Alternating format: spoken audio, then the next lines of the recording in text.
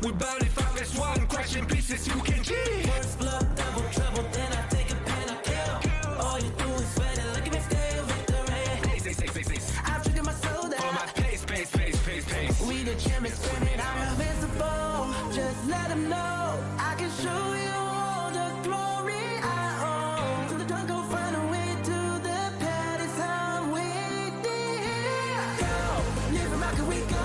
It ain't a river, turn it back. Storm is coming, tired of your call. It's our kingdom, fire, blow it up. We the kings, it's our honor showtime.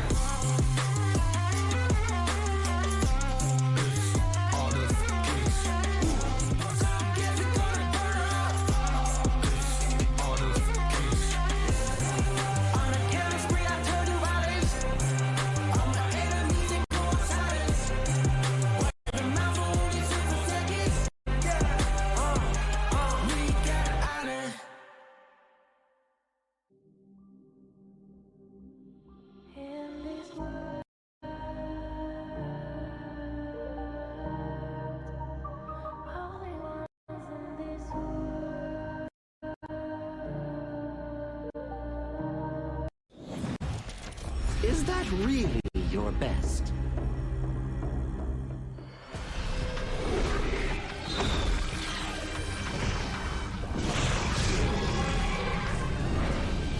I reserve mercy for what's known as the masses. And as for my wrath, it is reserved for the wicked.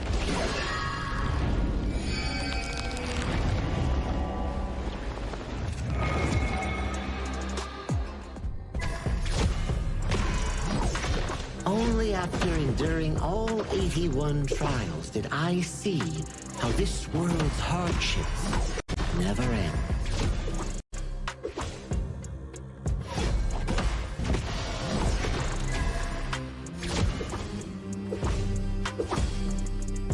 How does your head compare to the serpent sovereign?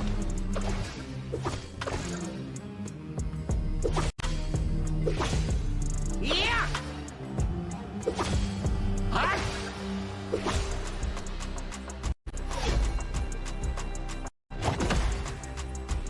Divine form renewed!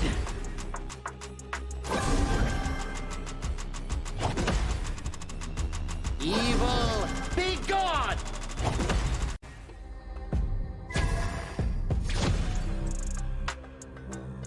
All forms fade!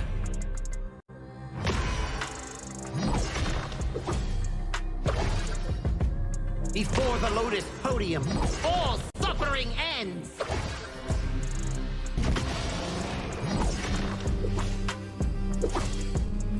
Mercy and wrath unite! I return from the West to dive back into this chaotic world. Little ones of Mount Huaguo, do you still remember me? The great sage, heaven's equal? I'll be back in a flash. Don't let any demons sneak in while I'm gone.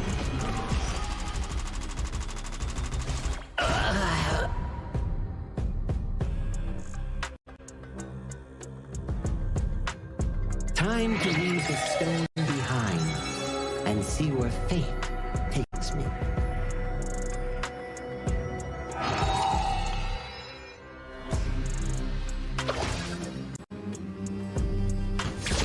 This land belongs to Mount Huaguo now.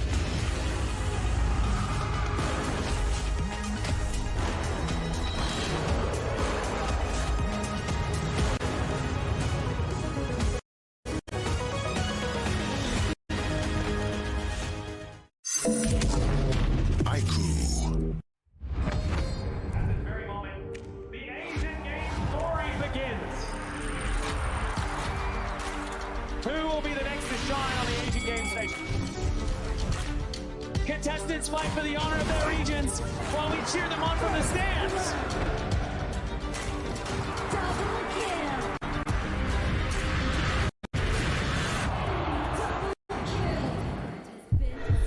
This is a challenge, but it is also an opportunity. The tide is turned.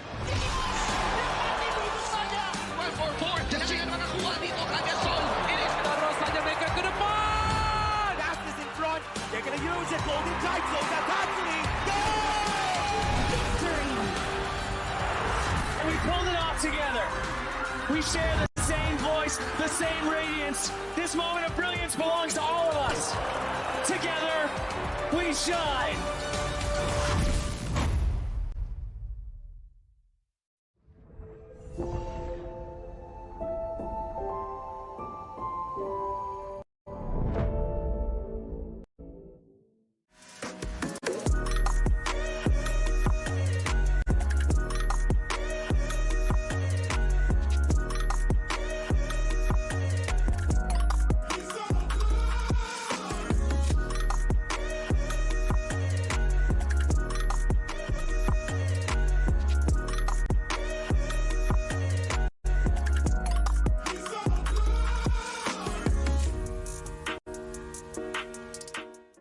The new Honor of Kings version is here.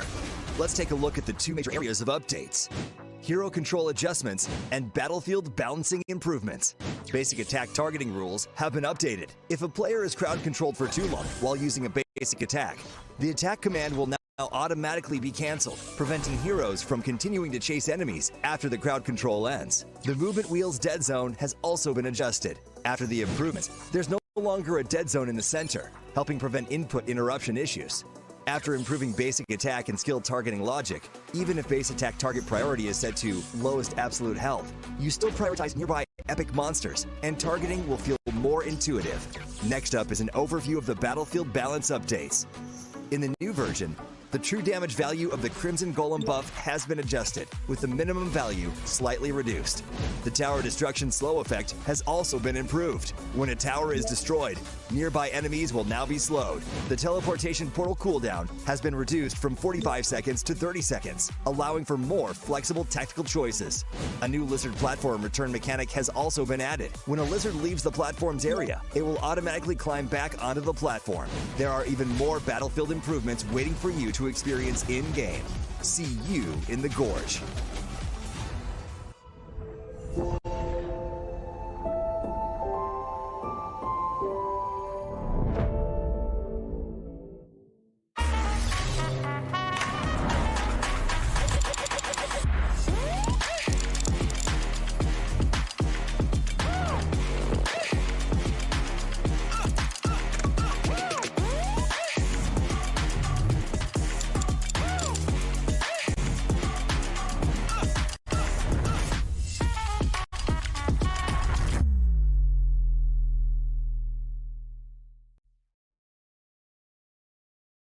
Azuria, the southern archipelago of Primera. Here, humans and great beasts live in symbiosis.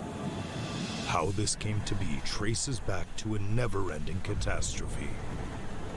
2,000 years ago, Azuria's mightiest great beast, Anita, merged with the power that fell from the Sky Dome. That power amplified Anita's strength, but shattered its sanity. Driven mad, Anita transformed into a massive vortex, the world devouring everything in its path. Where it passed, great beasts were torn apart and islands were destroyed. This was the disaster that would define Azuria's history, the Eternal Calamity. In its wake, Azuria stood on the brink of annihilation. This catastrophe became known as the Great Desolation. In despair, the humans and great beasts, once mortal enemies, became each other's only hope of survival. The great beast Devita and humanity's greatest champion, Devara, abandoned their conflict and chose to work together. The great beasts sheathed their fangs, and the humans let go of their hatred. All surviving life grasped at one final power, the churning. Deep beneath the sea lay Amrita, a force brimming with boundless vitality. Through the combined efforts of humans and great beasts, it was awakened, restraining the calamity at the center of Azoria and restoring life to the world. But the calamity was not destroyed, merely sealed within Azoria's center. It erupts from time to time, bringing countless disasters to the land. Devara collected his knowledge and power and passed them down through the generations, hoping that one day the calamity could be ended for good. And so, this has continued for 2,000 years. Chief Elder Devara! The calamity has erupted again! It seems trouble has returned. The secret to life is to just take every punch and keep going.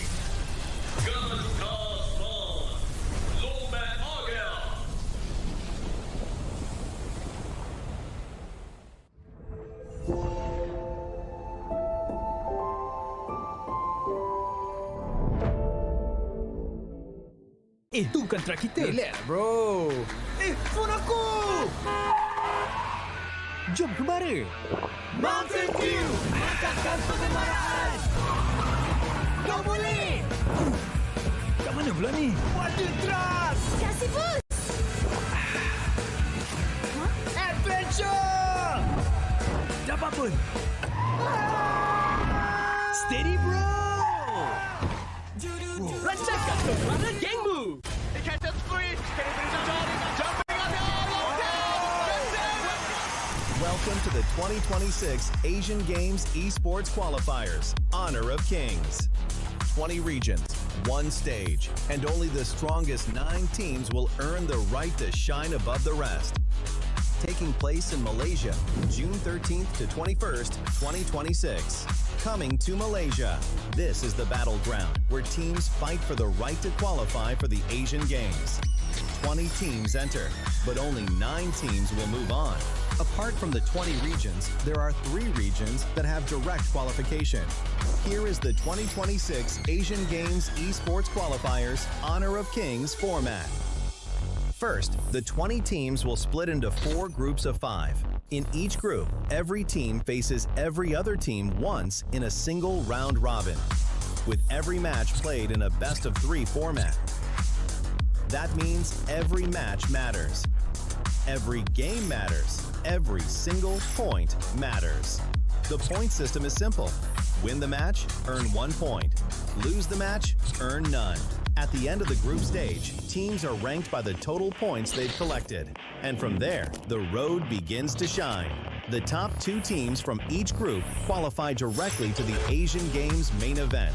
That gives us 8 teams advancing straight out of groups. But for those not through yet, the light isn't out. The teams that finish 3rd in each group still have 1 more shot. They move into the last chance stage. There, they battle through one final BO3 single elimination bracket until 2 teams remain. The 2 teams will then face off in a BO3 match to claim the 1 final qualification slot. So in total, 9 teams will make it through, 8 from the group stage and 1 through the last chance stage. That is the rule. Now it is time to see who can rise through it. From across the world, regions gather here in Malaysia. 20 teams, and only 9 will qualify. The path is set. The stakes are clear. Together, we shine. Stay tuned, and we'll see you at the stage.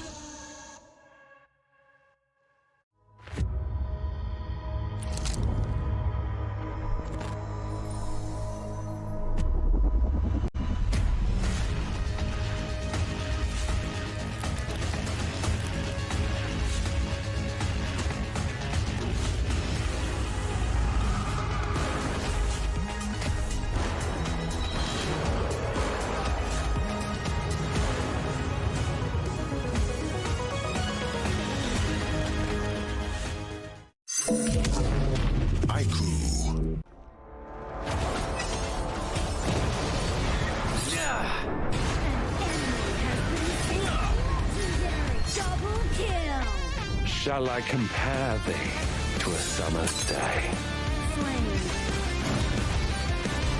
Don't engage. Don't crush us like insects. Defend our base. Our high ground tower under attack. Amazing! Unbelievable!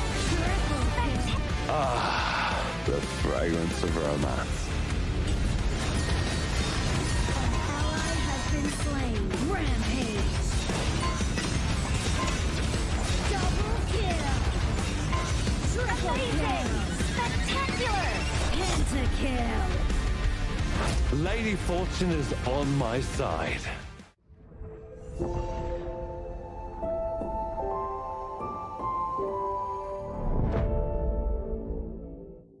Itu kontra kita. Relax, bro. Phone aku! Jom kembara. Mountain Dew! Mantapkan pengemaraan! Kau boleh! Kat mana pula ni? Water Trust! Kasih boost.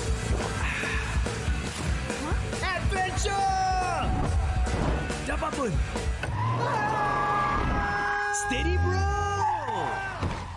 Rancangkan kemana gengmu!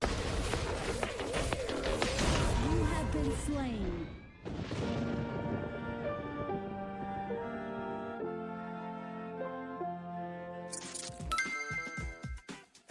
With the new consignment market feature, both new and veteran players can earn consignment items just by staying active. Sell them to earn tokens and purchase the items you've always wanted. Players can head to Dragon's Hoard to get tradable appearances, chests, and more.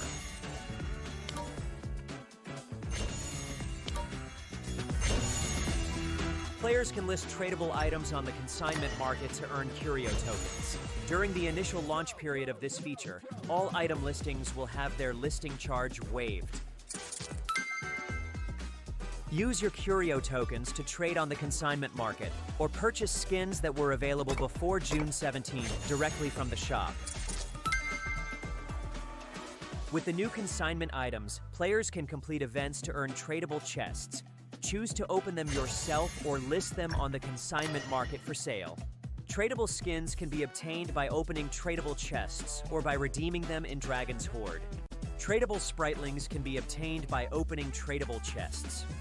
Tradable cards can be obtained by opening tradable card chests.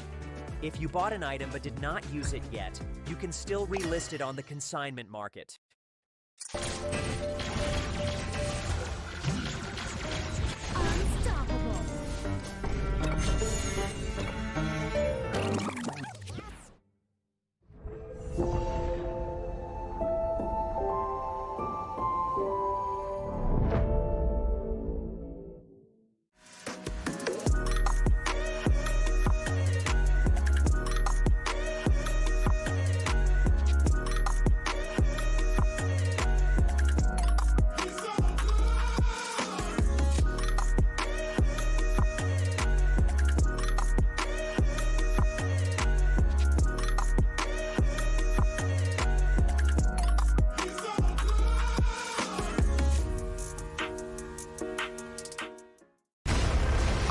Not ready yet.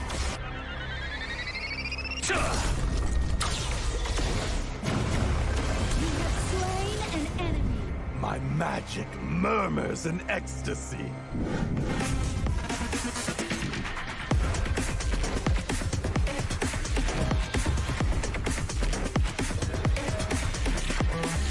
Amazing. There is no escape for you.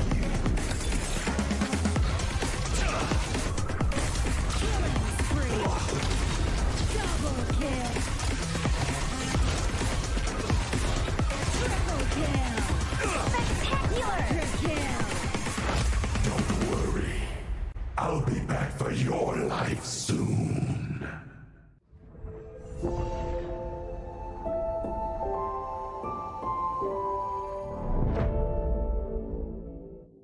If you've ever wondered how to go from HOK player to HOK top influencer, this one is for you. HOK welcomes all creators. First things first. When you start as a HOK player, your in-game highlight can become your content This is the first step of building your own social media presence. If you keep on creating and reach 100 plus followers, you will be invited to HOK Studio and become a HOK Studio creator, starting to earn various incentives as you grow. You'll get token and cash incentives for your creativity. Stay in the loop with the latest game updates and get exposure on HOK's official media and website. When you keep pushing and reach 10,000 plus followers, you will become a HOK Advanced Creator. Here's what comes with it. Fixed quarterly contracts, steady cash coming in. We will also offer you exclusive creative guidance to level up your content, regular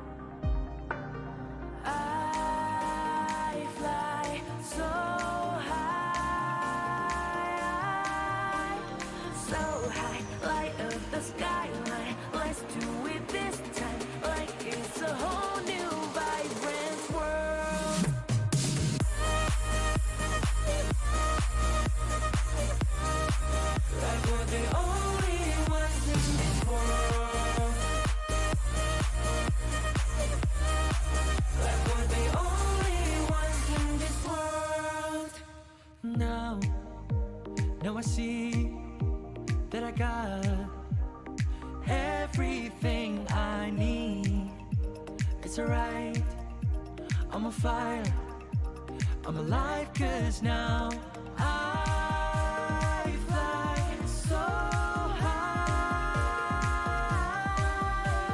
so high, light up the skyline. Let's do it this time, like it's a whole new colorful world.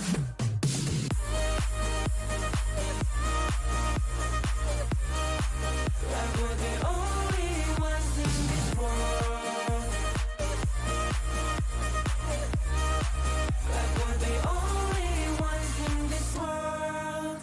Never thought we'd get this far, burning like the stars. How we get this far, like we're the only ones in this world.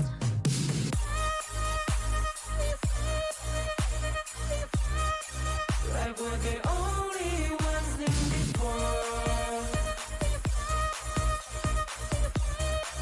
Like we're the only ones in this world.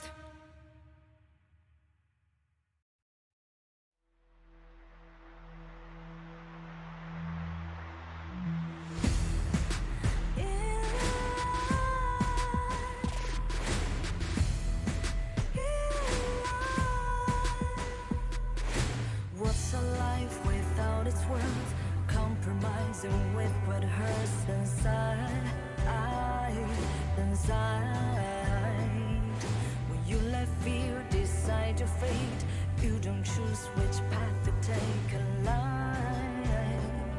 In life, I'm finally letting go of everything that still holds me. I'm against all odds, but I won't give up, 'cause it's my time to shine. Standing in the starlight, and no one back me down. Destiny is calling high. I'm not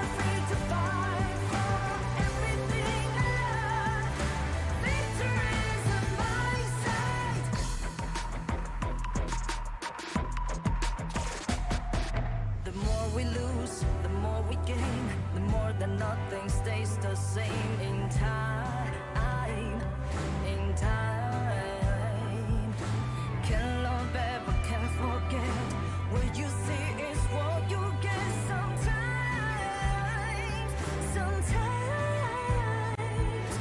gonna show the world tonight. The light that shines inside us. We're against us, but we won't give up, 'cause it's our time to shine. Standing in the spotlight, can no one back us down. Destiny is calling high and loud. We're not afraid to fight for everything we love. Victory's on our side. Takiki, takiki, takitao. Takiki, takiki, takitao. Takiki, takiki, takitao. Takiki, takiki, takitao.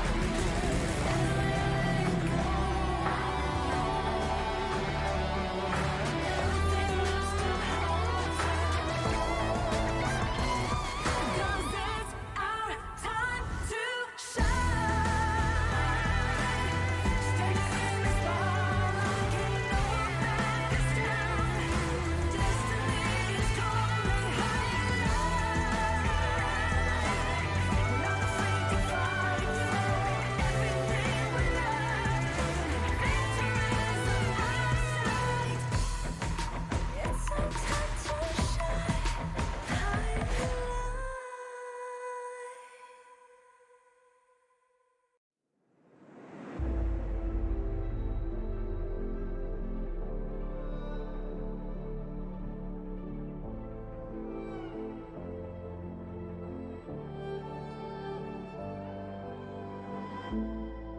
We're no strangers to the fallout. It's what got us here.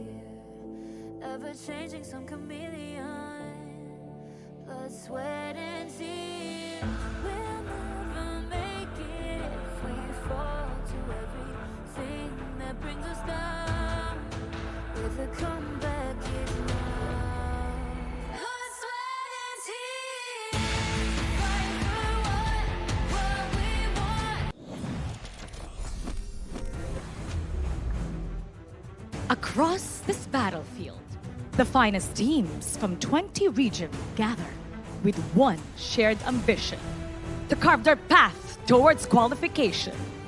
These competitors are prepared to leave everything on the stage in pursuit of honor and a chance to represent the region.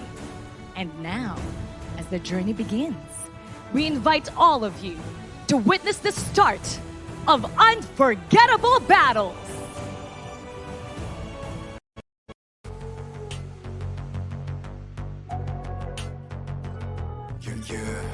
Yeah, I'm ready for work, yeah, I'm ready for. Putting in the top grind, all my squad is pop gallant. No words are needed for trust, we got the confidence. I see you flicking, slipping now, how you couldn't copy this. Not to stop it, I'll be ready all the time. Get it now. Take a breath, yeah, my plate is colder than ice, you gon' pay the price. Set the trap, got my body's in the back, you better think it twice. Coming on, never. Casting off the shadows, yeah, I'm on my way. Stand against the fate, we won't be the same. Steeper and steeper, I'll step again. We're gonna dream it up high, to live in the sky. You can never stop me fighting on the edge. Every time we fall, we get back again. The chances we're taking won't let us fade out. Now it's prime time, we're ready for the win. Group A, step into the light. Indonesia, Mongolia, Pakistan, Philippines, Uzbekistan. 5 regions, 5 captains, 1 dream. Together they shine. This is Group A.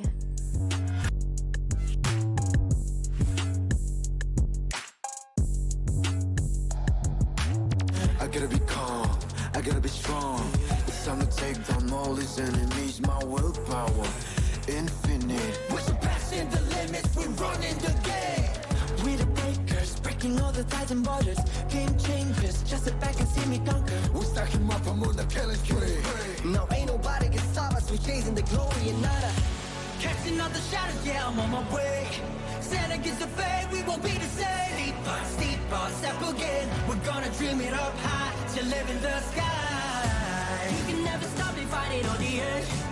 Every time we fall, we get back again. Chances we're taking won't let us fade out. Now it's prime time, we're ready for the win. Honor.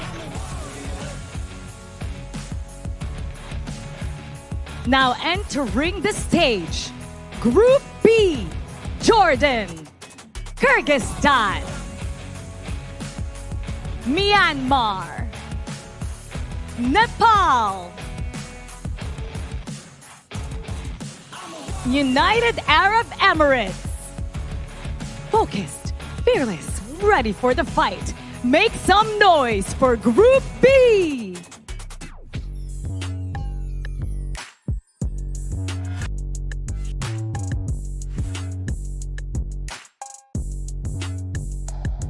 Putting in the top grind, all my squad is pop gallant. No words are needed for trust, we got the confidence. See you flicking, slipping now, how you couldn't copy this. Never stop it, I'll be ready all the time. Get it now, take a breath. Yeah, my plate is colder than this, you gon' pay the price.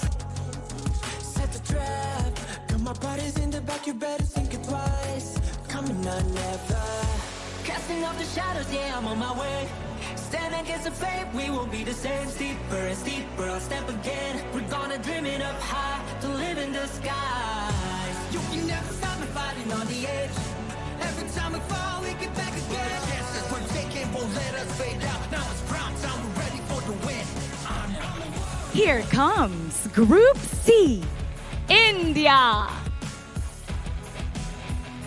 Kazakhstan, Laos, Saudi Arabia, Vietnam. Different styles, same ambition, one stage. Stand tall for Group C.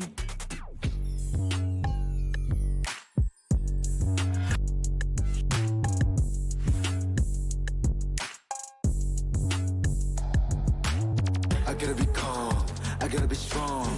It's time to take down all these enemies. My willpower, infinite. We're surpassing the limits, we're running the game. We the breakers, breaking all the Titan borders. Game changers, just sit back and see me conquer. We're stacking up, I'm on the killing spree. Now ain't nobody can stop us, we're chasing the glory and nada. Casting all the shadows, yeah, I'm on my way. Stand against the fate, we won't be the same. Steeper, step again. We're gonna dream it up high, to live in the sky. You can never stop me fighting on the edge.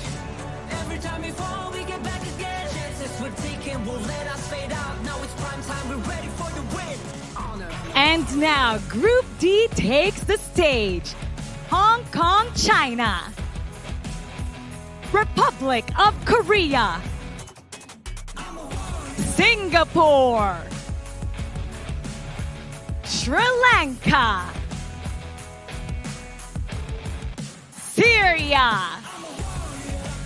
The final group, the final five, ready to shine. Give it up for Group D.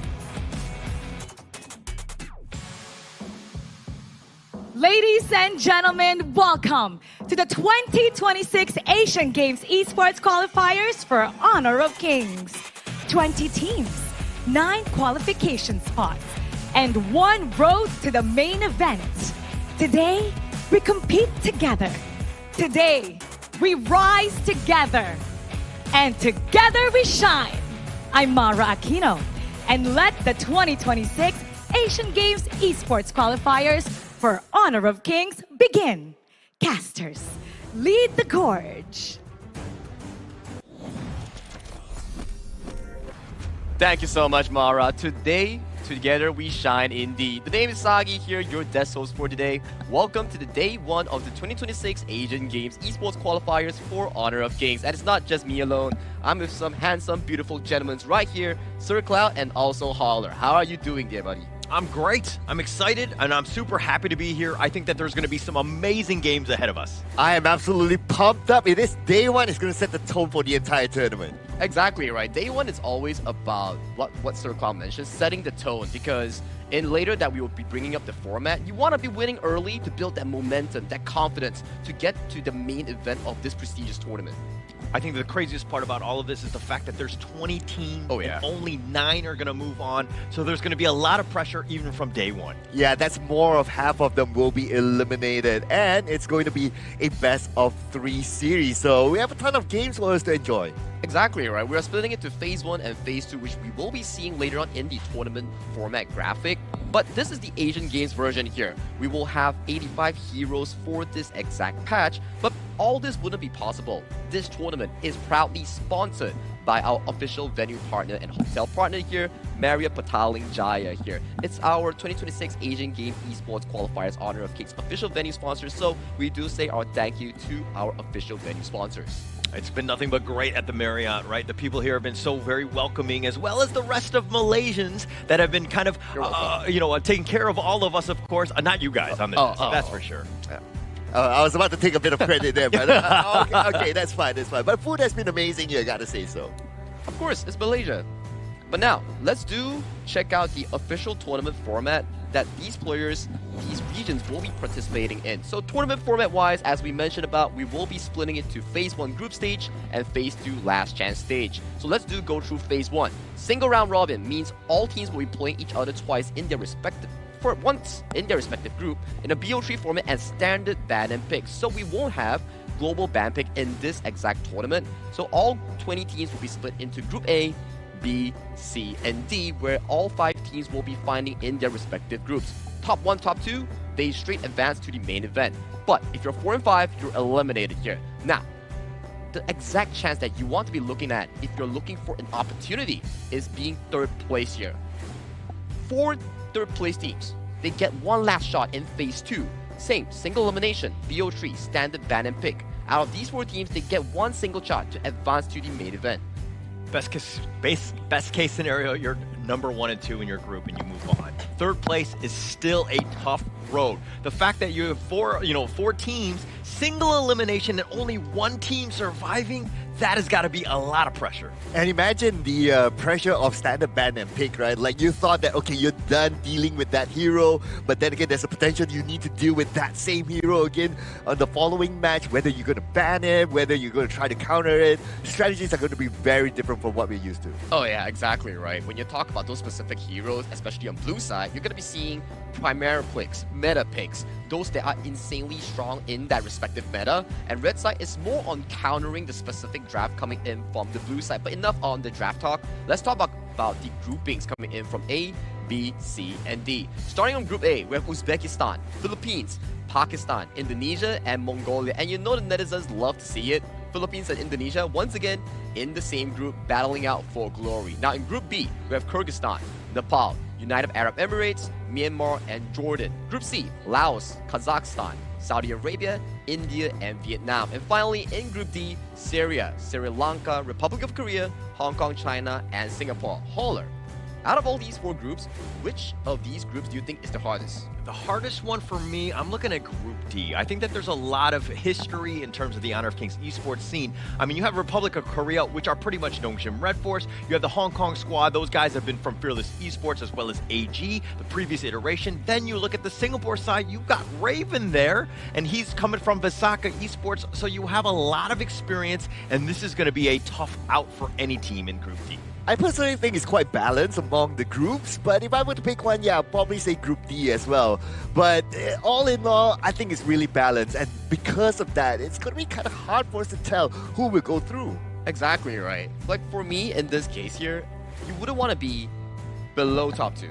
Because if you're top 1, top 2, straight to the main event, you don't have to worry about anything else. If you're 3rd place, you still have to fight for that last chance qualifiers here, but these are today's matches here. Day 1, best of 3s. You have India and Vietnam as the starting match. Later on, you have 2 p.m. UTC plus 8 with Kazakhstan, I think that's Kyrgyzstan, I'm sorry, with Nepal, and then Syria, Sri Lanka, Indonesia, Mongolia, and finally Philippines and Pakistan comprising of today's groups. And all this will be in a rolling schedule. a lot of good games, right? I think that that's going to be the biggest piece when you're looking at them. And there's going to be a lot of unknowns, right? Some of the teams that we haven't really seen, they're going to be playing. So there's no intel, there's no data. So when those drafts happen, it's going to become completely, you could get caught off guard. Yeah, intel might be limited for the teams as well, right? So can you imagine, like, okay, if you're in Indonesia, if you're like the Philippines, you probably have a lot of data out there, and that could be an advantage to like teams like Mongolia and Pakistan. Yeah, and when we talk about different regions, right, there's always a saying that different regions bring out different metas here. Maybe this specific region, let's say Vietnam, for example, from their ranked games, they like to play the Schwenzer role, which is not really that highlighted in other regions here. And for other regions, let's say Philippines or Indonesia, for example, they are more towards the meta picks since they are off from their own global regions, for example. And it's going to be the most fun part, right? Seeing all of them and the fact that you have 4 games. I mean, that's what your groups are going to be coming up for you, right? So there's going to be even more pressure to perform in a small amount of games. Yeah, and I would expect like we will see repeat of a lot of heroes here, considering that we are not in the global ban pick here. Oh yeah, and all this, right, you have to give focus towards like a few things like, okay, Honor of Kings, Asian Games esports qualifiers, and also like there's new updates coming in for this exact Honor of Kings patch that you can participate in this event to get the new Baichi skin, which is the Playground Hunter. You just have to finish up the missions here and claim it for free. And you know what? Who doesn't like free stuff? I don't think anyone on this desk does not like free stuff. We're all about the free stuff. I think we've been eyeing some of these little trinkets on the front. Yeah, they've told me that many a times, and they've actually like glued them down so that we can't take them away. But yes, we've been eyeing all the free stuff here. Absolutely right. I mean, we love all this free stuff here. Not only this, but also there's some what are those, like dolls in front of us? Yeah. There's the monkey one that I was thinking back in like KIC. I still remember that. But of course, like in this event, right, it's also participating, and also like you are looking to represent your region, regional pride. So all these are very important here. But enough for the talk. Let's welcome our first few teams coming in for our official matchup, which is Vietnam and also India. Take it away.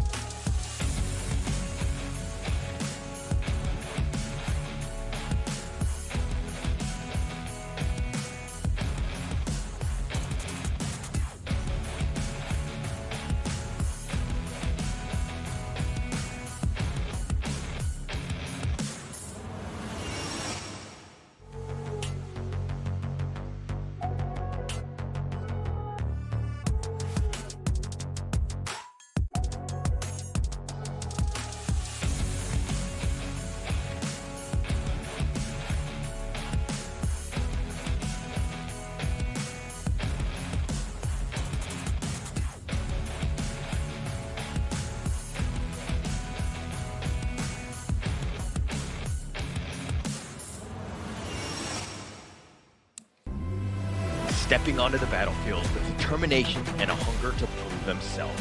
Representing a region ready to rise with an unbreakable desire to grow. Every fight is an opportunity. Every moment, a chance to make history. Please welcome India!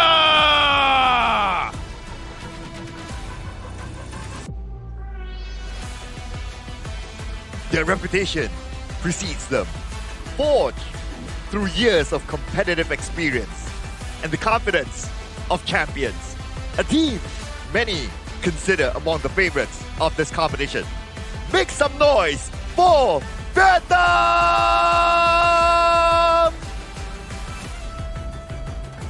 And now these 10 players will compete in the first day of the 2026 Asian Games Esports Qualifiers Honor of Kings.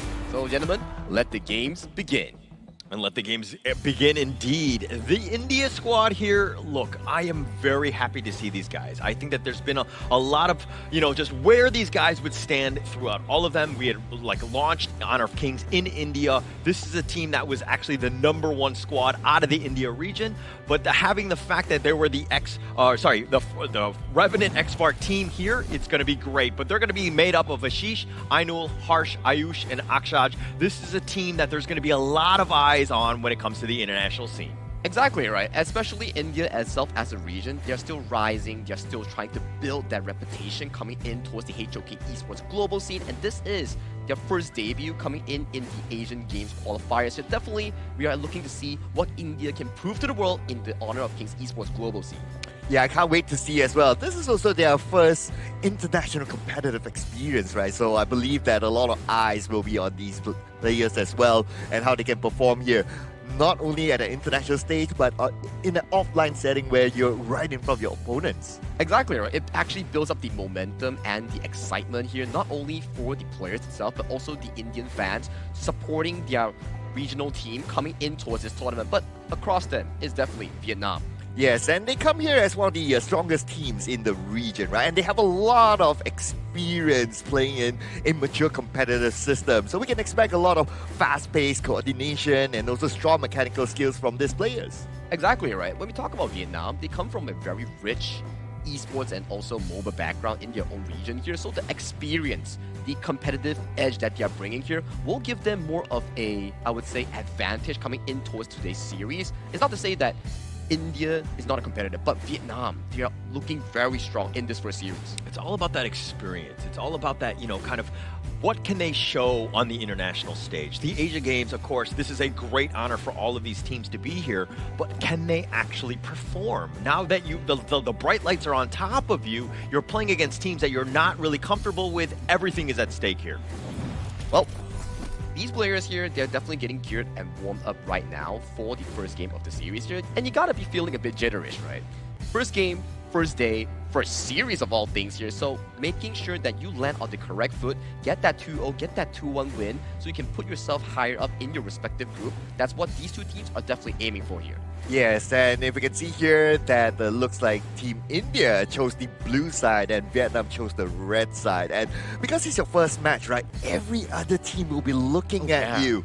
Yeah, everybody wants to see like, okay, what's going to be the meta of this tournament? How's the field going to be like in preparation for the upcoming matches? So it's going to be real interesting to see what happens. Yeah, and of course, with India picking first, they've got the blue side. This is going to really set that tone. You were talking about meta. Well, we're going to find out exactly where these teams want to go in terms of direction and of these drafts. Yeah, 85 heroes available for selection here coming in for both of these squads here, and then you may see some more important blue side heroes like the Dolia, potentially like the first pick Arlie here coming in for this respective meta here. We have to find out what is the meta shape-shifting going in for phase 1 and also phase 2, because maybe this certain meta works for you, maybe it doesn't work for someone else. It's your signature here, but we are still playing on standard ban pick here, so whatever they tried and have succeeded with, you can always repeat it until you find a victory.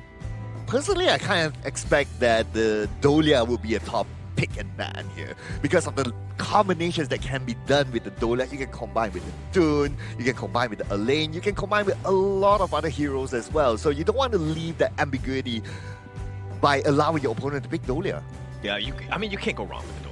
I think that it just adds so much flexibility, plus the fact that you could pick it almost any single time. I mean, there's no global ban pick, right? So it's available whenever, the other team isn't banning it or picking it themselves. So you have that opportunity to do so. And you also have a lot of rich hero pools coming in for the rover pool here. Zhangfei, Lapu Lapu, standard picks here so far coming in from the respective pro leagues here. Very strong and very consistent as a 1-2 pick-off here on either side. So it comes down to how they plan their first two bans coming in on the first phase. Are we looking to ban specific counters towards your own matchup, or are we looking to ban certain things that you do not want to face in the draft itself? Yeah, and if we're talking about the chess match, that is the Honor of Kings draft global ban system, where you need so many different heroes because they might be banned or picked ahead of time, so you don't really have too many choices. Or you have to go quite deep in the hero pool. This is very streamlined, right? You have a best of 3, you don't have that opportunity. So if you basically have this amazing composition, I think that it'll really set you off. Well, time to find out this chess match here between these two coaches. We will be jumping into the first pick and bans between India and Vietnam of the first series of day 1. Starting the pick and bans, we do see Mai Shunui and Liang being locked away from Vietnam. And from Vietnam's side, they do choose to ban out the Dolia that Sir Carl mentioned and the Guan Yu. Yeah, I think this will be a consistent either ban or pick. But for the most part, it might be a ban because on the red side, you're going to pick second, right? So you don't want to allow your opponent to pick that one first. Now, off stream, we did talk about one of my other predicted top picks. It's going to be the Zhang Fei here, and it's going to be picked up by India, and I think this is going to be a strong frontliner. Exactly, right? It's one of your favorite picks as well, Sir Cloud. Oh, so yeah. Definitely being locked in here for India here. You can start to see the heroes here. It does remind me of the previous few seasons, how the pick and ban actually favors here for both teams. You can see Arlie, Zhang Fei, and Musashi being locked in from India. Very straightforward.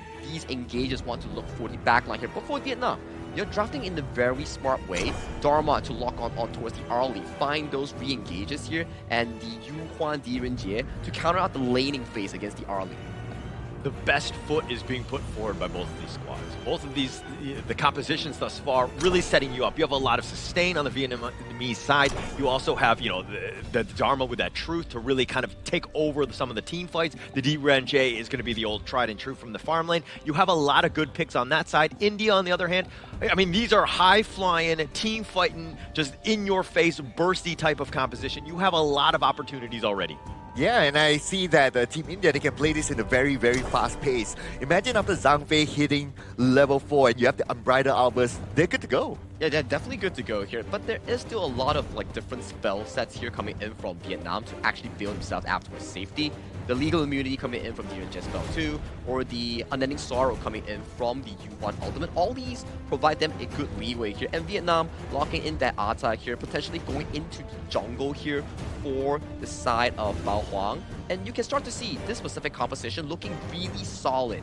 A Protect the President team composition with the Direnji as your main carry. Yeah, I mean, the Ata's so great here because, you know, the Musashi goes to the duel of death, gets to the back line, you go ship him, you lock him in with the rest of your squad. So you really kind of divide and conquer the lineup of India. So that's kind of what the setup is. Now India needs to find a way to make sure that, hey, he does stay alive. Maybe you have a Liu Bang or Diadia to kind of, you don't want to go with the Diadia here, but you want to kind of just make sure that he's safe and you have that burst potential with him. Yeah, and you have to time your engagement as well, because when the ghost ship comes up, even after the Zhang Fei uses the Leaping Savior, if he goes in, it's going to take a while before the Leaping Savior can save him. So he has to really, really time when he wants to use that. Yeah, which is true, right? And on the side of India, right, you can start to see a lot of late game potential, especially coming in from the Lubu that's going to be picked up. And we know for a fact, in Honor of Kings, true damage pierces through any form of shield. Shields, defensive stats, it goes through. So if this Lubu gets to scale in towards late game, he's going to be a crazy late game monster that will potentially over-triumph Vietnam's composition here. Because so far, as we do look over to Vietnam's composition, there doesn't seem to be much of a late game factor here for their team composition. Yeah, I think the final pick here by Vietnam is going to be a good counter engage, right? So imagine like India goes all in, and then Vietnam, they have all the tools to really counter engage.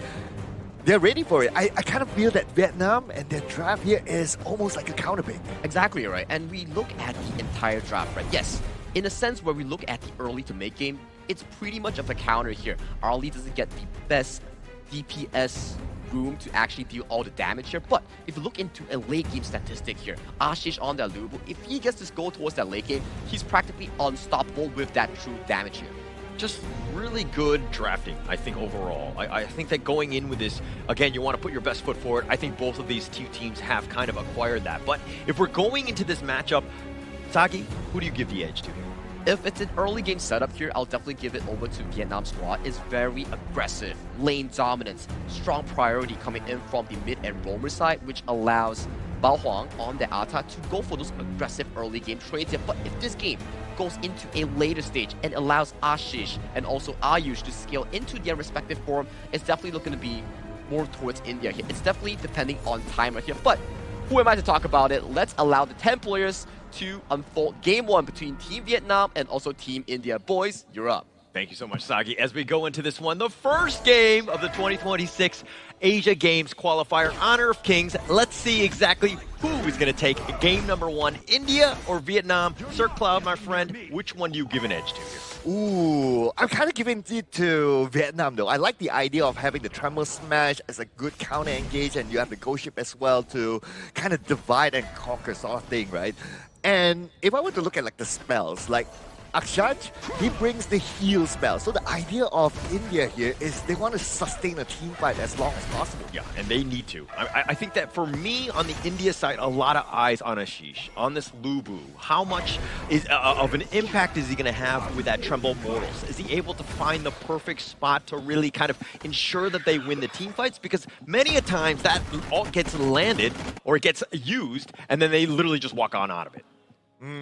But looking at the start of this game, right, it kind of looks like both sides kind of be kind of respectful of each other. I guess there's them kind of feeling like the game, like what kind of pace are you going to play with and all that. But I would expect a lot more engagement to happen the moment India gets the Zhangfei to level 4. Yeah, I think it's going to be interesting to see which of these two teams wants to go a little bit aggressive to kind of set things up. I mean, if you're talking about like a heavyweight fight, the first time the fighters walk in, they kind of just like feel each other out, right? They have a little bit of a range to see exactly where they're actually going. Nobody's going all out right away. Oh, but it looks like Vietnam is going all out though. They're trying to do this jungle invasion, and that will force India to come towards the middle, opening up more space at the side lanes for them to farm.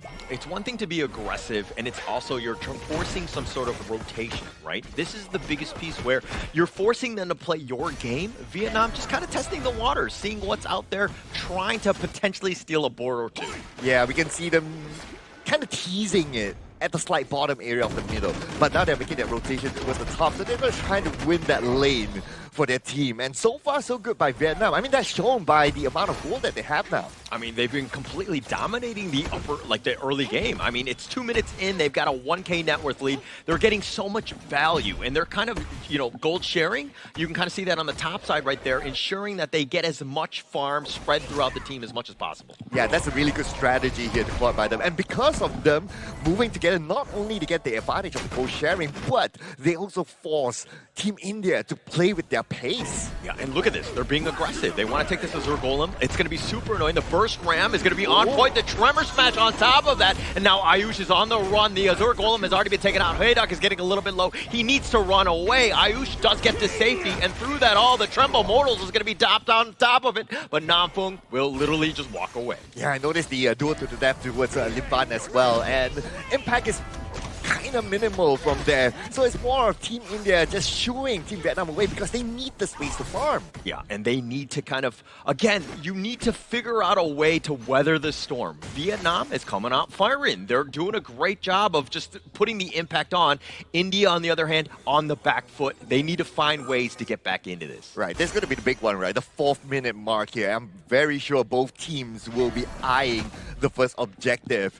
And it's going to be up in about 10 more seconds. Vietnam, they don't look like they're prepared yet, but I guess they're going to focus on getting as much goal as possible before that starts. Akshaj waiting in the bushes. I mean, he's got his ult ready to go if he wants to use this one, but the Tyrant is going to be started by the Vietnamese squad, and it looks like they're already going on this one. They have so much control, and look at this on the backside. The Tremor Smash is zoning him away, and that's a free Tyrant. Oh, that's a really good Tremor Smash there, just to buy a little bit more time. And you can creatively use it, right? Like, you don't really need to use it in a team fight. You can use it to zone, secure objectives, and that's what you want at the early stages of the game.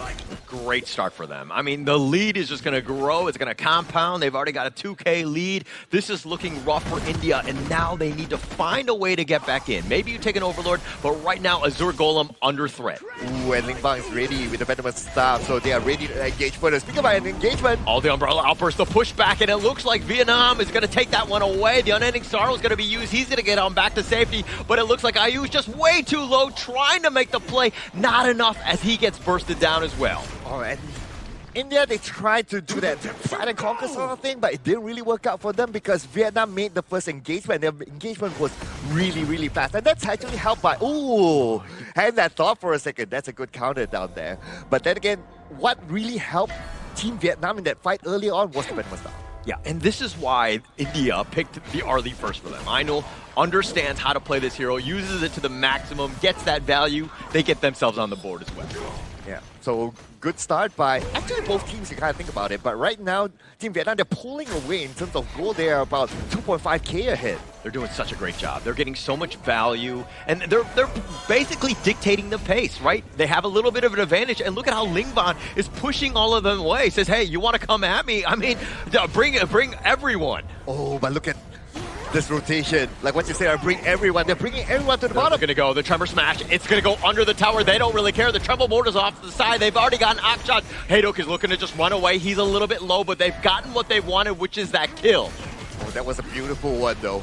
But nevertheless, Team Vietnam, they disengaged just at the right timing. They're looking to take down the tower, but the minions are not there. Yeah, Team India, I mean, they've got the numbers, right? They've cleared the wave. That's the biggest piece. But now the Crimson Golem under siege. Bao Heng is looking to go for that steal and looks like they've got the smite. And Bao Heng does take that away. Ling Van is going to be up front with that unending sorrow. Gets the pickup on the Ayush, finding him out as well. And now they need to be a little bit careful because here come the reinforcements. They're on the run. India, no way to catch. But it's going to be hard for them to take down the Lampo, though. They kind of put a little bit too much focus on the Lampo, but got to give credit to Nampong as well. Like, he puts himself in front as the target man, absorbing as much damage as possible, and that's how he opened up the opportunity for his other teammates to deal the damage back. Yeah, he's just been so annoying. He's so difficult to deal with. I mean, Namfong understanding the limits of this hero and ensuring that everybody else stays alive, plus they have the control when you decide to maybe team fight into them.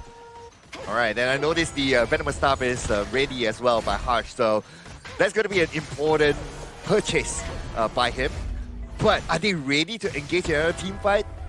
Kind of. It's just that it's better if they can find a pickup instead of an entire 5v5 team fight, just because of the Lampo counter with the Tremor Smash. Yeah, and Vietnam, they're ready to fight. They have such a huge net worth lead. They've taken the top T1 as well. They have everything going their way, and it's so difficult to fight them when you're behind in terms of the gold, as Team India is here. Oh, wow. Team Vietnam, they took away another objective just like that, and Team India, they can't get close just because of Lampong playing the right position in front.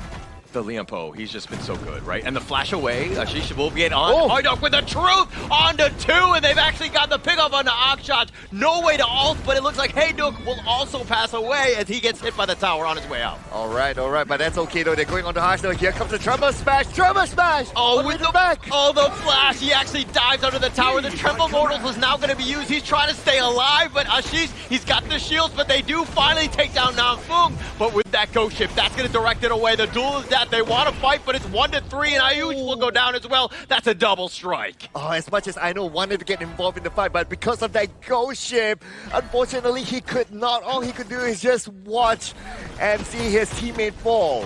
And look at how Team Vietnam are so, like, they're not playing scared whatsoever. The Umbrella Outburst completely whiffing. And as a main Zhang Fei, have you ever whiffed an ult before? Be honest. Not that often. But I understand the pressure, right? Like, you're playing in a high-stakes tournament as compared to, like, me playing this rank. But look at this replay, right? I really love the ghost ship. Just give it a moment. We're going to see the ghost ship. And the moment the ghost ship came up, you can see that Aino can't do anything. Yeah, they can't at all. I mean, it's when you're down a member, you're trying to continue to fight, and it's not paying off for India because they're so far behind. Another Tyrant going the way of Vietnam. They're just exerting their will on this team. They've done everything well. I mean, they've got a 5K net worth lead, huge at this stage of the game. Oh, it's not only the net worth, my man. They have control of the map as well. They're ready to engage anytime soon because the Lambo is ready with the Tremor Smash. It looks like he's going to go with a burst ram. The Tremor Smash not actually going to connect on that one. That was like the first time he didn't hit at least 1 or 2 members there. Okay. You gotta look at the bright side, right? He's probably thinking about just zoning. Yeah. At the end of the day, it's an objective gameplay, right? It's not about getting the takedowns, but you can get the objective, get the towers, you're good. Yeah, and it's all about objectives. That's the biggest piece, right? India, Akshal. He's going to get jumped on right here. He gets pulled back. This is a bad spot. The Leaping Savior just keeping him alive, but it's zoned away. Bottom T2 for free. And again, it's all about the zoning game here for Team Vietnam, if you think about it. Now they have about a 6K goal lead. They are way ahead.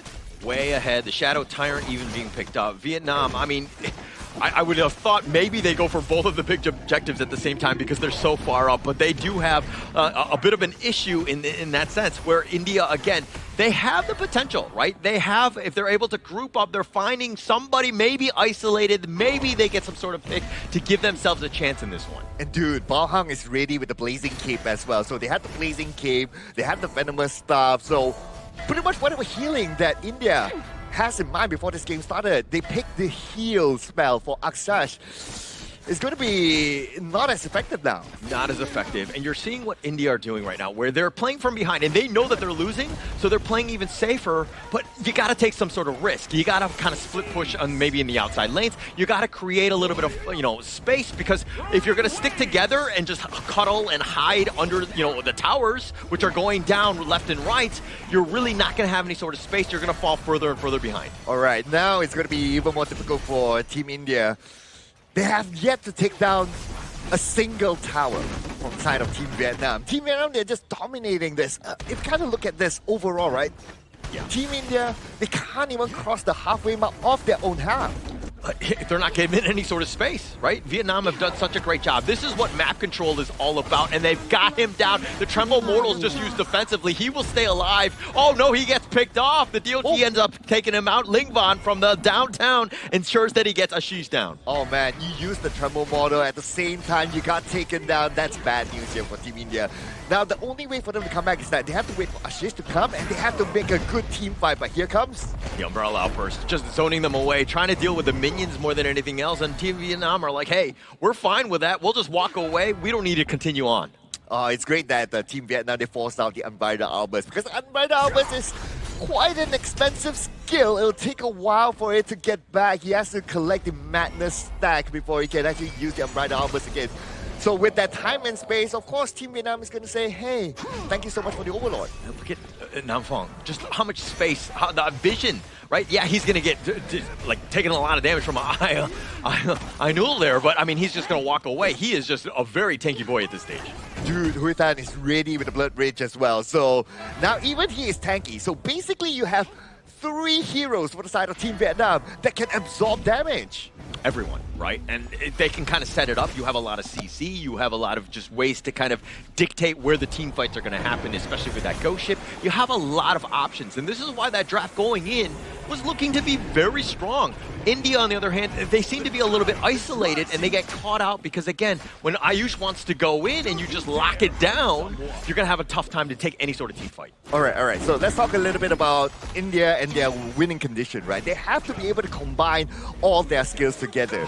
Their draft is set up for that. You have a lot of AoEs that you can actually use, but Team Vietnam, they're not gathering together. That makes it even more difficult for Team India. Very difficult. The top T3 taken for free. Hoi Duck doing a little bit of work. The Tremble Mortals used defensively yet again. Yes, he will survive, but Vietnam are going to be very happy. That's a huge ult in terms of time on that cooldown. Exactly. Without the Tremble Mortal, then you can't make that combination, right? It's going to be really tough. Oh, here's the Umbrella Hoppers on the side. The Burst Ram is going to do a little bit of work, and he actually knocks him down. 2 more X going to be there. They've got the freeze down. Hoi Duck is going to be taken down as well, but now what are they going to do? Now Fong is on the run. He's looking to just go in to do a little bit of work. They find Akshad. They actually find Ayush as well. Now they're on the run. Idol just trying to run away, but he too has fallen as well, and they've done so much work. Ashish is going to be taken down. Lingvan, he's going to be picked off, but they take the crystal and game number 1.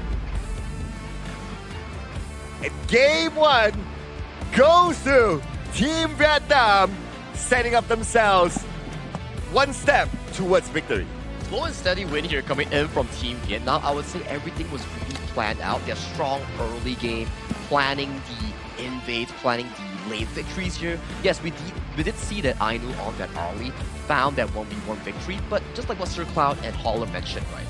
The gold lead was being built so efficiently well, and Ling Vang in that mid lane on that Yuhuan, he was practically unstoppable and very aggressive on that pick. Solid game. Very solid game. And why, when you're looking at Group C, you have to look at Vietnam as one of the favorites here. Because the way that they're able to play and dismantle the squad that was from India, they just did such a great job. And again, it was just, just a single game, but still, this is a moment for them to kind of see what else they can bring. I think India are going to go back to the drawing board, figure out what they did wrong here. Yeah, I think in terms of the draft, it was great. I kind of see the idea on what they're trying to do here. You have a lot of big AoE skills that you can combine together in a good team fight. But then again, for Vietnam, they kind of read that as well, right? So the formula is simple here for Vietnam, is that let's not group up together. As long as we spread out, you can't be heavily affected by the AoEs. Which is true, right? As we saw, okay, in the early game, you kind of want heroes like the Jie and Yuan to get that goal lead coming in from Team Vietnam. And once they are up and available, like Jie, one of the farm laners that actually is able to build defensively, right? Ominous Premonition, the Blood Rage, or the Succubus Cloak. And then towards the mid lane, you're like Ling Wang Yuan. The Unending Sorrow actually bails you out towards safety here. So if you come in with an unorthodox or unplanned engage, it's going to be pretty difficult for India to actually pull it off. Just a great game by Vietnam. I mean, if you're looking at the KDA's side, like, you know, Hayduk, he died twice, but he's trying to set up the plays. He's trying to initiate, so that's where he's going to be for that. But, I mean, the rest of the guys just understanding the assignments and ensuring that, you know, everything was in control. Those team fights that they started and kind of forced out, you know, the Tremble Mortals from Ashish many a times. This is really well played by Vietnam here. Yeah, now that we get to look at the items, right, I would say that in terms of offensive items, Team India, they're still kind of okay, especially with Aino able to farm. But in terms of defensive items, it's a little bit lacking. Yeah, we did see some pretty good fights, especially at the later stages of Team India and their high ground. Some good freezes coming in from Harsh to find those key targets here, but Team Vietnam, from start to finish, they were really consistent here, especially Ling Wang and also Hui Tan. These two players on those two core carries were well protected by the three main tanks coming in from the Roam, Clash, and Jungle from Team Vietnam, giving them more space to actually perform in those big team fights. This is a wake-up call, right? I think that that's the biggest thing. If you're looking at India, be like, okay, how would we do? How would we react? Well, you got hit in the face. Game one, right? It wasn't great for you. I mean, Ling Ban, like with 113,000 damage, just really set things up for this game here. And he's been taking most of the gold with a 100% team fight rate as well. If anyone is MVP, I'm personally giving my vote to Ling Ban on the Yuan. Yeah, Ling Ban, and yeah, look at his goal, look at his team fight rate. He's basically involved in every fight.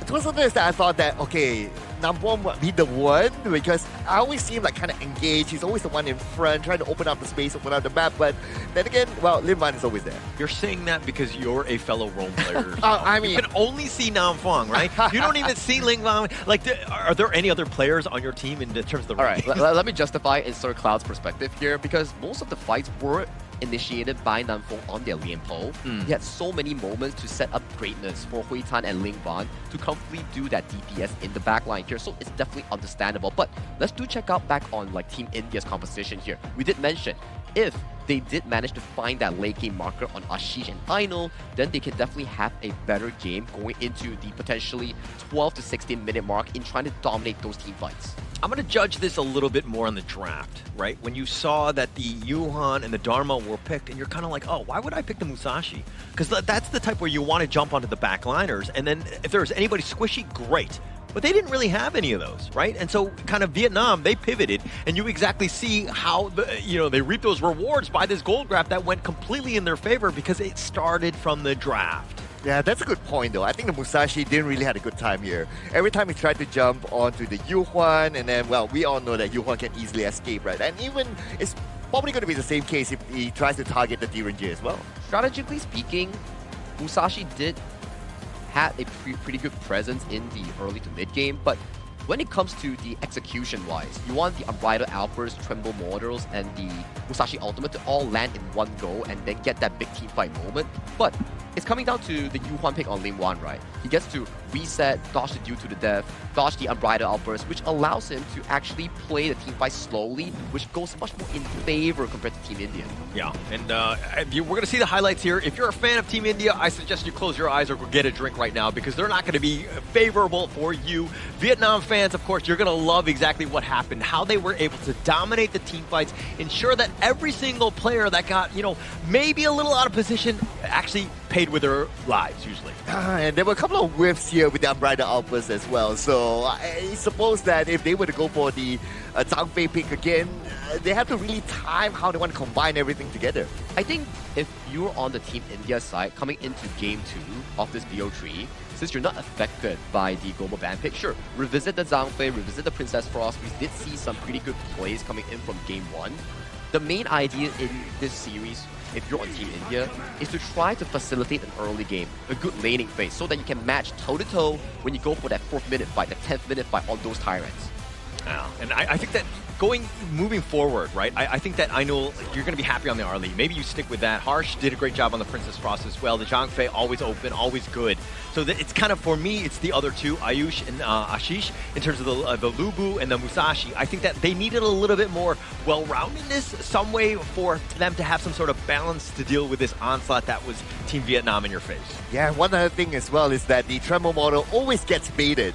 He's forced to use it defensively, and after he used that, then Team Vietnam will be like, okay, you don't have that anymore, so we can take advantage of it. And that's a 40% damage contribution coming in from Vietnam's very own Ling Van.N on that Yuhuan in that mid lane here. 418 on that KDA, 14.2% damage taken, and a total goal of 23.1%. Definitely the hyper carry of this game one for Team Vietnam. Just such a great job. I mean, that 40% damage, it really just softened them up. And I mean, they had to constantly just run away. They could never fight because they would always just be kind of, softened up before they could take any sort of team fight. They never had that perfect wombo combo that India was looking to do when they drafted this lineup. Yeah, no doubt. I mean, Yuhan, based on stats, based on performance in the game as well, is definitely the MVP here. But at the end of the day, I kind of felt that it is a team effort, right? Like how they coordinated each other, who takes the front, who kind of opens up the map, and just don't gather with each other because they know, they read the draft here from Team India that they want to try to catch them all together clumped up, and Team Vietnam did not give them a chance for that. Which is evident, right? Instead of just focusing on your draft itself, you have to also plan for those team fights here. It's a very common saying, carries don't stand together. If you stand together, you are bounded as one target to be jumped on by the multitude levels of engagers. So for this game one, especially for Vietnam's mid and also their farm lane, they did extremely well under the protection of the other three tanks here. So for Team India, what can they strategically do to come back from game two? So my idea is settle the laning phase first. Forbid any strong engage or invades coming in for that early part. Make it so that the goal lead doesn't waver like 1-2,000 like what we saw in game one. It was pre-3 minutes. Exactly. Right? Where Vietnam had that lead. So it really starts from the beginning. I like the fact that you pointed out the early game. Absolutely huge. Something that they need to fix, and they need to do it in a bit of a hurry. Because any sort of game when you're kind of like, okay, hey, you have a poor early, the mid and late just really struggles because you're playing from behind and you have to play a little bit more desperate. Yeah, and looks like Team India is going to be still on the blue side, and Team Vietnam will still be on the red side. So Team India, they have the first pick, they have the opportunity to set the tone. And just riding on Sagi's point, right? Perhaps Team India can consider to pick those kind of heroes that can have early jungle invasion. Early jungle invasions, as we see towards the available heroes here, potentially look towards the Dun, for example, Hansen, or even the Ata that we saw just now coming in from Team Vietnam. All those are strong jungle choices that they can go forward to.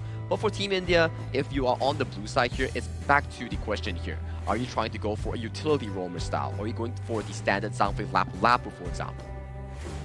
We saw it in game one, right? The biggest piece was when Team Vietnam were like being aggressive. They were threatening. Right? And India would have to respond in kind. Instead, maybe if your boars are being taken, maybe you look to take their boars. Like you kind of, you kind of wushu your way out of this and find other opportunities, because there are definitely gaps from where the enemy is moving around them. I thought you were going to say that you got to jujitsu your way there. Yeah, I was going to go there. I wasn't sure if everybody would understand that, but yeah, Yeah, but I kind of agree as well, right? Like if you kept playing defensively and you allow your opponent to dictate the pace of the game, then over time it will kind of eat into you. Yeah, I mean, it's about pressure, right? It's the opening game, it's the first series of the day. Team India wants to put their stamp in Group C along with Vietnam. So for now, it seems to be much more in favor of Team Vietnam as we observed in Game 1. It's bound to how Team India restructure themselves and calm their nerves in trying to combat in that Game 2 to equalize out the series. If you're Team India, I don't think you need to worry too much. Yes, that Game 1 was a loss. It wasn't the worst. There are definitely mistakes that you're making to give yourself a chance. It wasn't a complete blowout, right? So this is something that you can build on. You have that foundation. I just think that they need to kind of shore things up. I mean, you're going up against the powerhouse that is Vietnam in Group C. Not going to be the greatest of times, especially when you're, riding high and trying to be positive about what you're doing, but understand that this is not the end. You have many other games ahead of you. You got to learn your lessons and you got to move on from them. Yeah, Team India, they have the idea, right? Like, we could see their draft. It's not just like some random picks here and there. They kind of envision themselves like, okay, this is how we're going to execute stuff. But learning from game one, perhaps the pace of the game, especially brought by Vietnam. We know that they're a very aggressive team, right? The pace of the game might be a little bit too fast for them to handle. So they either need to take the fight across them, or they must find a way to try to slow down the pace of Vietnam. Which is true, right? As we observe from the Vietnamese region in their esports scene, they really favor aggression as their primary playstyle and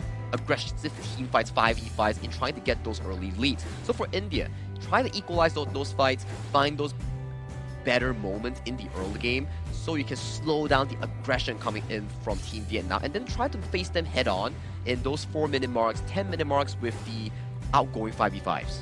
Do you change things up where, as India, that game one wasn't great, but are you like, hey, let's draft something very early game centric, let's take the fight to them, let's change things up and let them react to us? I would say that if I was on Team India's side, I would prioritize heroes like the Lapu Lapu and Zhangfei on my first pick, and then try to reap in towards something like Chana or Direnjie that gives you more of an aggressive laning phase and a comfortable mid to late game that you can play around with. Because early in this specific patch itself, we're referencing towards Season 13, there's still a lot of different counters in this specific Asian Games patch that allows this early to be not as efficient as the first pick. I'm kind of thinking the other way, right? Like, what if you set up a draft for yourself that is like, okay, I can do split pushes? Because if you look at how Team Vietnam plays, right? They at some point they like to get together, they like to go around the map and try to win space. But if you have like kind of like a hero that can do a split push, then maybe that could be a good counter to Vietnam's style. Yeah, but it looks like the side selection, I mean, it looks like India are going to be on the red side, so blue is going to be first pick, of course, with Vietnam going on that one. They're going to see exactly how they, maybe they pick up the early themselves. I like the red side especially. When you are given so many strong picks in the meta, red side always gives you an advantage that you can counteract the first pick that's being brought over by the blue side, while simultaneously taking another strong pick that has been left open due to the limited bans available here. So for India, their mission here in the red side is to counter out the first pick coming in from Vietnam, be it the early, be it the Dolia, so they can get a comfortable laning phase that we talk about. Okay, the world is your oyster, Sagi. You're able to pick any sort of hero here. And don't look at bans and anything like that, and especially that first pick, right? But what is that second and third pick? You're like, oh, I'm going to lock this in. This composition is always great. It's very balanced. You're not going to be penalized because there's no global ban. Like, what sort of heroes are you looking for to kind of, have that tried and true, especially when you're picking second here? Ooh, second here, if there's no bans, I think definitely in this specific Asian Games version, Dun and Dolia definitely takes a very high position here, as we do want to find out what is the exact planning here coming in from both Team Vietnam and India here. We will be jumping into Game 2 of the drafting phase here. Vietnam on the blue side and India going on towards the red side. I'm kind of holding on right now because I want to see what's going to be the ban. Okay, it's going to be Dolia. It's gone. Okay, It's gone. Dolia is going to be banned the entire tournament. Here, mark my words, guys. If there is a game that the Dolia is being let go, I'm buying your own coffee. And for me as well, I think the coffee won't be available, because I do agree as well that the Dolia won't be available. But I do like the Yu Huan pick. It kind of reminds us of 2025, where Yu Huan was always first pick, because it can always swap between mid, roam, or even the jungle per se. A lot of, it brings so much, and it has role flexibility as well, even if you wanted to flex it. And it looks like Vietnam, they're like, hey, they're going to stick with their tried and true. They're going to go the Ata as well. Just had a great game one, and just why not just continue on with it? Yeah, if it's not broken, don't fix it, right, they say. Exactly. Now, I'm kind of thinking a little bit unconventional here, right? What if Team India plays a split push with Lee Sin teleport? Well, that is really unconventional. Wow. That we only see in ranked games here, but it may be an opening here if we do get to see it here. But I'm liking the Hou-Yi here coming in from Hui Tan in the farm lane. Hou-Yi is a very good lane counter in towards the early here, and also counteracts her in the mid to late game when he has 3 to 4 items going on. But the thing is, if the early on the hands of potentially Aino just now gets to strategically block the ultimate coming in with the Maple Dance, that's going to be a ultimate miss out coming in from Vietnam as their primary engage tool. Looks like they're going to go the Yukio to kind of round it out. I mean, India like to kind of flex or to show the jungle early. I mean, Atta is generally a jungler, but it could go clash if they want, so it has that flexibility. But, I mean, is this too early? Are you okay with this Yukio pick here? I think it's a good preemptive pick here, right? Because if you're assuming that Bao Huang will be on hands on the Atta like the previous game on the jungle, then this Ukyo Tachibana serves as a good early game equalizer to defend the jungle or aggressively invade. It's just like what you talk about in the wild boar situation here. Yours gets stolen, just go for the enemy's one. Don't look to like recover a goal elsewhere with a forceful gank. Try to match pace to pace with the farming tempo. Okay. Yeah. And based on what I see here, right, for Team India, it looks like they're trying to set themselves up for another really, really good team fight. So if they were to go there, okay. So if they were to go there, then they need a really good engagement here. I don't know, maybe the last pick I'm looking at something like a Sun Tzu or something like that.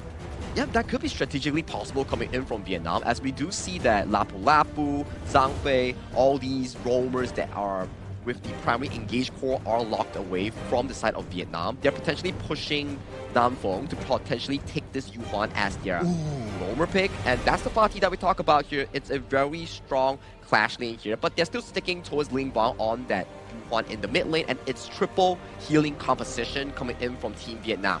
You have Bao Huang on the Atta here, that great health bar. You have the Diadea. Those heals are definitely going to be strong. And finally, the Yuhuan. And that's an interesting pick here. It's not going to be the Lee Sin teleport that you suggested, Sir Cloud. It's going to be another split push pick. The Miyue locked in for India.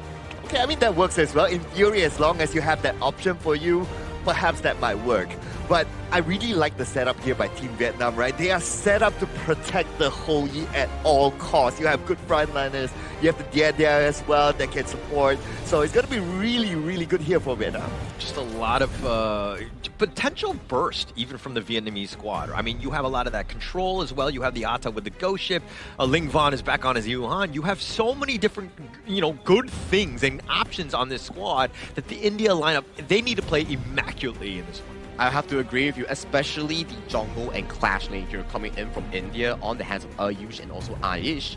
Those two players will definitely be an anchor here for Team India to win out that clash lane that they specifically saved last pick for Ashish here. But for Team Vietnam, it's about a stronger composition in a 5v5 scenario here. It's not only about Hui Tan on that Hou Yi. We see before, if you're giving gold to Ling Ban, he's definitely going to be dominating in those team fights. I love it the way that Team Vietnam are drafting, because they're sticking to their tried and true, and they're saying, hey, unless you ban it or pick it yourselves, we're going to continue to ride this one out. They don't need to show their cards of what other drafts they have available. This is incredibly smart here. It's time to find out whether Team India can pull the series back into a 1-0 for all, or will Team Vietnam seal the deal with a 2 and start their Asian Games qualifier clean in Group C.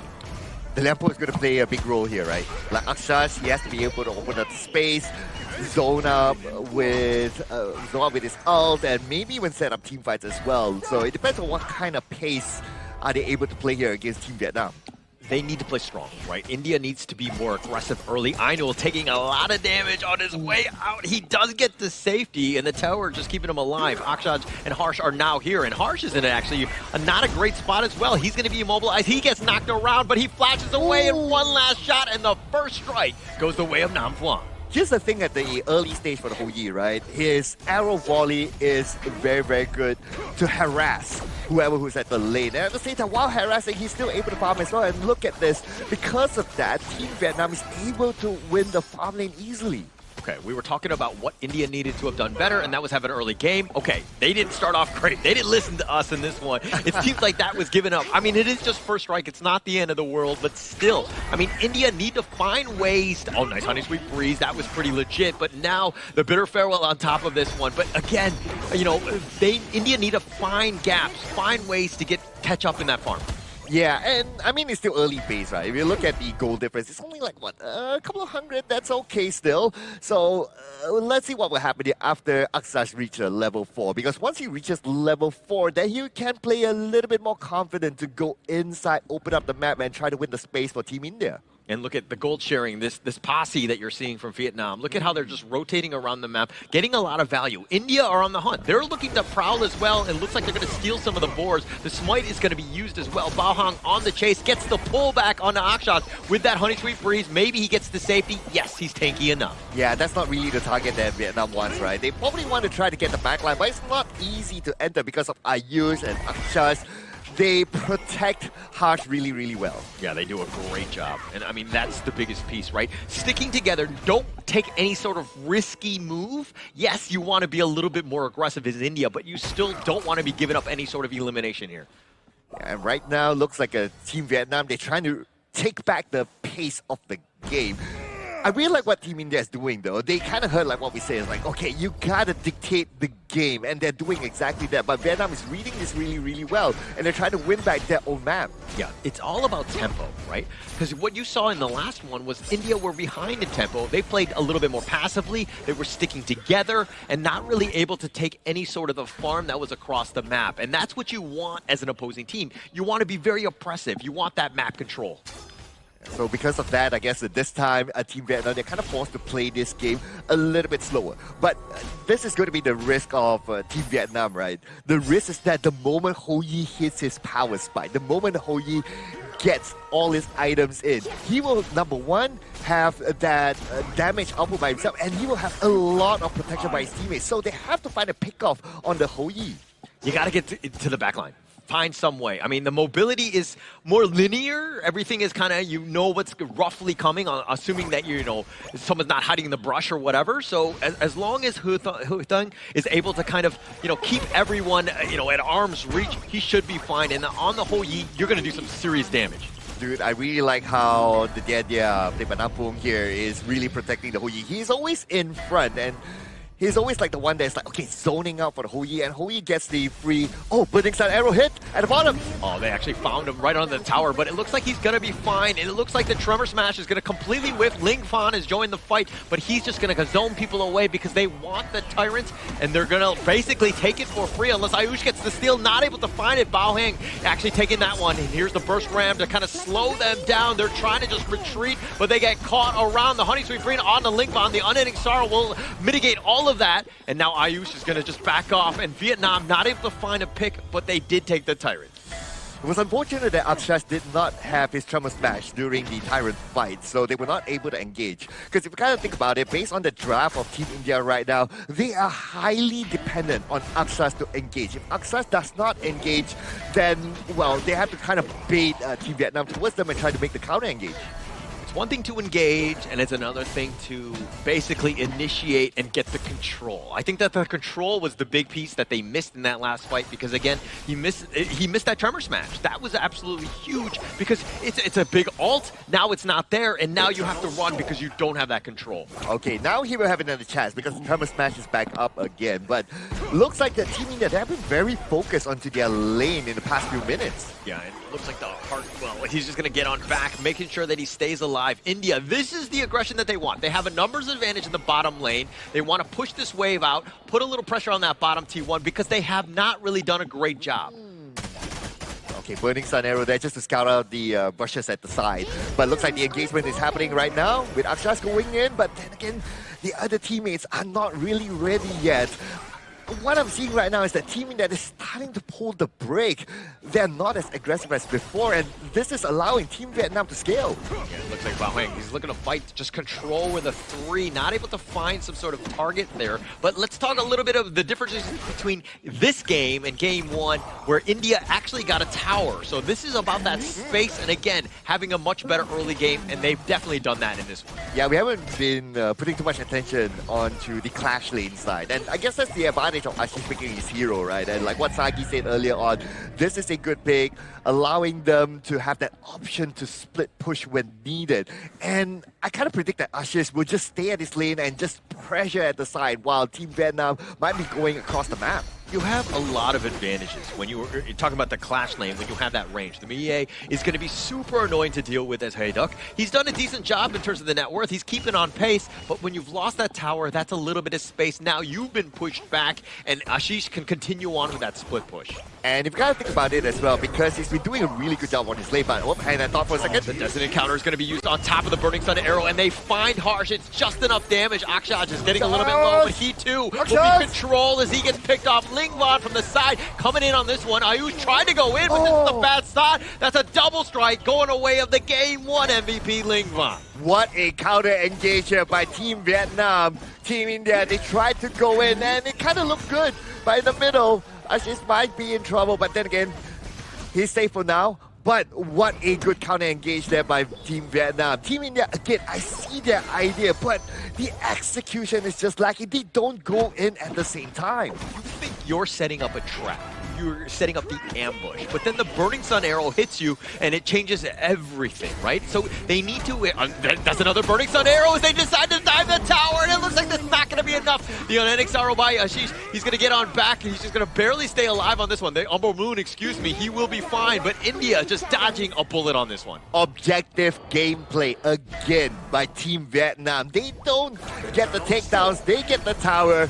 That's good enough for them. And they have a lot of zoning potential here with Lim Van, with Bao Hang.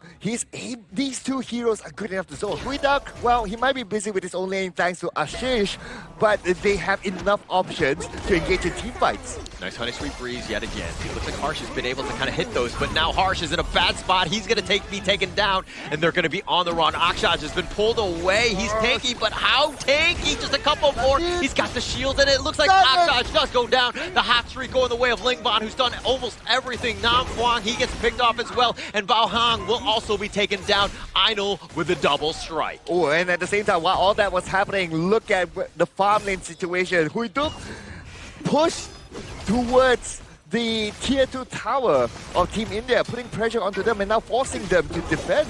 And that's the power of the Hayduk, the Fatih, right? I mean, the fights are happening. You don't have to always join, and you have that split push potential and create even more space. But the Tyrant here looks like it's going to go the way of India. They've done a better job of at least taking some of these big neutrals away. Yes, though they still need to catch up in terms of gold. Now the gap is still kind of there. It's about 3K. By the bottom, Huiduk could be in trouble though. Burning Sun arrow connected. It does actually connect, but do they have the follow-up? He's actually playing a little bit precariously on this one because, again, Hayduk didn't have a whole lot of life to really jump on top of the Yukio. Right? Yeah, but I guess that's okay, right? It's more about just supporting your teammate. Now they're only setting themselves up for the next engagement, but they can still wait though. The Burning Sun arrow is not up yet, but at the bottom, oh, they found Ashish, and they're going to just put him back. He's actually running the wrong way, but there's no space for him. Ashish is looking to go down, but he's going to use the Umbral Moon, just create a little bit of, timing and space. It was not all in vain, so to speak, but the Burning Sun arrow will connect as well, and they find him with that Ghost Ship locking it down. The Tremor Smash used just to keep him alive. Harsh is going to look to be just running off, but Akshaj, he flashes away. He tries to burst Ram, but he turns it around. He might not have gone in. Not enough. Nam Fong picking him up. Oh, beautiful counter engage again here by Team Vietnam, and because of them getting 2 takedowns inside of Team India, now the Overlord will be entirely theirs, unchallenged. Unchallenged, untouched. They're going to take the Overlord here. The Burning Sun arrow missing, and they're really setting them up. I mean, Hoithan, he's been pretty like a sniper with these things, and it really sets up those team fights. And the Azure Golem being picked up here, it looks like Ayush is going to be on the run. He took that one away. He's just like, okay, that was how difficult it was to even just take a buff from my own jungle. Okay, the next engagement, well, India need to buy a little bit more time, right? Because they have burned a lot of spells here. 2 flashes no longer available. Now they're very vulnerable to, especially when Team Vietnam goes to the backline. At the same time, Vietnam, a couple of their flashes were expended as well. So the common spells have been used. This is still a moment where they can kind of, continue to put pressure on in the sense of like they have this map control, and Ashish has not been able to split push properly in this one. Okay, so here's the issue here with the draft of Team Vietnam, right? Is that they don't have many options to go to the back line to try to take down Huy Tan. Huy Tan is always, he keeps getting the free hits from the back. Oh, the Burning Sun arrow right on top, right when the Umbral Moon had just expired. Ashish is in a bad spot. He's going to be picked off. Bao Hang taking that one. The rest of India are going to be having to flee, hiding in their bases. And the Shadow Vanguard is going to be pushing the top lane as well. Vietnam doing everything as they go for this siege. They actually find this one. Now Fong is taking a lot of damage as well. The Tremor Smash is unreal. Akshaj will prevail. He will be taken out on this one, but it looks like India are going to be backing off. They've gotten what they wanted, which is our 2 members of Vietnam. Oh, and I know got his hot streak there. Huy Tan though still survives. So again, because Huy Tan still survives, he still has Lim Van with him. He gets the push, and he took down the mid tower while Team India was busy resetting themselves. That was, I mean, it was a decent hold, right? You're trading 2 for 2. You didn't lose the top T3. That's a small win for India on this one. But now the Shadow Tyrant here, it looks like, I don't think Ayush wants to go. The Burning Sun arrow right on top of him. No. Finding him, he's just trying to dash away. They're going to lose the Azure Golem. The Tyrant is going to be leashed back into his lair on this one. They're looking to kind of flank on the side. India don't want to give up anything for free. Harsh is looking to join as well. And it looks like Vietnam are going to skedaddle on out of there one. But the Tyrant here, it's looking to go the way of India. And Huido and Apong is on their way. Oh, he gets pulled back in because the charge in. He's got him and they find Ayush. He was just trying to go for the flank, but it was all a bait. Einul is looking to do his work, but Ashish is going to be picked off as well. And now they're going to be on the run. They've only got 3 members up. They find Nam Phuong on the side. The cavalry from Team Vietnam arrived at the right timing. They lost Nam Phuong, but they got 2 takedowns out of Team India. That's what they were looking for. And because of that, right now, the Tyrant will be theirs. That was like straight out of a movie. Like the timing, they think, oh, this is going to be a free time. We're going to look to go. But then you saw Bao Hang with the perfect 3-man charge, setting things up. And they're like, oh my gosh, we have to give up everything. They're trying to retreat, not able to do it. And Vietnam making them pay. And Team India, they have to give up their bottom tower as well to the hands of Huido. Huido is doing what we thought that Team India could have done. It's like, okay, you do that split push thing. And Huido is like, hey, we thought that you were going to do that. We're going to do it too. They find Harsh. Harsh is so low, he has to just run away. But now they're continuing, which is not great. Akshaj is in a bad spot. He's going to get focused down. Yeah, you're tanky, but how many shots can you take to the face as he's looking to run? They've got the pullback. He's not going anywhere. Again, free hit for Huy Tan. What can Team India do right now? They have to take down the Huy Tan first, but it's so difficult to go to the backline. You can't find it. It's very predictable. It's very linear in terms of how you want to just potentially go. And now Vietnam taking the mid T3. They're just taking them down at will.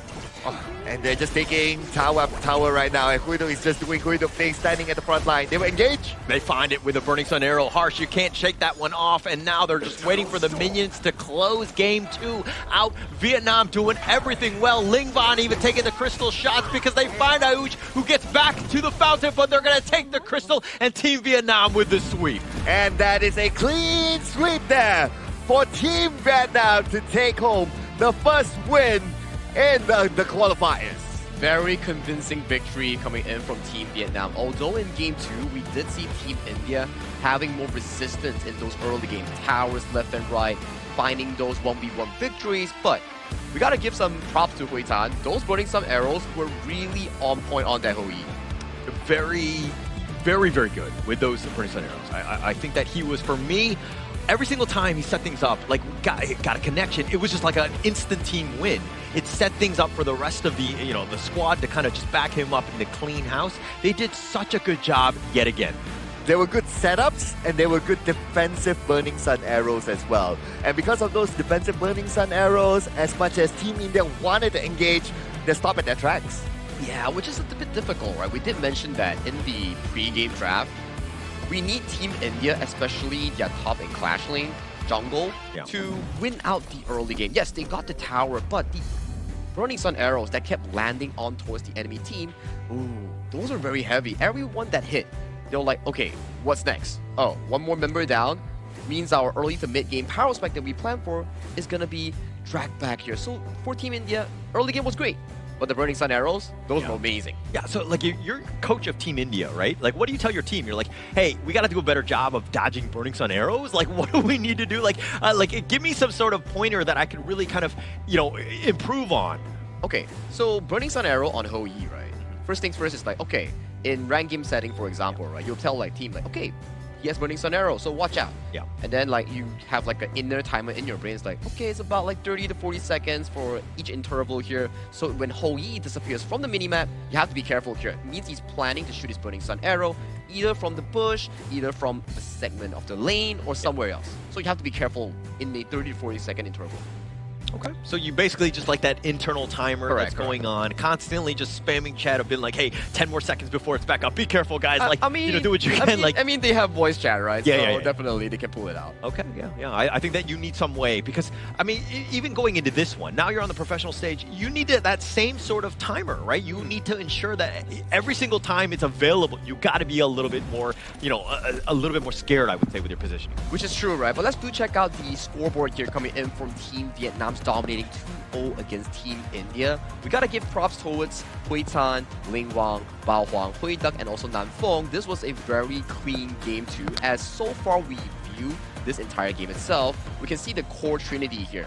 Bao Huang, Ling Wang, and Hui Tan. Yeah, they're so good. I mean, the way that they're able to synergize with one another, they're able to support each other and understanding when they need to go in. But let's talk a little bit about the positives, at least from the India side. Aino really showed up. Game 1, Game 2, had a pretty decent game. And dare I say, if I was Aino and I was in this game, I would be reporting my teammates, huh? Whoa, well, that's harsh, man. I mean, not the player harsh, but that's really harsh. But okay, in Team India's entire setting as well, right? There were a few games that we saw so far. Ayush and Aino, they will swap their roles between jungle and farm lane to better out the heroes that they have selected here. And so far, back-to-back games, Aino has had a pretty good showcase on the early, and we do have to give him props towards that. But in the end, Honor of Kings itself is a team game. You have to improve in a team setting here. Maybe from early game team fights, communications, rotations, or the 5v5s that just happened in the 10-minute Tyrant. Like they could potentially found a comeback. Yeah, and you kind of think about it, right? Here's the gap with Team India's draft is that they don't have the answer to go to the backline. And on the contrary, Team Vietnam, they have a lot of protection to the backline. So the gap, if you kind of think about it from a formula perspective, it's like really big there. Yeah, they just have so much healing, so much sustain, right? And the Ling Wan, the way he's able to have that perfect positioning, always just hitting people from the maximum range, tenderizing, softening up, whatever term you want to use, and India really didn't have any answers to this. Which is true, right? And as of this point, if we were to view Vietnam's entire composition as a player instead of the heroes, you can see Ling Wang and Bao Huang gets the ultimate priority here. Their heroes must be strong, and they do get more of the resources here. As we see Ling Wang, as you guys mentioned during the game, early game goal sharing, he's following the jungle everywhere, taxing resources, making sure that this mid lane Yuhuan pick is not a utility pick, it's a carry pick for Team Vietnam. Ooh, it's going to be a tough one, right, for whoever is going to face off with Team Vietnam in the future, right? Like, do they ban the Yuhuan? But if you ban the Yuhuan, then you're leaving a lot of other options open, like the Dolia. Which is true.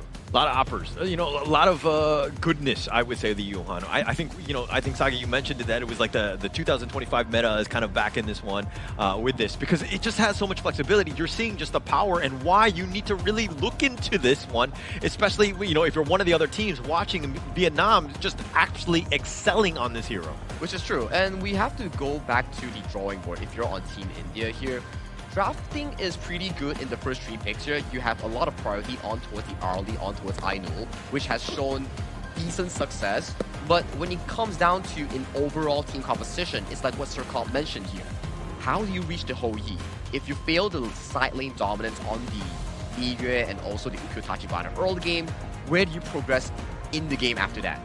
It was the protect the president or the protect the queen, depending on how you want to look at this strategy, right? And Hou Yi was always in the back, always just like he was untouched. Whenever someone wanted to fight him, he was dictating when those fights were happening. So again, they had no way to get on top of him, no real control, and he's just like literally just mowing people down. He was having the time of his life in this one. I guess one other hero you have to give credit to, right, is also the Fatih as well. Like, he's able to control his lane, especially going up against Ashish, who wanted to have the idea of pressuring the clash lane especially, and he knows when to join his teammates and go back to his lane to do that split push. And these are the defensive Burning Sun arrows that you mentioned about coming in from Team Vietnam's Hui Tan, finding the markers mostly everywhere in towards the map, allowing Team Vietnam to turn from a defensive position into an aggressive one in the early game. And even when those fights were happening, two members are already down, and it looked like Ayush was continuing to try to find something. I think that these are things that when you go back and watch the tape, you can't do it, right? You're down two members. There's really no reason to fight because it's not a high percentage play. I think it's more of a damage calculation error coming in from Ayush. He wanted to burst down a squishy target and immediately go for that retreat here, but misjudging the situation cost them heavily in the early game. I would say that this game 2 coming in from Team India is much better than game 1, where they actually had resistance, they could match goalie, go for those 10-minute team fights, but in the end, you are getting dry kills on towards the map, unable to convert them into objective, and this is the most important one, which you guys mentioned. The cavalry arrived coming in from Team Vietnam out of spawn and found those key pickoffs here coming in on Team India, which set Team Vietnam for a smooth and easy 2-0. Yeah, that point Akshas didn't have is Tremor Smash. So the Tremor Smash is one of the more important skills here for Team India. If he doesn't have that, then, well, unfortunately they can't even counter-engage. I kind of look at that Tremor Smash as more of like a counter initiation, the secondary one. But I mean, the MVP on this one, Ling Van, just continuing to just absolutely excel here at the Asian Games qualifiers. It's the MVP in back-to-back games, 6-0 and 8, and he had 30% of the damage, so his team really picked it up in this one. Yeah, Ling Van is doing the graphic designer a favor here. Like, don't need to change the picture, don't need to change the hero, just change the stats. This is put me back in. Back-to-back MVPs, Ling Van on that Yuhuan here, representing Vietnam as their mid laner here, definitely shining really well in the first series of today here. So Group C, you know for a fact that Team Vietnam is coming for that top spot. Top spot. I mean, they're looking for probably more than the top spot. I think that you're seeing just why this team was looked at as one of the favorites, had a great Group C, you know, in terms of that draw. And this is a very scary lineup for any of the squads because you know that, hey, they're going to bring it, man. Oh yeah, absolutely, right? I mean, just look at the gameplay. And like what we mentioned before the game started, right? Like, okay, we can expect an aggressive gameplay, lots of experience from Team Vietnam. And they've shown it, right? They've shown an aggressive gameplay and they've shown adaptability as well. And the fact that they're able to play two very different types of gameplays in the two games that we're seeing, I think they have more on the cards. I think it's also coming down to experience of players here, where you can see Team Vietnam definitely has more of the experience in-game, how to position themselves, how to play the weak side, especially the clash and the farm lane, making sure that even though you're on the losing end, you can still make it a stable outcome towards that 4th minute mark, which gives your entire team composition more room to play for those team fights, which in Honor of Kings, we need to make sure that even if you're on the losing side, you need to try your best to equalize that outcome. Yeah, the coordination has been great, right? Even when they're getting jumped, they know how to kind of, you know, again, just back off at the right time and to turn those fights into a favorable one, right? And that marks a good team. And Vietnam was doing that in games 1 and 2. Yeah, but not everything is lost yet for Team India, right? Because they have more games to play and they still have a chance. Well, boys, we got to throw it to Mara to actually check out the winners interview with Team Vietnam to check out what they have to say in this first series. So Mara, if you may, please take it away. Here we are with Linh Van from Team Vietnam. Congratulations. What a spectacular performance. How do you feel about getting that first win for that opening day with such dominance? Lời đầu tiên xin gửi lời chào trân trọng nhất đến đội trưởng Linh Văn. Chương trình muốn biết cảm nhận của bạn sau khi giành một chiến thắng rất là thuyết phục với đội tuyển đối thủ với chỉ số 2-0. Bạn cảm thấy như thế nào? Dạ, em cảm thấy là rất là vui và tự hào về đồng đội. He feels very happy, excited and proud of him and his team as well. And that's something to be definitely proud of, showing that performance, great team fights, fast rotations, you were denying your opponent, getting the buffs. Now, how important was this game to set that confidence for the upcoming days that's ahead of you? Qua trận đấu vừa rồi thì mình thấy đội tuyển Việt Nam đã có những thành tích rất là tốt trong việc giữ lường, đảo đường và cũng như là khắc chế đối thủ.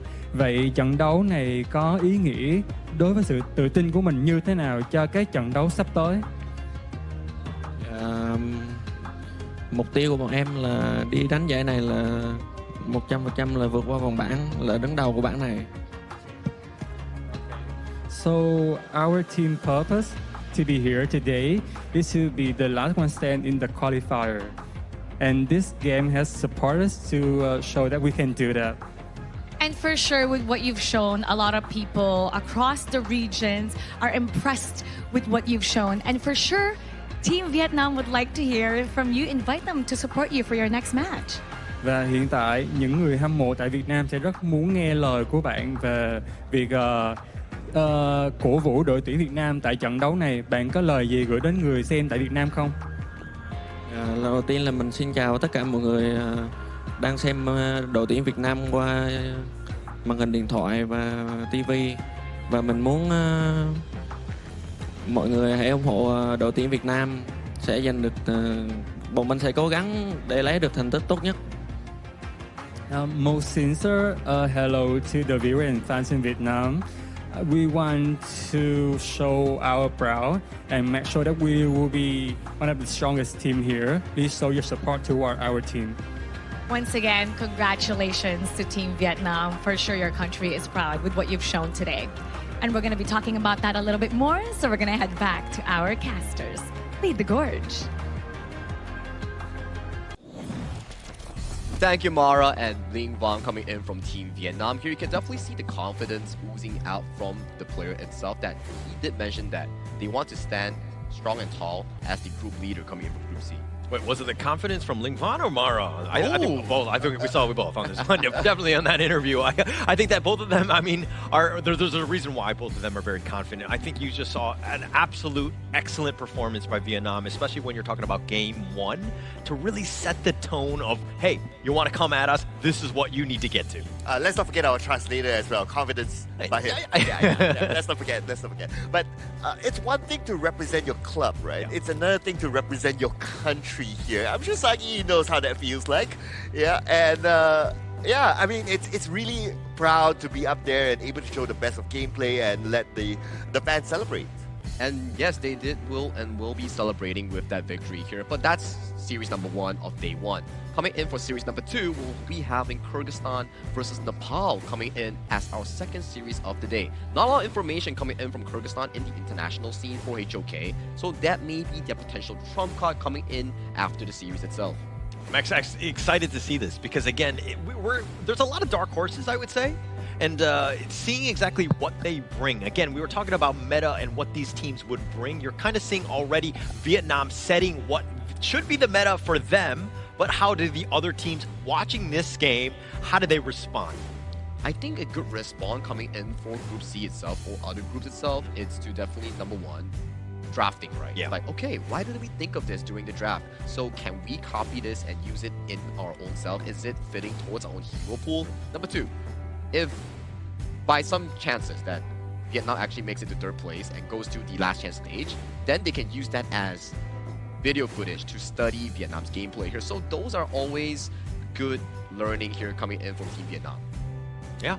So we're going to find out. I mean, let's just check out our sponsor here. I mean, for the 2026 Asian Games qualifier, it's going to be iQOO, the official gaming phone, 2026 Asian Games esports qualifiers, Honor of Kings.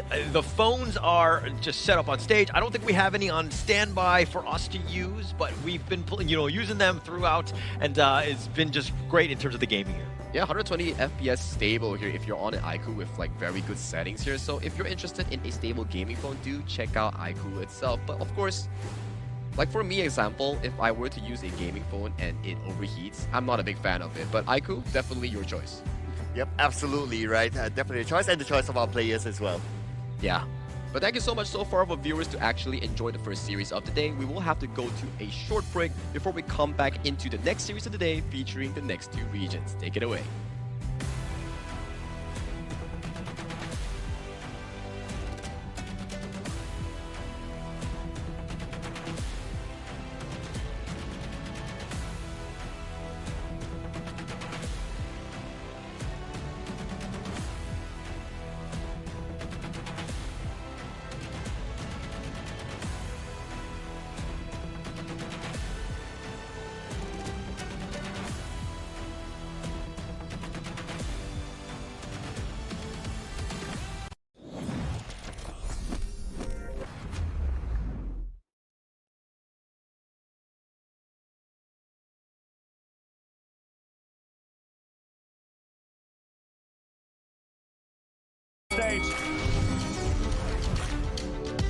Regions fight for the honor of the regions while we cheer them on from the stands.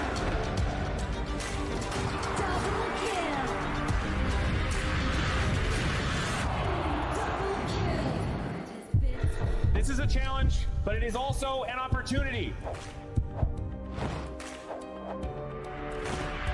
The tide is turned.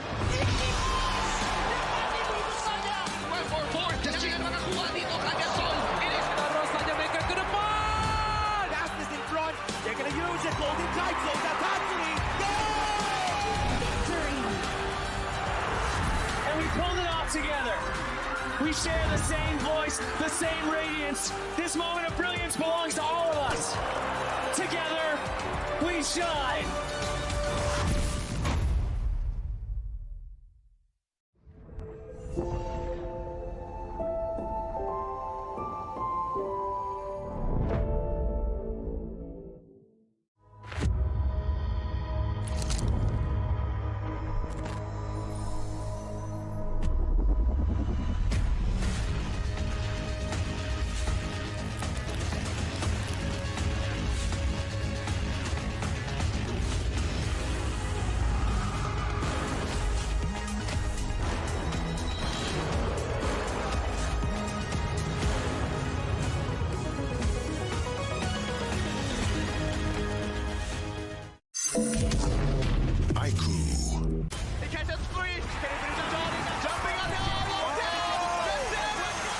Welcome to the 2026 Asian Games Esports Qualifiers, Honor of Kings. 20 regions, one stage, and only the strongest 9 teams will earn the right to shine above the rest. Taking place in Malaysia, June 13th to 21st, 2026. Coming to Malaysia, this is the battleground where teams fight for the right to qualify for the Asian Games. 20 teams enter, but only 9 teams will move on. Apart from the 20 regions, there are 3 regions that have direct qualification. Here is the 2026 Asian Games Esports Qualifiers Honor of Kings format. First, the 20 teams will split into 4 groups of 5. In each group, every team faces every other team once in a single round robin, with every match played in a best-of-3 format. That means every match matters. Every game matters. Every single point matters. The point system is simple. Win the match, earn 1 point. Lose the match, earn none. At the end of the group stage, teams are ranked by the total points they've collected. And from there, the road begins to shine. The top 2 teams from each group qualify directly to the Asian Games main event. That gives us 8 teams advancing straight out of groups. But for those not through yet, the light isn't out. The teams that finish 3rd in each group still have 1 more shot. They move into the last chance stage. There, they battle through one final BO3 single elimination bracket until 2 teams remain. The 2 teams will then face off in a BO3 match to claim the one final qualification slot. So in total, 9 teams will make it through, 8 from the group stage and 1 through the last chance stage. That is the rule. Now it is time to see who can rise through it. From across the world, regions gather here in Malaysia. 20 teams, and only 9 will qualify. The path is set. The stakes are clear. Together, we shine. Stay tuned, and we'll see you at the stage.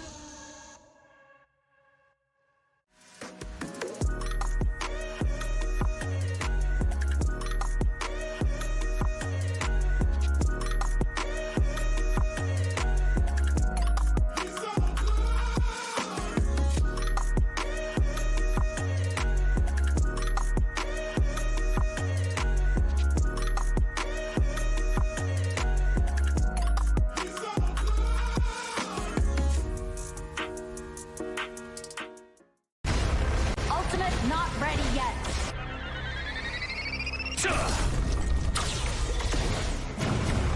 You have slain an enemy. My magic murmurs in ecstasy.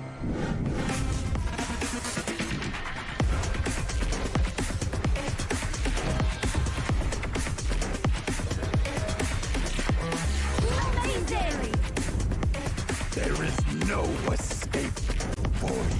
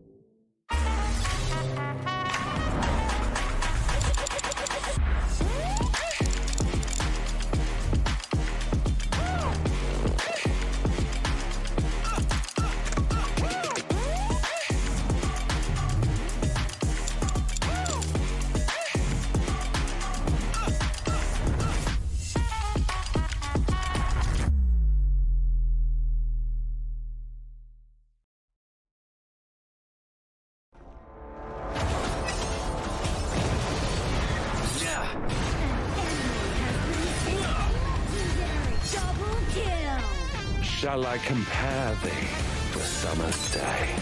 Slain. Don't engage. Slain. Don't crush us like insects. Slain an enemy. Defend our base. Our high ground tower under attack. Amazing. Unbelievable. Ah, the fragrance of romance. Been slain. Rampage. Double kill. Triple kill. Spectacular. Pentakill. Lady Fortune is on my side.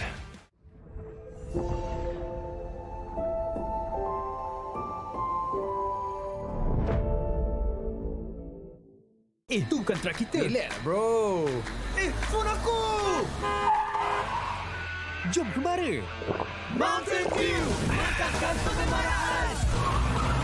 Kau boleh! Kat mana pula ni? Water Trust! Kasih boost! Adventure! Dapat pun! Steady, bro! Rancangan kemana gengmu!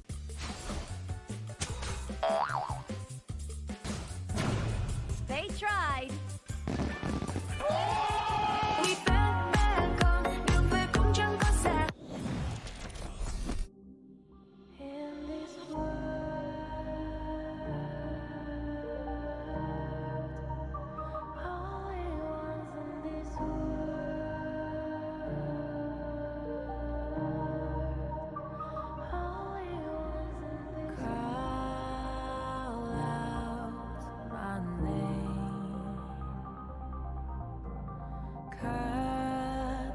Sound of the rain. No matter how I feed the flame, you know I feel the darkness and the pain. All of the ways we tried to break free from the night. You know we made it out, we found the light. I fly so high, light up the skyline. Let's do it this time, like it's a whole new vibrant world.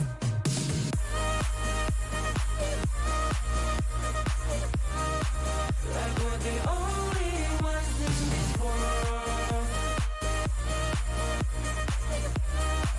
Like we're the only ones in this world. Now I see that I got everything I need. It's alright, I'm on fire.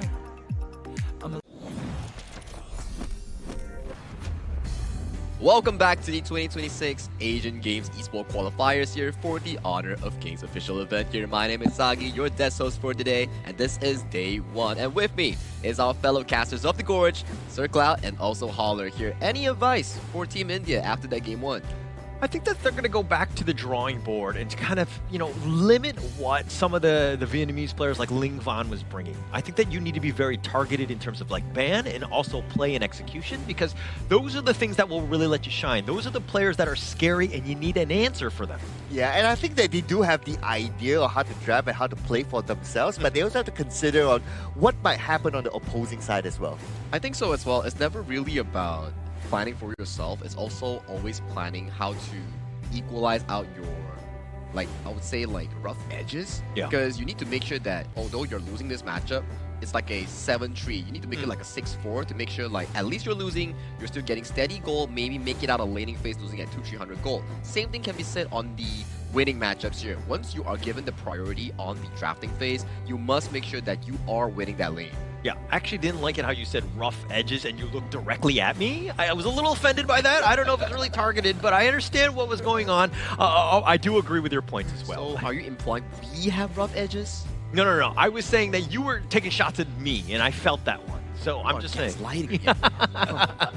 That's what I'm here for. That's the only reason I'm here on this one. But again, going into game number 2 of this second series, I think that both of the squads, they got to get rid of the nerves, right? You kind of saw India playing a little scared. They were not really comfortable, and they were playing a very passive game.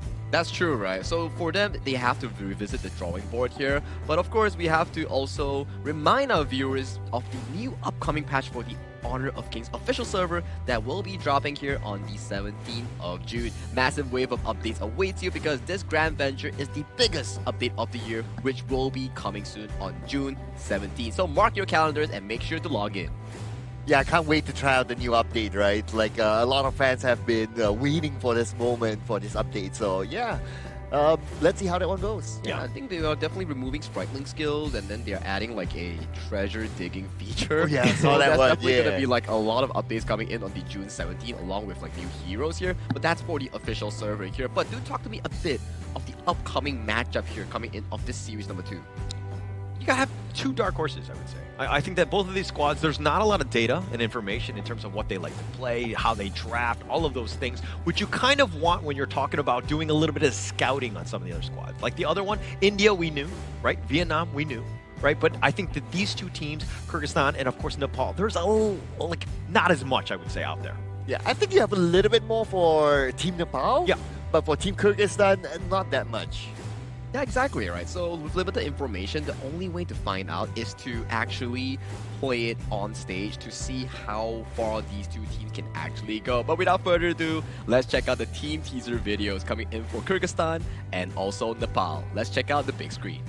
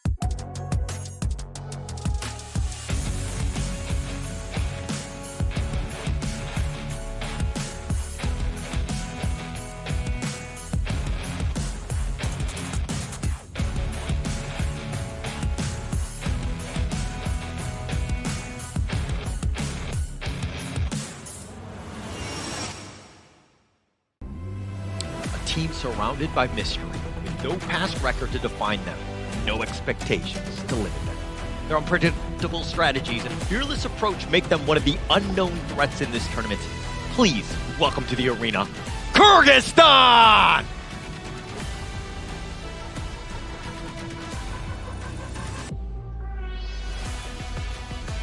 They are no strangers to pressure, representing their region with pride, armed with experience and an unbreakable fighting spirit.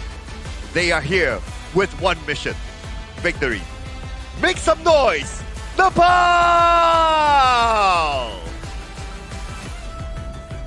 And there you have it here, folks. 2 teams with one mission. Make it out of their groups and aim for the main event. This is Kyrgyzstan versus Nepal, our second series of day 1 of the 2026 Asian Games eSport qualifiers for Honor of Kings. Let's get to the game. We're going to see the first lineup. Kyrgyzstan is going to be up here. It's going to be Jamalbek, Dansan, Kubanich, Azad, and of course Marlin to kind of round out this team. This is a squad that, again, we don't really know too much, but that could be very beneficial for them. Yeah, like if you're coming in here as a team that you don't put out much data out there, right? So that could be an advantage to you as well. So right now we don't really know, like, okay, what kind of gameplay are they going to put on? What kind of draft do they really like? So it's like a Pandora box here. Yeah, it's like a double-edged sword. It's more of how you utilize those hidden strats to surprise your opponents with that hidden attack, right? But same could be said for Nepal because they do have limited resources, information available for the opponents here.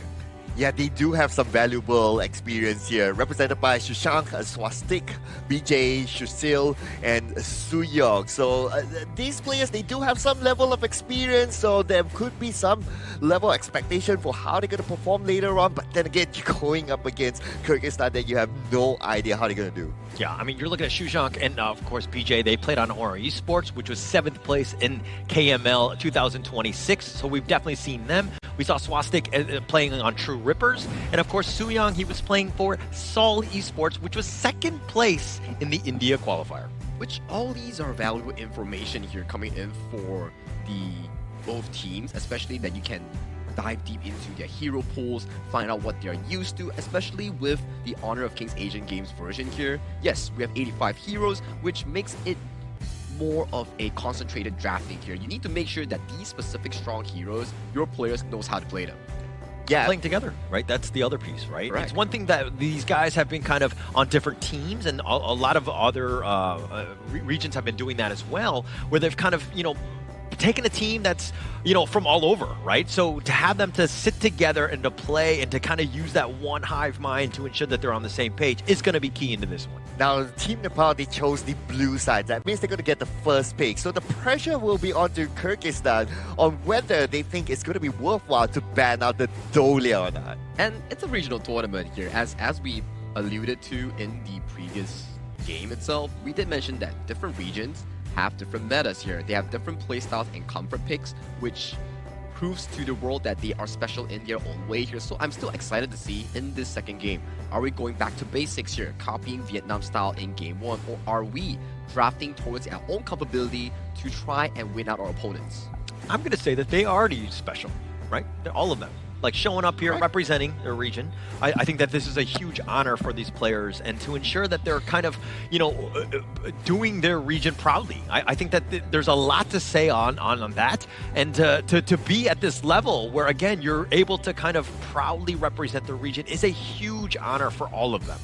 Now, what we do know about Nepal's approach is that they have a very structured approach to their gameplay, right? So you have structure means that you have understanding of how you're going to play. But from what we learned from the first game today is that it's not only about how you play it, it's also about like how your opponents will play it, how you might be countered by your opponent. So there's a lot of consideration and a lot of adaptation that Nepal will need to put out. Yeah, talking about adaptation here, it always starts from the draft here. If you can strategically place a draft as a team and a coach for your team going into a first game, you technically set off a good foot coming into an important series here, which stabilizes your placing in your respective group. Winning that first game is just so key, right? And being able to kind of put the pressure on. A lot of teams will crumble and they fall under that, right? Where they're not able to play their game and they haven't had that experience of being behind. They might be the best in their region, but are they able to overcome when they're down maybe a game or two?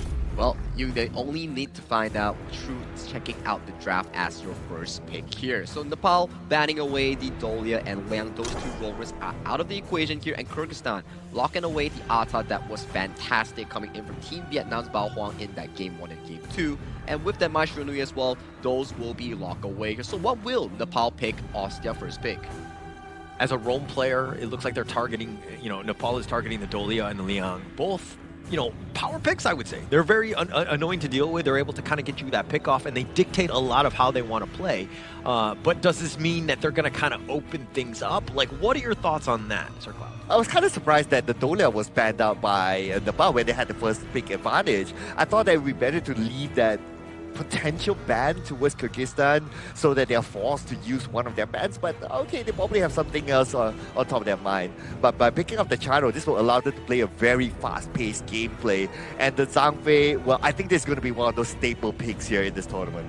For me personally, Chano is one of the best marksmen in this current patch itself. Strong laning phase and very consistent DPS coming into the late game when you have like the 4-3 items, Eternity, Shadow Ripper, and the Daybreaker here. And picking up the Zhang Fei, one of the best protectors here in the roamer pool that also simultaneously has the engage potential here. And for the side of Kyrgyzstan here, you can see a very aggressive approach. The Yuan that we talked about here, flexing it towards the roam role and the Ukkyo Tachibana to kick off the early game for the jungle role. All right, they've picked the Yuan from Kyrgyzstan. It's 100% already in the Asian Games qualifier. Should we just, move on to game 2 at this point? Well, I guess it's also down to execution, right? One thing is picking it, yes, but then again, it's also down to how they play it inside the game later on. But it's also the first time that we're going to see the channel, right? I do totally agree that with this patch, the channel is really, really strong, not only in terms of team fights, but also able to take down towers really fast. Yeah, that's true. And the dominant laning phase coming in from Chano will be a strong factor coming in from Nepal Sushil here to actually dominate the early game against Kyrgyzstan here. But I'm loving the Lady Sun trying to equalize the laning phase coming in from Kyrgyzstan's farm laning here. That could be a potential approach that Kyrgyzstan will be coming in and looking for in this game 1. To set it off with damage, right? And on the other side, Nepal, they're going to go with the Byron, a very strong Clash laner. That's going to be annoying to deal with if you're Kyrgyzstan. And they're going to pick up the Fatigue, so it's going to be looking to be a jungle Fatigue. It will be a jungle fatigue here. So coming in from the Nepal squad, yes, we did mention that Sushil will be on hands on that channel, giving him a very strong early game and a late game, but they're not banking on a single carry. You have BJ on that Xiao Qiao will also be one of the potential damage dealers here, and that Byron to sustain that early game. So I'm pretty comfortable with Nepal's draft in this game 1. It's looking really well rounded here. Ooh, by picking up the Lubu. Okay, so now I'm kind of wondering, right? Like, will this Lubu want to focus a little bit more on the defensive side? Like, yes, the Lubu has the potential of giving out a lot of damage, but then again, if you kind of think about it, Kyrgyzstan, they don't have an alternative to who can be the frontliner, who can absorb damage. I was kind of thinking along the lines of putting out something more durable, but that doesn't seem to be the case. So I'm kind of worried for the ladies. So you're picking up the Lubu here for that true damage, right? The Zhangfei, the Byron, you have a ton of shields. You got to get through that, right? So it kind of makes sense. But the reason why the Lubu generally don't do well is because the Tremble Mortals kind of, you understand where it's going to be. You just step out of the arena and you're going to have a much better time. And a lot of the teams, the high-level players, are able to kind of navigate that ult. Yeah, and for myself, at this Lubu pick, I kind of view it as also a flash forcer here. The moment Sushil or BJ sees that ultimate, they have to pay the flash tags here. But one way to find out whether this Lubu actually works out here for Team Nepal or Team Kyrgyzstan here is to step into the gorge and find out in our game 2 of the day. Right, so I'm kind of having this thought that the Lubu pick is actually a false pick, right? Just because Team Nepal, they have 3 very durable heroes. You have the Fati to deal with, you have the Byron, you have the Zhangfei as well, and the Zhangfei with the heal. So the Lubu pick is like, okay, we have to find a way to cut through these 3 heroes to get to the channel. So it could be a false pick, and false picks are not necessarily good. Not the best. So it really comes back to, you know, Zhamovex, how familiar is he with it? Is he able to just play it to that high level? Because again, if he's able to kind of stay alive, get the perfect Tremble Mortals, he could really change the game. Yeah, the Tremble Mortal is definitely going to play a big role here, because if you kind of think about it, right, like, what other big engagers do they have? But like what you said as well, right? The Tremble Mortal, because there's an animation about a second or a second and a half that will allow Team Nepal to step out of the Tremble Mortal circle. And to a certain extent, it's not that difficult for them, because like Chano, he does have the extra move speed depending on the pushes as well. So I think they can kind of evade that one. They have the possibility. It's all about execution on this one. But I mean, just at a high level, we probably should have done this about a minute and 30 seconds ago. But like, Sir Cloud, which of these 2 teams has the edge going in? Ooh, I'm kind of liking the setup for Team Nepal, because you have a lot of protection for the Chano. Chano will get the free hits in. And even if Team Kyrgyzstan, they set up with the Tremble Mortal, I mean, Team Nepal right now, they are so durable. And if you think about it, if it goes to the very late game, the Pirate will be hard to take down. It's going to be tough. And I think that he's going to be an issue. Swastik, once he gets going, he's going to do a lot of damage as well. So it really comes back to BJ and Suyong to ensure that the crowd control is there, so that the rest of them can kind of just steamroll the rest of Kyrgyzstan. Yeah, and right now, Team Nepal, they are putting the heat towards Team Kyrgyzstan. They've been playing this aggressively, trying to get the Armadillo at the bottom as well. So Kyrgyzstan, it kind of reminds me of how India was during the first game, right? Like, they allow Team Nepal to come towards the jungle. You're going to give up a little something, right? I think that they're going to be fine, considering that they've already cleared that side. They're going to be okay with that, because then Nepal are on a scouting mission, they're walking around, they're not farming, right? So they're wasting a little bit of time. Not the worst thing. And if you're looking at the net worth, again, both of these 2 teams really testing it out in this game 1. Yep, and because of that as well, maybe Team Nepal, they kind of pulled the brakes here a little bit. Or they're just waiting for the first objective to arise. We are about less than a minute towards the first objective. And it looks like Team Kyrgyzstan, they're kind of really down there. Yeah, it's going to come back to just like which of these two teams blink first, right? Like nobody wants to make a mistake. Nobody wants to give the edge. They're going to continue to play a little bit slow and steady. Like just set the tone. You don't know how the other team is going to respond, so you don't want to be throwing anything away. All right, I'm trying to think of the winning condition here for Kyrgyzstan, right? Okay, is to get the tremble models in. But to get the tremble models in, they have to try to draw a few skills or dashes away from Team Nepal before they can do that. And if you're seeing exactly, I mean, this Blazing Brilliance is going to do a little bit of work. Just everybody gets on out. And now Marlon needs to be a little bit careful. Does not have that ult. He used it earlier. But the Yuan from, you know, the first series of the day where it was all nothing but mid, walk me through at least the roam Yuan. Yeah, right now, not really doing himself a favor because he does not have the melody of peace when the Tyrants are up. So it's going to be hard for them to engage this one. And Kyrgyzstan, they know that. So if you look at Kyrgyzstan and they're split up here, they know they're not going to be able to challenge that one. They just focus on farming either in the jungle or the lanes. Yeah, and this might not be great for them. Marlon gets his unending sorrow. He's just going to be backing up. And that's what he wants to be doing. He wants to be, you know, creating or getting vision, seeing where they're going, maybe bait out a couple spells here and there, and just kind of out-healing through it all. Yeah, and we can see that Team Nepal, they have the confidence right now. Here comes that right now outburst, but nobody's going to engage from that sort of position because the tower is still very active and the minions are almost done. Yeah, but they tried to stack it. I mean, it was a very aggressive attempt, fruitless in the end. But they got the unending sorrow into the honey sweet breeze. You're gonna probably see that 1-2 combination quite a bit in this one to set things up for the rest of the, you know, the team fight to happen. I personally would have kept the Unbridled Outburst for a bigger moment, but maybe they were just like, okay, we just want to try to inflict fear onto your opponent. Sometimes it's about the mind games as well, if you think about it. Okay, that's just because you're a Zhang Fei main. I think Suyong should be taking some notes loud. Maybe you should be on the stage playing, huh? Yeah, if only it's only Zhang Fei. if only the rule says you cannot ban the Zhang Fei. And only you can pick it, and you would just pick it every single time. Done deal. But now, if we're looking at this one, both of these squads, very close. Nobody's really willing to give an inch, so to speak. Yeah, even the goal difference as well. Like, okay, I know Kyrgyzstan is kind of losing ground, but in terms of goal, they're still keeping pace. And at some point, they have a slight advantage towards Team Nepal. So now it's about what will be the tripping point, right? I guess the tripping point will be who makes the first engagement or who comes out victorious of that. Yeah, and also looking at Swastik, I think that once he's hidden a couple, you know, once he's comfortable, he's able to kind of leave the jungle because it seems like now is the time they were trying to take out Marlon using the Unending Sorrow, dodging this again. Yeah, he has to use that one, right? Like, he has no choice. If not, he would have been gone there. No first strike yet by either side. This is so far the longest wait for the first strike, if you kind of think about it. It just shows the level of respect that the two sides have for each other. Yeah, not able to find that right pickoff. They just have a lot of sustain. They're able to kind of navigate through some of the punches that are being thrown their way, dodging things out, and again, just looking for a very good mid-game. Right now, Team Nepal, they have the option to go for the Overlord right now. But they're not really going for it. It kind of feels like, okay, they want to take down a lane, but then again, Team Kyrgyzstan, they're still holding down to those lanes, so Team Nepal, they don't really have an opening. I would say that perhaps the best right now is for them to try something different, maybe to try to go for the Overlord, because there's a lot of time and space given by Kyrgyzstan.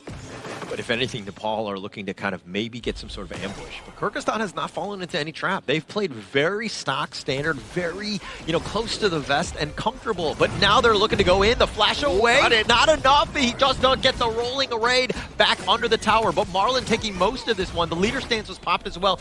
Everything in the kitchen sink thrown at Kyrgyzstan, but no picks. Oh, here comes Shushank as well. Looks like they really want to take down the bottom tower.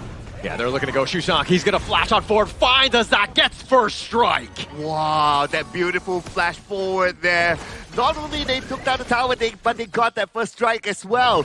Beautifully executed by Nepal. And Kyrgyzstan didn't expect that one because that rotation was so fast. Yeah, and they survived the first strike, right? The first attempt, the onslaught that was trying to go in, and they thought they were safe. They hit under the tower, but it was just not enough for the second second one when Shushang decides to go ham under it. Okay, the big one here is that if Team Nepal is able to get the middle tower, that middle tower, if they're able to take that one down, they will have big access into the jungle side of Kyrgyzstan. But looks like they're going to shift their attention away towards the clash, which is absolutely fine because at some point it was really crowded in the middle. But because they shift their attention away, then it opened up a little bit of space. Now, right now, Kyrgyzstan, they're pretty much playing tag if you kind of think about it. They are playing with the tempo of Team Nepal. Yeah, Nepal has turned it up, right? That first strike in the bottom and then turning this around. I mean, yeah, you were talking about the mid T1 being the most important. But you have to kind of go on the outside. You have to, direct them. Maybe it's a little bit of a fake out, if you will, to open things up in that mid lane. But with that outside push, they were able to kind of take the tyrant here by Kyrgyzstan. Right now, back into focusing onto the middle. They really want this middle tower. Okay, so Kyrgyzstan, they're grouped up right now. So this is a signal that they could engage. And when Team Nepal, they see Kyrgyzstan grouping up, especially with Lubu there, that's where they start to not get together. Yeah, and they're kind of close on this one. If they want to fight, Marlon is probably not the right target that you're looking to go. But again, something to take note of. Kubanich is actually, he had to expend his flash just to stay alive. He is a very immobile hero. If he were to get caught out, he is definitely an easy picking. Okay, so right now, looks like Kyrgyzstan. Okay, we have not seen really Kyrgyzstan really pushing it yet, right? Even though the goal difference is like minute, it's small, it's about 300 goal difference, but it feels like they're just playing the farming game right now. I wonder, are they setting themselves up for the late game? Of course, of course. I mean, unless you're trying to go for some sort of pickoff, and we haven't seen Kyrgyzstan turn. Okay, gets the unending sorrow. He does get on back into safety, but he needs to be a little bit careful. But Kyrgyzstan have not grown grouped up and attempted any sort of gank. They've been very reactive, and that's going to open things up for this mid T1 here. Oh, okay. But if you kind of think about it, right, besides the tremble model, they don't have much options here to re-engage. Maybe Marlon, but he has to be able to hit this one. And the range sometimes is a little bit far, right, for his teammates to follow up. So Kyrgyzstan, we did talk about this during the drafting phase. Yes, they're very dependent on the Lubu. But if the Lubu doesn't engage, they don't have any other options. Not too much. But also, it's a feels bad, man. When you're looking to kind of go with the Tremble Mortals as that first initiation, I kind of think Kumanich is kind of the guy. He's got to hit that Chaos Center to get a stun, attract, and initiate that team fight, and then you have the Tremble Mortals on top. That would be best case scenario, though. Okay, and still, again, Nepal is just really pushing it back. Oh, they're out first with the pushback. The Tremble Mortals used in return. The Honey Sweep free. Marlon as well under the tower. Azad is going to be taken down as well, and they've taken down 4 members. Jamovek is the only one left standing.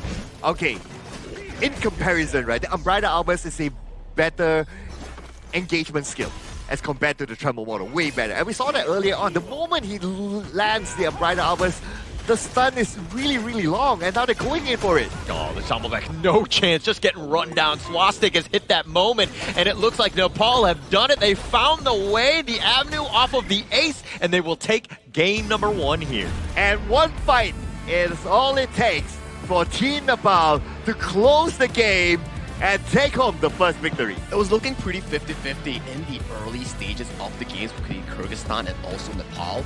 Goldie was neck and neck.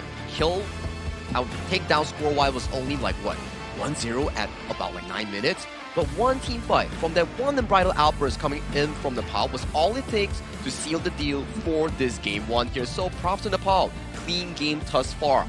For me, their rotation as a team is, for this game itself, much cleaner compared to Kyrgyzstan. Oh, incredibly clean.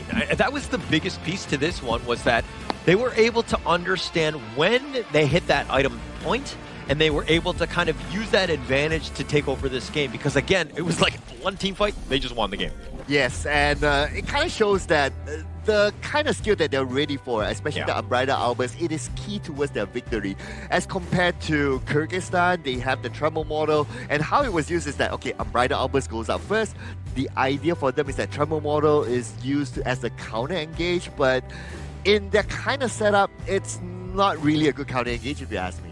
Well, in their planning here, if I were to envision what Team Kyrgyzstan was trying to plan out regarding the Lubu pick, in hindsight, it seems like a logical pick because number one, Lubu's true damage goes through double shield coming in from Byron and the Zhang Fei, but it requires ultra late game. Number two, Xiao Qiao and also the Chano coming in from Team Nepal, they don't have solid mobility to actually escape from a Tremble Mortal if their flash is on cooldown. If this game were to, per se, go into a 15 to 16 minute mark, then maybe Team Kyrgyzstan could win big with the Lubu. They had their opportunities. Right? I think that especially when things were close, it was going to be a moment, like it made sense on paper, but it's all about the coordination and the actual execution because you're seeing some of the KDAs here and there's not a single kill to Kyrgyzstan's lineup. That was a bit of a rough one for them. Yeah, but if you kind of think about it, right, how are you going to drag the game to the late game if you're Kyrgyzstan, right? Then you're going up against Chano, you have to deal with the Wolves, you have to deal with Byron, who's very sustained on the lane and able to push independently.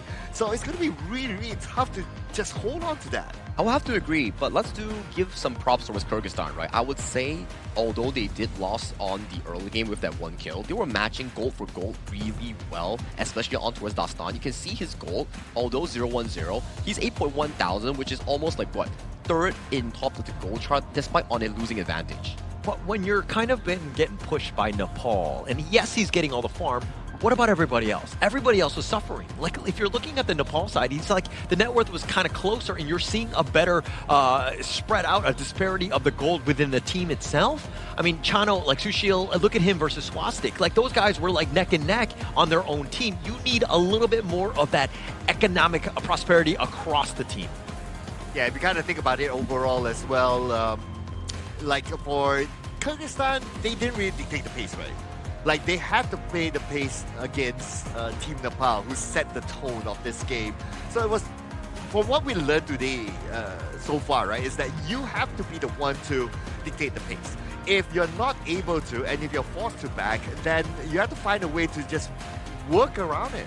I think they're on a passive approach, right? As we can see, the main damage coming in from Kyrgyzstan is mainly from Marlin on the Yukon roam, which is not the best of the news here coming in from Kyrgyzstan. You want key members like Dastan or Azad here on those strong early game picks to make sure that they can force out the damage output, force out the big trades here against Sushil, against BJ here, so you can go for those tower approaches here. Because in that game itself, yes, we do see Kyrgyzstan matching gold for gold, but it's way too passive in a sense. They need to be more aggressive and more streamlined with their plays. Yeah, they need to take advantage of some of the skills and abilities that they have, right? I mean, you were talking about the net worth, like really close. Like, we were wondering, we're like, oh, do these guys even want to play? Like, do they want to fight? Like, what's going on? Because, like, they were playing very passively. They were just like Farm Simulator, right? And so towards the end, once that moment, that team fight, that pick-off, the first strike, once that happened, everything changed. And you saw the gas just being pushed down by Nepal. They were able to turn things up.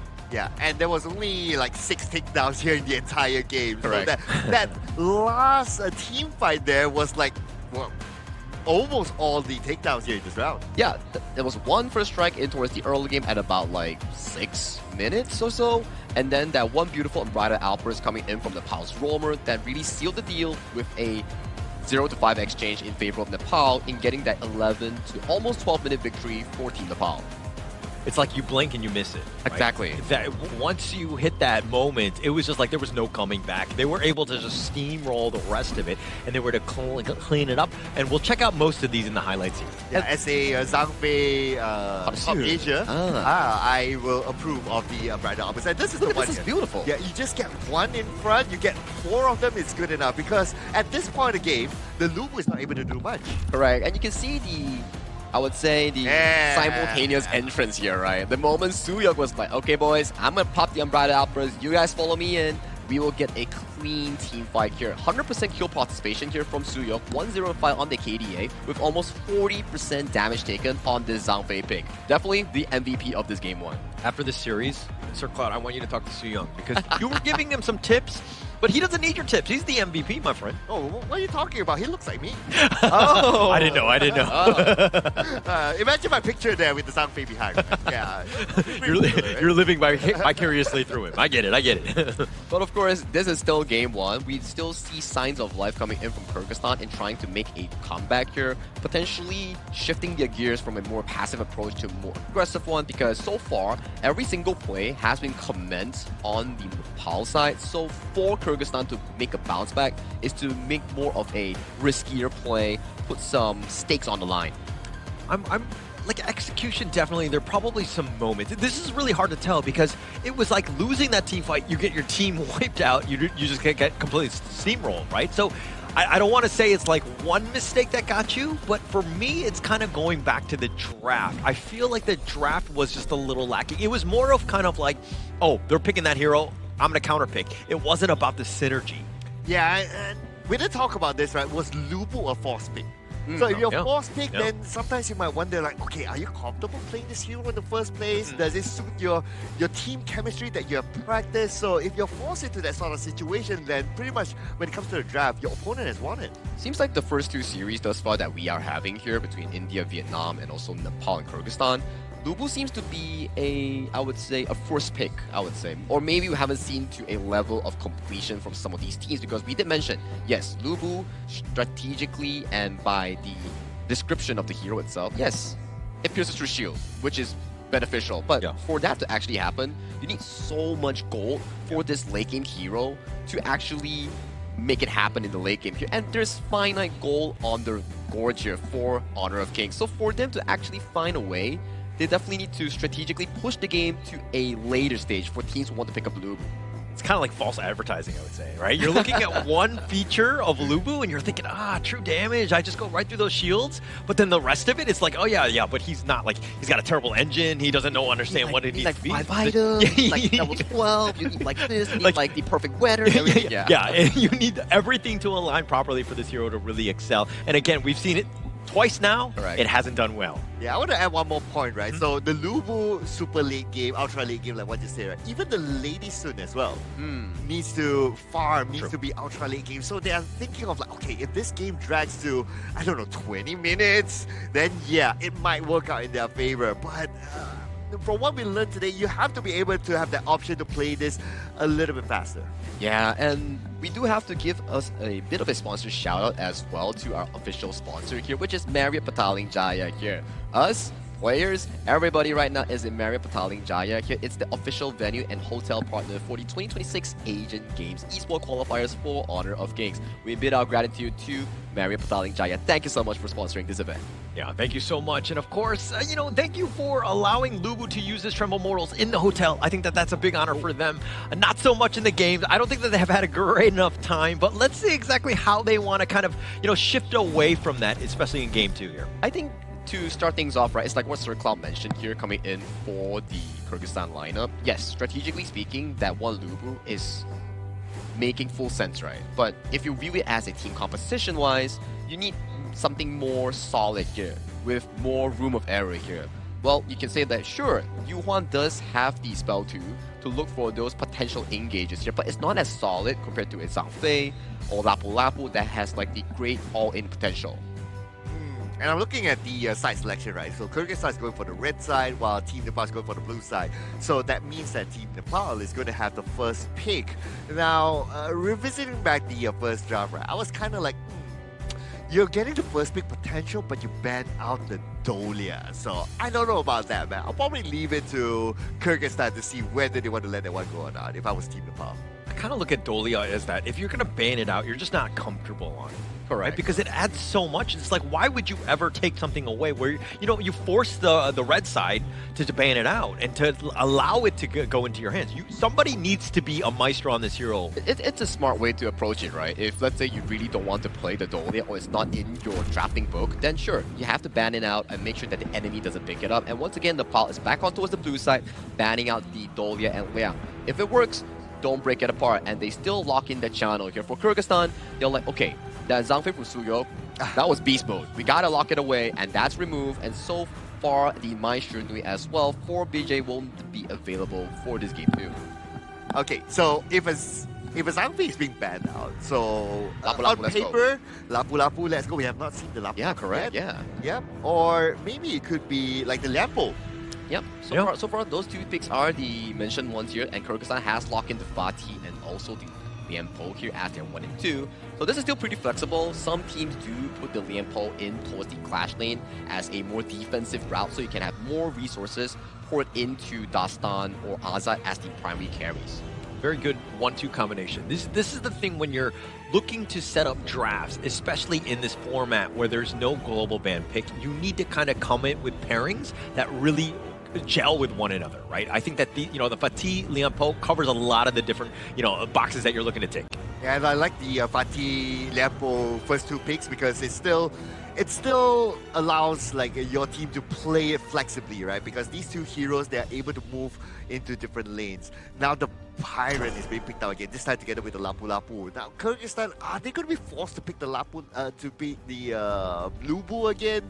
I don't know. If they're comfortable to play the Lubu, okay, fine. At least this time they have the Lianpo to set things up and Lubu to follow up with Trevor Water later. I think they can still go for the Lubu pick here. It still makes feasible sense. It's still a good lane matchup here. And then we can see over to set Azad on the DRG. It doesn't require as much resource compared to a traditional critical marksman like Wei Sun, Hou-Yi, or the Chano per se. You just need like 1 Spark Scorch and a Doomsday, and you can start ramping up in the team fight here. So for Kyrgyzstan, I would say that their Game 2 draft does seem to have a better approach compared to Game 1.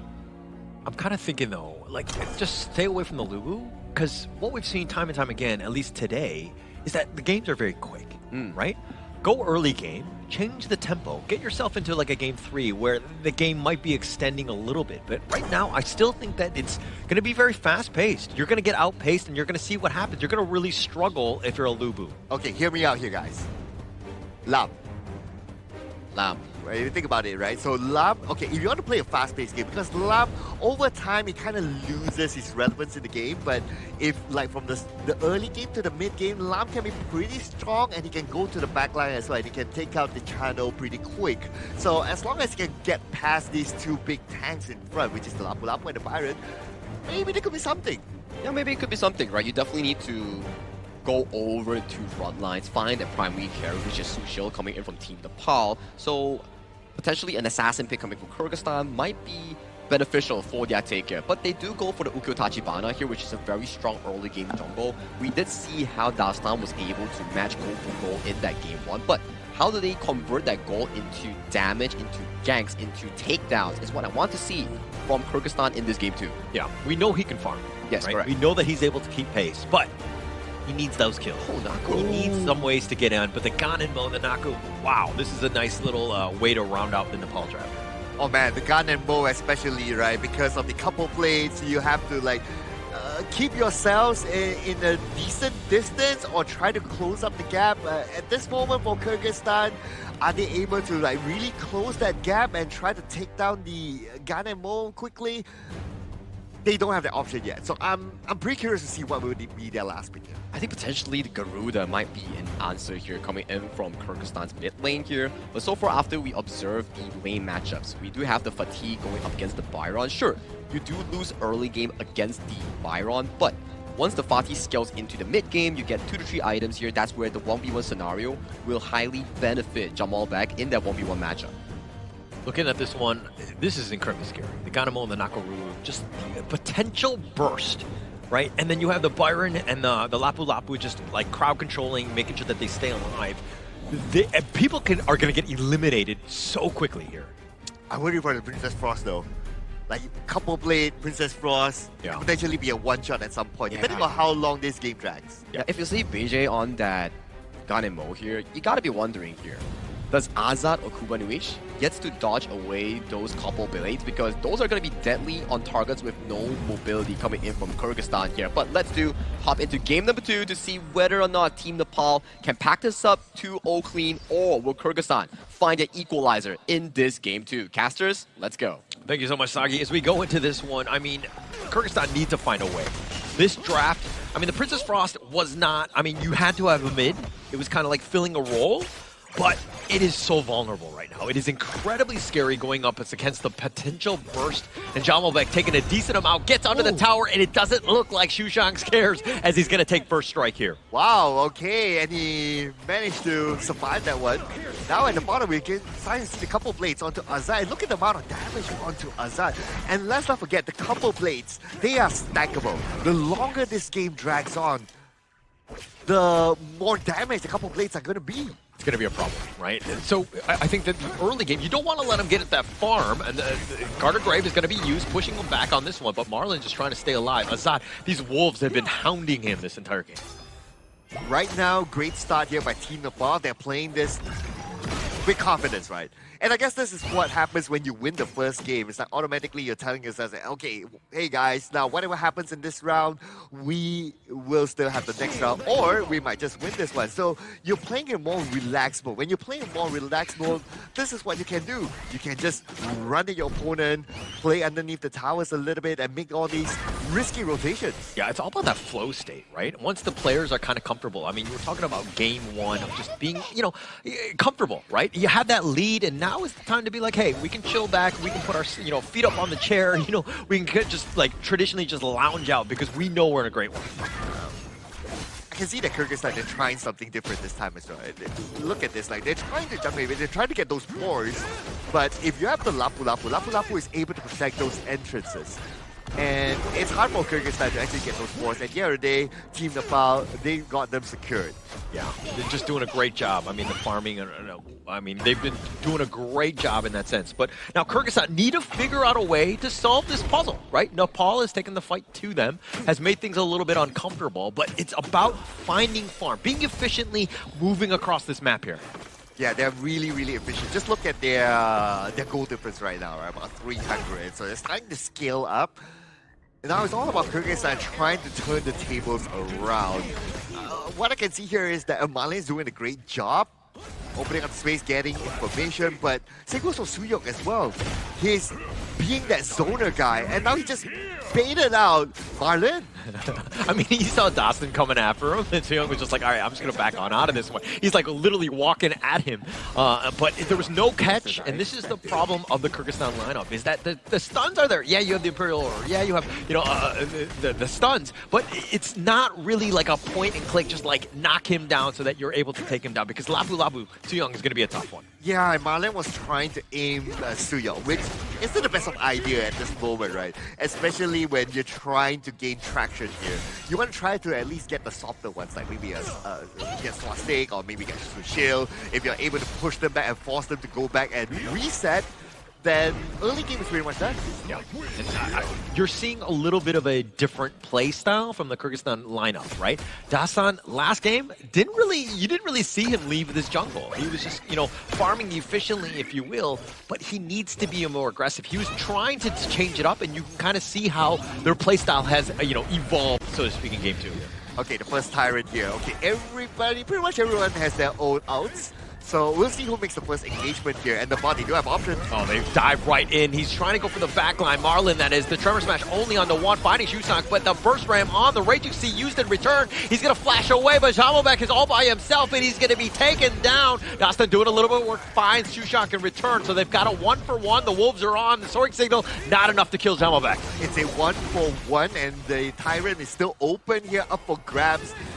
Now for Team Nepal, they still have the couple blades. They still have the Guardian Bow. So that's a very strong spell to try to zone out Kyrgyzstan. But it looks like Team Nepal, they're going to let this one go. Yeah, I don't think that they have the opportunity to really go in on this one. I think that they're going to give this one up. Kyrgyzstan will happily take this. But BJ and Swastik, these are the guys. Whenever they're nearby, they have that burst and they're able to take you down. Kyrgyzstan, a lot of their guys are vulnerable to these two. Yeah, and well, even though Kyrgyzstan, they got the objective, right? But in terms of goal, they're still slightly lacking behind. Yes, it's a good small win for them, but they have to find more. Yeah, definitely need to find more. But this is, it's not the end of the world, especially after a game one, which is a little bit of a confidence breaker. But Kyrgyzstan have bounced back. This is the way you want that team to be. You need them to be resilient and to be like, hey, it's just one game. Let's continue to grow. Yeah, I'm liking it. I'm liking not only the gameplay, I'm liking the draft a little bit more this time by Kyrgyzstan. I have a lot more expectation for them than this time. But what's going to be important when it comes to a team fight is for Kyrgyzstan to find the backline. Try to deal with the gun and Mo especially. Don't allow those couple blades to just get free hits. You gotta get on top of them. So if you're looking at the Kyrgyzstan lineup, like, who's the guy that needs to make the jump onto BJ? Because if he's on the far back and nobody's going on him, he's gonna have a field day. Okay, I am kind of thinking about Jamal back. Getting creative here. Try to go for the back line, try to go behind to take down those key heroes that we mentioned. But Sagi, what do you think about the game so far? I think the game so far has been a big step up coming in from Kyrgyzstan in the early game. Much more proactive. You can see more plays coming in from Dastan on the Ukyo Tachibana here. From Team Nepal, more pressure is being put on towards them against the Clash lane, which is Jamal Bek on that Fatih. He's had a much better time. I think that Dastan, though, Ukyo, this is the guy. This is the one where, you know, the pace of this game, how things are set up, everything is going to revolve around him. I mean, that's the life of a jungler, right? You signed up for this. You need to be the guy. And he definitely needs to be there because if their team is losing, it's because he's not finding the right targets. He's not able to farm efficiently. Yeah, I'm also thinking about, like, okay, how did you deal with the gun and Mo, right? My best answer is going to be the Fatih getting creative, trying to go around when it comes to team fights. But Sagi, do you see any other option other than the Fatih? Okay, let's review back the composition coming in from Team Nepal. They do have the Lianpo. The Tremor / Flash does allow the Lianpo to access towards the background against key targets like the Chano and also the Gan and Mo that you mentioned. And then the Fatih S1 Flash, the third one, can also reach pretty far in towards the backline here. So for Kyrgyzstan, I would say this game, they have more offensive control compared to the previous one. More control, more team fight. But just like last game where they literally got wiped out, they lost the game, right? Like instantly, right? Is that potentially something that can happen in this one? I mean, we'll have to find out here. So I think we will still going back with pause resume here. Gotta make sure that the devices are up and ready for all these players here. We gotta make it fair and square. Everyone gets an equal ground starting for the tournament itself here. So bear with us here. We'll have to go in for another technical pause. All right, I'm just putting out here, right, since we have Sagi here right now. Which team or would you give the win to? Give the win to. I think it's earned, but if we were to judge from the composition itself, I will have to say that Nepal's composition is really, really solid here. If they can actually make sure that the Gan and Mo and Chano never stands together, then it will make them have a higher win percentage here. All right, but it looks like everything is underway. We're good to go. Let's get back into this one. Thank you so much, Sagi, for that. But now, look, Kyrgyzstan, right off the break, they take the bottom T1, a huge win for them. And now it looks like Marlon trying to set things up, gets the Tremor Smash onto Sushil, but the Raging Sea is going to be used in return. Marlon needs to be a little bit on the careful side as those blades just barely miss him. Raging Sea onto only Marlon. Not the most efficient use of it, but, well, I guess they were just trying to answer a fire with fire at some point. But then without the Raging Sea, do they have any other option to re-engage? They can. Oh, Marlon so low. He's going to be fine. He does somehow survive that burst. And Dastan is showing up and everybody gets out of there. Nobody wants to deal with him. Oh, look at the couple blades there. The Shan, he's forced to turn back just because of those couple blades. And we kind of think about it, right? If you don't get the takedown through the couple blades, you're able to force your opponents to turn back. That's good enough. Yeah, definitely good enough. Plastic taking a couple shots, needs to be a bit on the careful side here. Nepal was being aggressive, chipping away. Again, we've talked about the importance of this mid T1, and Nepal was trying to take it down, unfortunately not able to do so. Yeah, I'm looking at the items right now. So Venomous Staff completed by BJ. That's going to be really important to try to get that win against Dastan especially, right? So that's a really good early buy there. I'm just waiting for at least... hang on a second. Oh, they just run it down. It's not no chance. Everybody in the Wolves, Suyong, Sushil, everybody being thrown at him. Azat was like, what just happened? Oh man, that was just so quick there. And that's the advantage that you can get if you have those wolves, right? Yeah. able to take it down as well. They took down Dastan. That's terrible for them. The flash away by Kudavanic. He's not able to get away. The hot streak going the way of Swastik as he's looking to tear these guys down. Does such a great job. Zoned away. Space created. Bottom T2 down. All of a sudden, after that small little pause there, Team Nepal, they're tipping the scale towards themselves. It's like it's starting to go all the way now for them. Yeah, doing a great job in that sense. I mean, this is exactly what you want to do if you're Nepal. Just kind of putting that pressure and completely controlling and dictating everything of this game. Yeah, and we can see BJ dictating the fight as well, right? Right now, he's not that typical Gundam mode that sits behind, throws a couple blades. He's the one that stands in front. And if anyone chooses to engage directly onto the Gundam mode, well, he has the Raging Sea to back him up. And that's the perfect counter initiation, right? Protect him, right? BJ and Swastik. Swastik is going to fly in, do that damage, and the burst is actually pretty real. But BJ's the guy you got to keep tabs on. Anytime he's nearby, those blades are going to start to hurt. Okay, I want to talk about the positioning of BJ as well, right? Sure. Now, because he puts himself in front, and our theory earlier was like, okay, the fatigue goes behind, gets creative and all that. But if he puts himself in front, then he can't go behind. Yeah. I'm okay with BJ being up front. He has Garter Grave, he has mobility, but the flash forward, the Storm Strike onto 3. Marlin is down, Dastan is running for his life. The rest of them are just looking to join, but Nepal finding the right pickoff. That is space created for them. Oh, absolutely a good one. And the moment they took down Marlin, it's like, okay, they know that Kyrgyzstan, they don't have a secondary tank at that point of time, so they can just go all the way, and Kyrgyzstan, they're forced to turn back. Now, what I like about that earlier engagement towards the end is that Nepal, they show discipline. They turn back, they focus back onto the lanes, they win the space because they know the next objective is going to come up soon. All right, I have this theory that the players that play Rome are usually like flat-faced. And the reason for that is they keep getting punched in the face because they're the tank, but we're going to have to continue to... I'm just kidding. I'm a Rome player myself. Back in the day. I've moved on in that sense, but I've definitely been punched in the face quite a number of times here. Glad that you changed roles, so now we can play together again. Yeah. Let's do that. But here the Azure Golem looks like it's going to be secured by Kyrgyzstan. All hands on deck. Got to secure these buffs early. Okay, and there you go. Swastik is going to lock it in, but...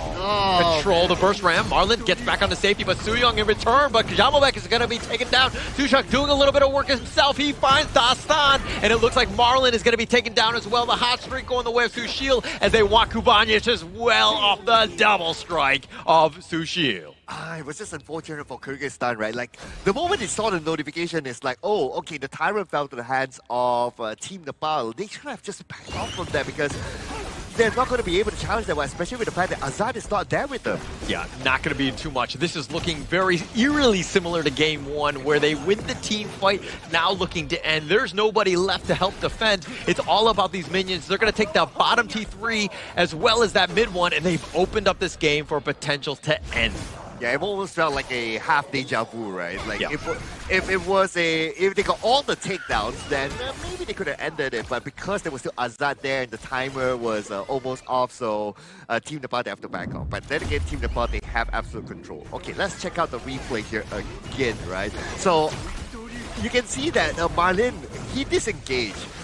But the rest of them came back. So a little bit of a miscommunication there, if you ask me, from Kyrgyzstan. They could have been like, okay, if we're going to engage, we engage together rather than one person turning away and the others re-engaging. Yeah, but it started with Sooyoung's Raging Sea, and now they want to go for the burst ram on. Marlin somehow not going to survive as he gets taken down. The Raging Sea was on point, but they find Sushil. That's a great win for them, but Jamalbek taken down as well. Kubanic is very low. I don't think Kyrgyzstan can fight on this one. Oh, no, not at all, not at all. They have to reset here.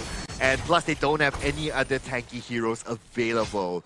Jamalbek is down, Marlin is down, so they cannot. They have no other option to re-engage as long as those two heroes are not in the game.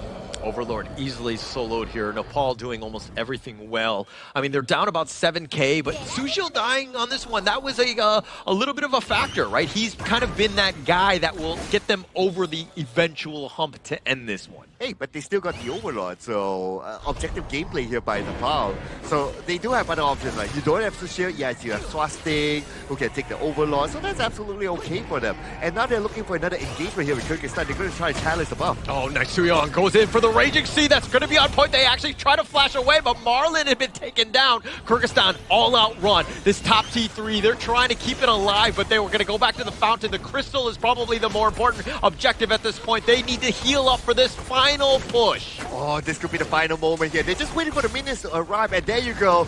This is the moment for Team Nepal. Yeah, they're looking to just continue on. I mean, they got the Vanguards. Azad is there. The crystal's taking a decent amount of damage. It's about half-life. Azad just trying to stay alive, but he gets picked up by Swastik. It's not going to be enough, and they have the Raging Sea on top. Jamovek is down. The crystal is at about 10%. The Vanguard is now shown up, and it looks like Nepal are going to take game 2, and they too will sweep.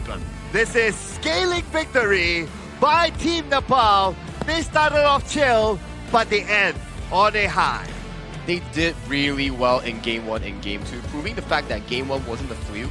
The fact that they can actually sustain themselves in the early game, making sure that they get the lead from those purple blades coming in from the gun and Mo, making sure that it pokes the enemies out, get that bottom tower, rotate towards the mid lane, chunk out that mid lane tower, and then you can see BJ continuously with those fleshly forge jabbing the hearts of Kyrgyzstan teams here, and then it really allowed them to pace themselves towards the victory here. Ever since the 6-minute mark hit, every single play from Nepal has been just one-sided against Kyrgyzstan. It got to that point where Nepal were really in that flow state, right? Just after game 1 where things like started off, you're kind of like, it's a little shaky, we're very even, let Kyrgyzstan probably get into too many team fights, but then game 2, it was all domination. Like they turned it up at the right time.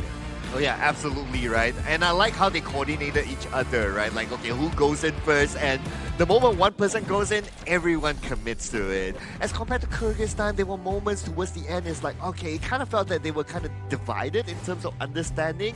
Like, okay, somebody wants to disengage, but the others want to go in. So it was kind of messy for me. Yeah, I have to agree. Where we did see that Kyrgyzstan, they did have like a good early game. When it comes to like a grand team fight, 5v5 or full team rotations here, Nepal was always one step, if not 2 steps ahead of Kyrgyzstan. Yeah, it just seemed like Kyrgyzstan were like afraid of commitment, right? No, I'm just kidding. I think in terms of that, it didn't seem like they were on the same page, right?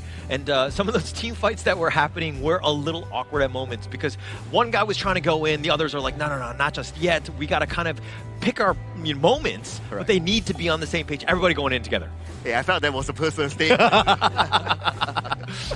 Oh, man. But yeah, I guess, well, this is their first round, right, in this tournament. So if there's any improvement for Kyrgyzstan in the following rounds, it's to kind of work on their chemistry there. Yeah, I think chemistry is a very important factor. It allows you to move as one, team fight as one.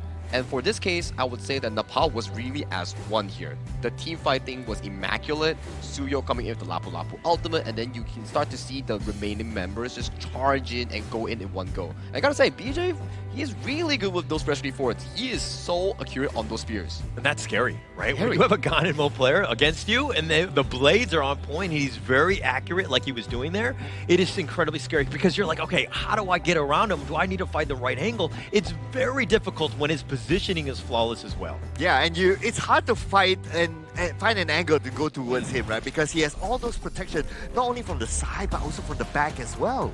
Oh yeah, as you can see in this post-game stats here, 5-1 and 4 coming in from Sushil here, still very steady on that channel pick. 0-0-9 on BJ, but you can see from the in-game pressure that he has generated along with Suyok, Swastik, and also Sushang, he was just poking down the enemies, softening up, battering up for Swastik, and Sushang just come picking up for the easy kill here. He was landing very crucial poke on the Ganemo. Doing everything right. And also, I want to give shout out to Suyo, right? Because his Raging Seas were so good. Not only in terms of initiation, but the counter initiation as well. When Kyrgyzstan, you're thinking, I got the numbers up, I got the 2-man stun. But then he was on point, ensuring that those guys would just stay alive with his Raging Seas. Okay, look at this, right? Sushil bought the Sun Chaser. Oh yeah. So because of that, then he can stay even further from any potential engagements by Kyrgyzstan. It's a big headache for Kyrgyzstan, right? If Sushil and BJ aren't too close to each other in team fight and they are separated well and have good positioning, you gotta be wondering, if you're Jamalbek or Marlon, how do you strategically go towards the backline and have your teammates follow up immediately? Because those are very long-range heroes that Kyrgyzstan has a very difficult time in actually accessing towards them in the backline. Have a much harder time, right? It's not as simple, right? Especially when Nepal had that map control, they were able to kind of, you know what I mean? Like when you're using that map control, you have guys that are forward scouts, right? So you have vision, so you know when things are coming. And when you're losing, it's the exact opposite. It's very dark, it's very hard to find the right moments to ambush. And you can kind of see how Nepal played that one perfectly here. Okay, I'm looking at some of the stats here, right? So Azad has a 0% team fight rate. So it kind of tells me the story of like, okay, they want to open up the space for Azad to farm and hopefully he's able to be the one to carry towards the late game. But clearly we didn't go that late. I think it's also very difficult for the DRNG to actually perform when you are severely outranged by BJ's Gun and Mo. Every time you want to walk up for those golden tokens to dish out damage as a farm lane with medium range, you gotta be wondering, ooh, is that freshly forged aimed towards my face or somewhere else? Because if I get hit by one full set, I'm out. Yeah, if there was body collision, I would be like, oh, Sir Cloud, I would put him in front of me, right? Because I would be like, I'll let him take it, right? Because those things... Oh, that's fair enough. Yeah. So you're going to be flat-faced because you're Rome, where you got punched in the face with all this. Anyway. But, I mean, this was a completely just dominant performance by Nepal here. I mean, the gold graph, it took a little bit to kind of get going. You're kind of... see this time and time again where they're happy to kind of extend the game. As long as they're not losing early game, they're finding ways to kind of accelerate from that fun. It felt like everything was under the control of Team Nepal. Like, they know that, okay, let's equalize out the early game. Once VJ gets the priority in the mid lane push, he comes down, start poking out every single member, and then we see Clash Lane from Team Nepal teleport down to assist the team. Yeah. And once that tower is down, we rotate towards the mid lane, pick up the mid tower. That's where we gain access towards the enemy jungle, where Suyo gets those beautiful Raging Seas to build the goal into a 9,000 full in the late game. It just seems like Nepal is built around a tipping point. Correct. Because once that moment happens, everything crumbles. Right? It's like the domino effect. I love it, right? Because they were completely pushed back, and then all of a sudden Kyrgyzstan, they were like stuck in their fountain. They were dead. They had the death timers or whatever, and they were kind of just hidden back, and they had no answers because Nepal, from that moment on, it was completely theirs.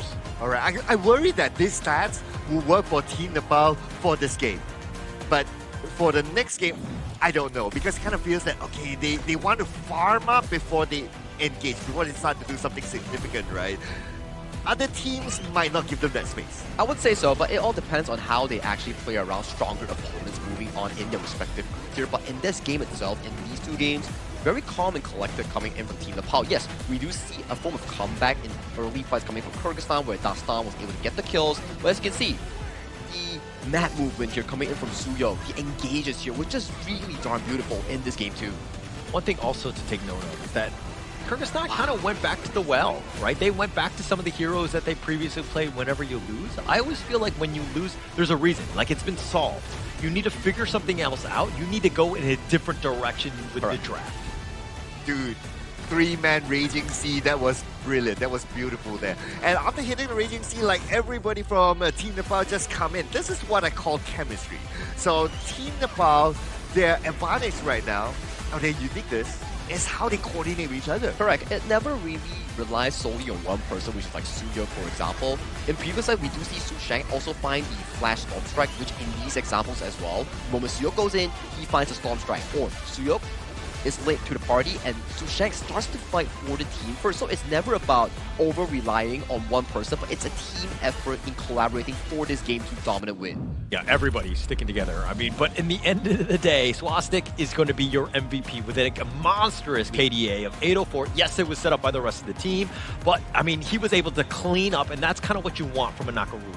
Yeah, you must have a good finisher as well. Correct.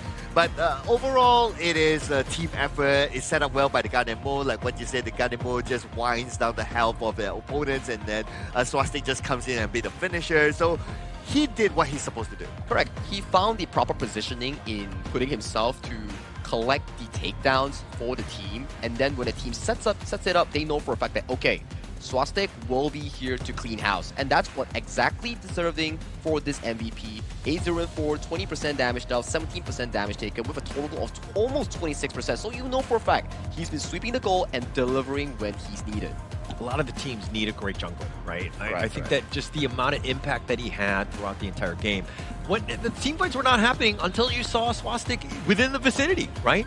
He's always that guy that's been able to kind of come at the right moment. And I mean, clean house with 8004. This is exactly what you want from a jungler. Yeah, and I guess because like, you have the kind of mode that can deal a lot of damage, but the moment you send your couple blades in front and your opponent's health is low, they will immediately back off. And who's going to chase them, right? So you always need the Nakaruru there to chase down whoever that target is and finish up the job. And sometimes it's not only about like Suyok or like Sushil like starting off the team fight for their team and also the clash lane, but sometimes you see as well the jungle Nakaruru comes in clutch with the early burst first on towards Team Kyrgyzstan's roamer. Immediately his health bar went down to like 10%, and that's where Suyok comes in, picks up the kills, or starts the team fight with the Lapu Lapu ultimate. So everything falls in line with how the team functions. It's never about over-reliance, it's about one team playing one full game, a beautiful victory for Team Nepal. It's all about execution, correct? Right? Yeah. And the way that they were able to do it, everything, like the stuns, the skills, everything was stacked perfectly, right? And hitting those moments, and it's all about trust, right? Especially, you know, when we're guys on the desk, we're like, I trust you, brothers. But it's even better when you're seeing it on the stage and the way that they're able to kind of get to that, because those are the teams that are really going to rise here at the Asian Games qualifier. Yeah, communications is one, and also sometimes like, okay, there's only a certain amount of communications that you can have in the game. Sometimes it has to be intuition as well. Yeah. It has to be like, okay, I see you like starting to move that way without even saying it. I'm already starting to do it. And this is where the strength of Team Nepal lies. I knew you were going to say that. I don't know how. I just got it. Okay, I think we have that same level of trust. Exactly. This is not pre-recorded, right? This is live. I can definitely do it. But he's reading up a let's save the script. talk for now. We want to hear more with Mara and the representative of Team Nepal on the stage. So take it away, Mara.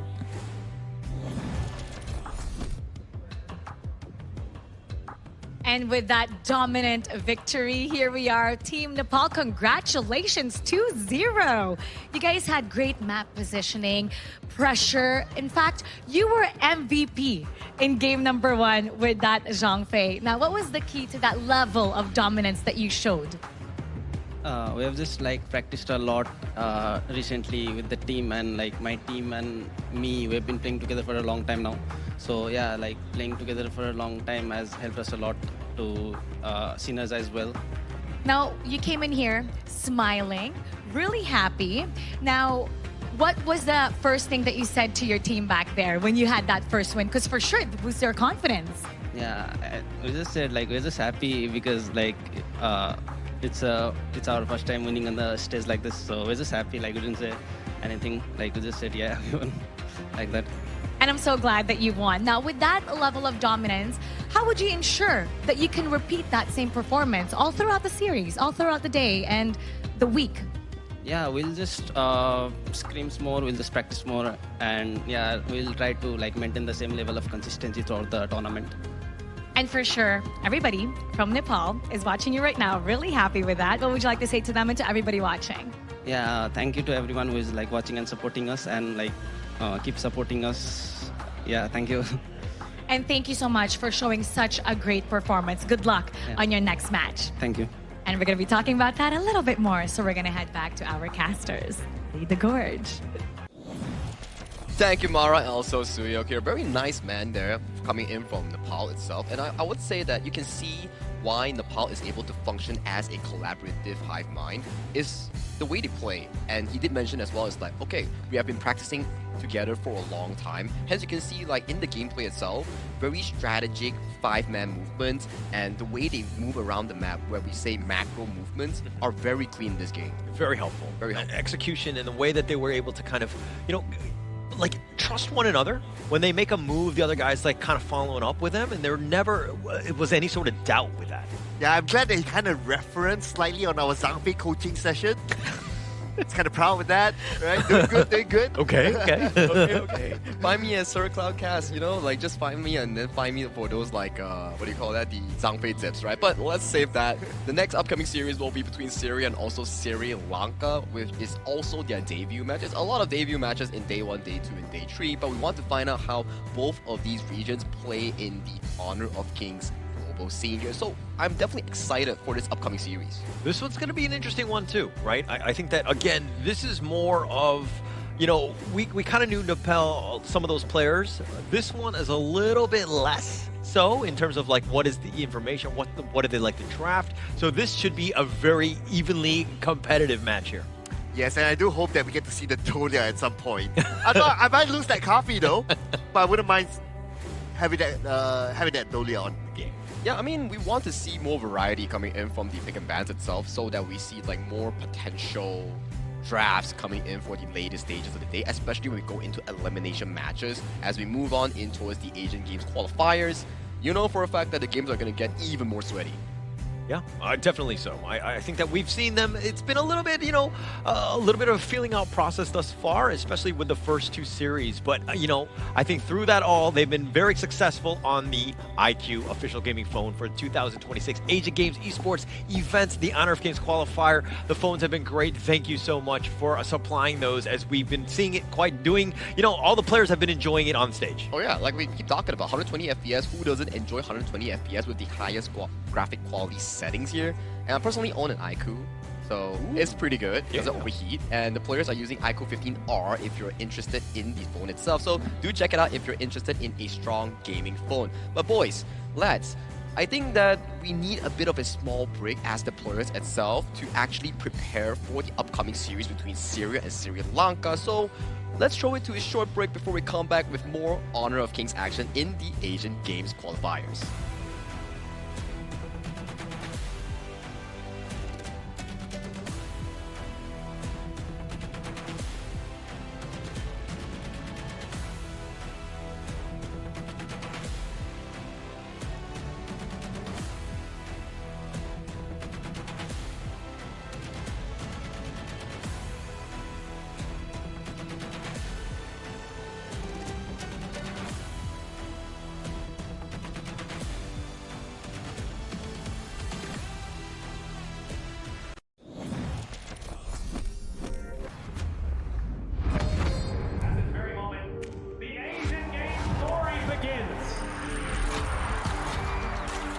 Who will be the next to shine on the Asian Games stage?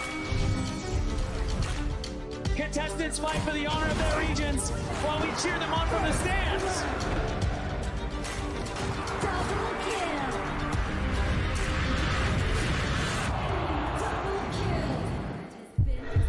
This is a challenge, but it is also an opportunity. The tide is turned.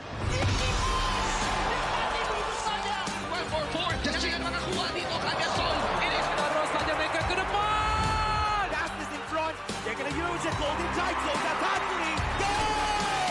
Victory. And we pulled it off together.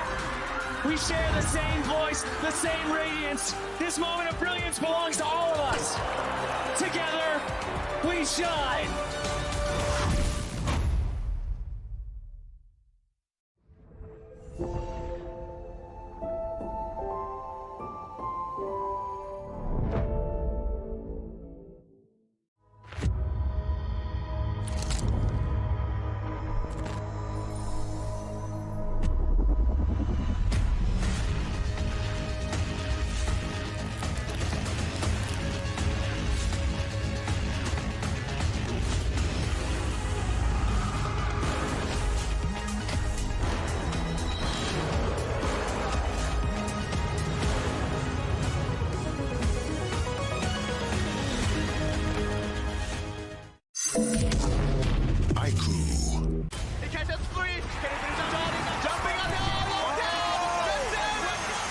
Welcome to the 2026 Asian Games Esports Qualifiers, Honor of Kings. 20 regions, one stage, and only the strongest 9 teams will earn the right to shine above the rest. Taking place in Malaysia, June 13th to 21st, 2026. Coming to Malaysia, this is the battleground where teams fight for the right to qualify for the Asian Games. 20 teams enter, but only 9 teams will move on. Apart from the 20 regions, there are 3 regions that have direct qualification. Here is the 2026 Asian Games Esports Qualifiers Honor of Kings format. First, the 20 teams will split into 4 groups of 5. In each group, every team faces every other team once in a single round robin, with every match played in a best-of-3 format. That means every match matters. Every game matters. Every single point matters. The point system is simple. Win the match, earn 1 point. Lose the match, earn none.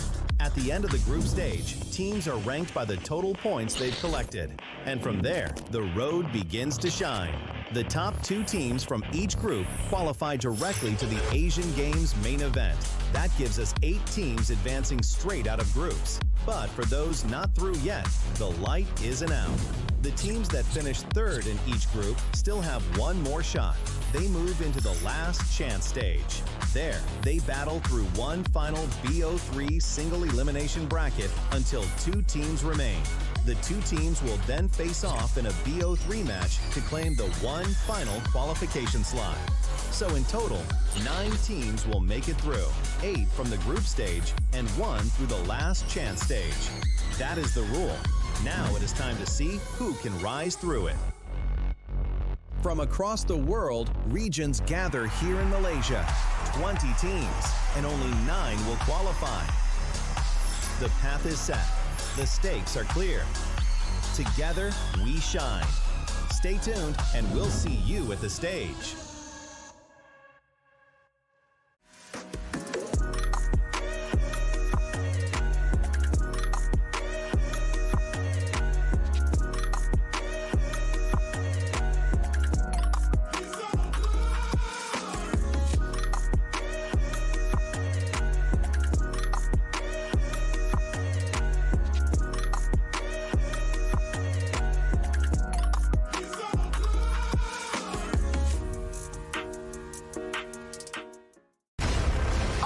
Not ready yet.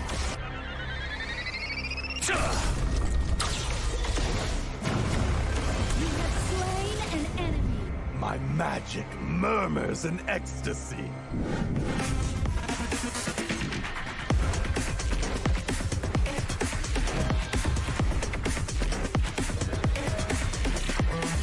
Amazing. There is no escape for you.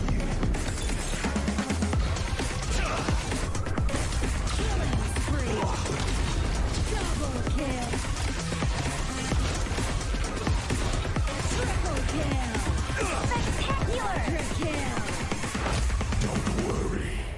I'll be back for your life soon.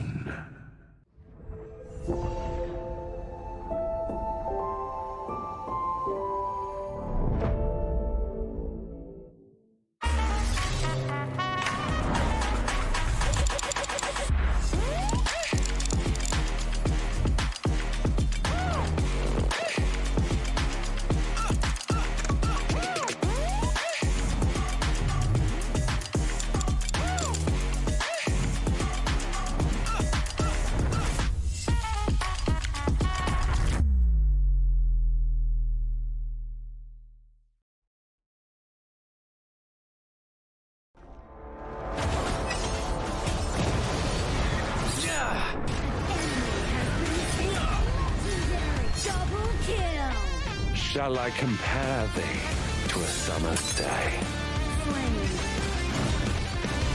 Don't engage. Don't crush us like insects. Defend our base.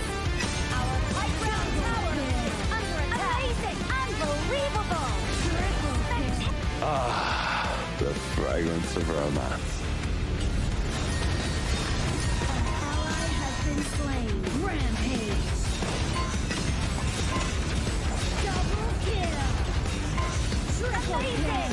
Spectacular. Pentakill. Lady Fortune is on my side.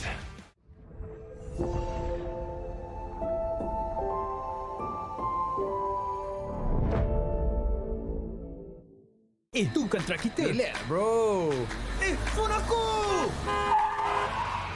Jom kembali. Mountain Dew! Angkatkan kegemaran! Kau boleh! Kat mana pula ni? Water Trust! Kasih boost! Huh? apapun. Steady bro.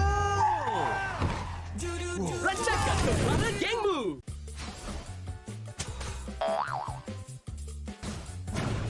They tried.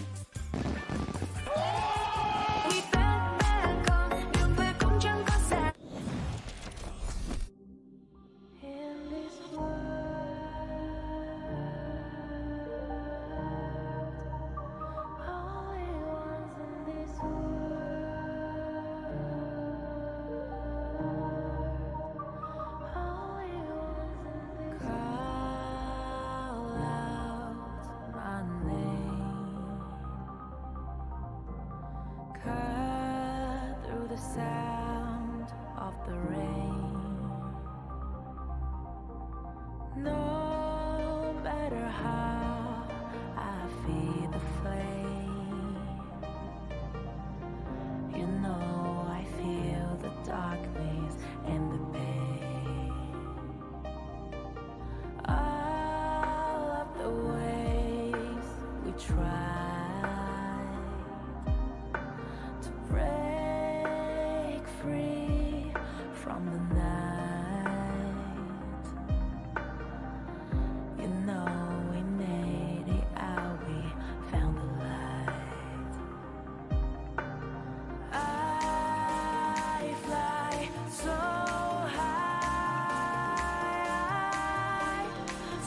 high, light up the skyline. Let's do it this time, like it's a whole new vibrant world.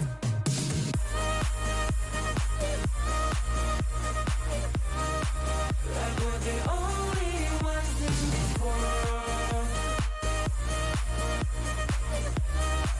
Like we're the only ones in this world. Now I see that I got everything I need. It's alright, I'm on fire, I'm alive.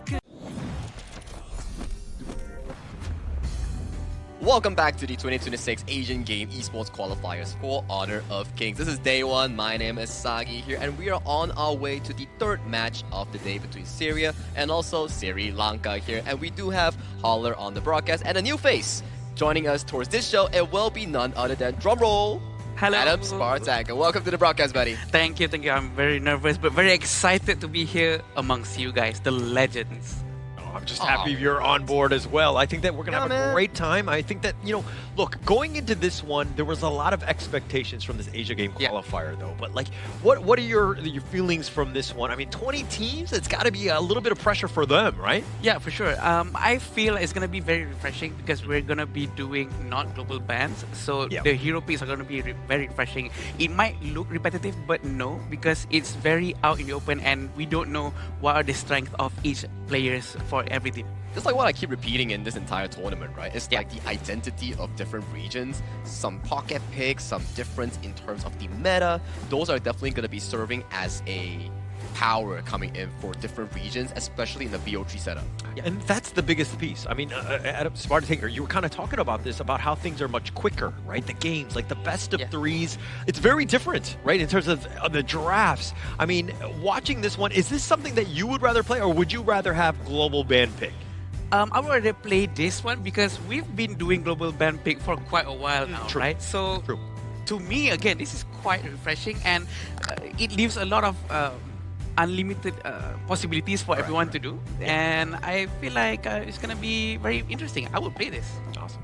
It's like a revisit back to 2024 before the implementation of the global ban pick here. So we're taking a trip down to memory lane itself. And right now, we have like Syria and Sri Lanka coming in as our third match. But if you guys are into new heroes coming in towards Heroes Gorge or Honor of Kings, on June 17, a new hero, Zavara, and the new AOV hero squad. We have Florian, Annette, and also Florentino. These four heroes will arrive in the Gorge, meeting you on June 17. I'm actually super excited about that, right? I mean, this has been the best part. When those new heroes are available, I mean, yeah, sometimes they ruin, I ruin my rank games, usually when they're on my team. They're like amazing when they're on the opposing teams, but it's a lot more fun. It makes things way more dynamic. I'm excited. I'm excited because I hear a lot about Florentino, about the skill sets that he can do. It's almost similar to Charlotte in some ways. And You're I a think Charlotte that, main. yeah, and I'm a Charlotte main, and I think that it's gonna be a very interesting hero to learn and also to execute very well in future tournaments. And I heard that Florentino is actually one of the more difficult hero, and the difficulty is actually off the roof. And I can't wait to see once they get introduced. Some of these players will definitely pick it up and have like fantastic moments. Yeah, but that's enough about the official server heroes here. We're here for the Asian Games qualifiers, and especially the highlight is on match 3, Syria and Sri Lanka here. Talk to me a bit about this specific matchup. I think that both of these squads are not as prominent. They haven't had as much airtime, so to speak. So a lot of the data that we've seen is kind of like hidden in the shadows a bit. But at the same time, it's a huge advantage for both of them because they're dark horses. Like, we don't know exactly what they like to pick yet. So it could be a very interesting match here. It's not just that they don't know each other at this point. Also, other teams will be watching and they will try to learn as much as they can from these two teams. And I believe that it's going to be a good one. We're going to learn a lot from them. Yeah, interesting facts, right? We will only find out in the gorge itself. So without further ado, let's invite both teams towards the stage to showcase us what they have prepared for this upcoming matchup. Let's welcome Syria and Sri Lanka.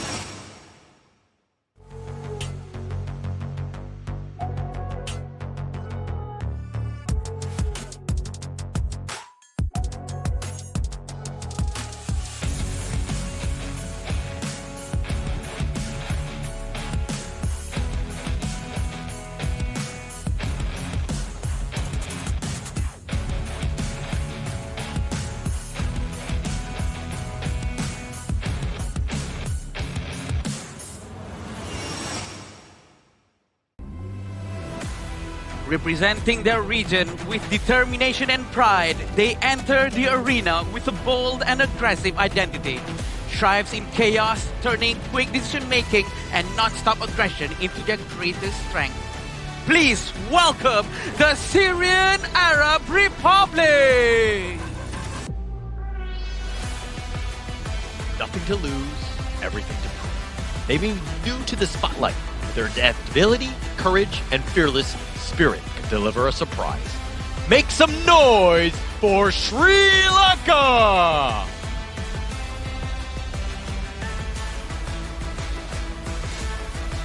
And there you have it.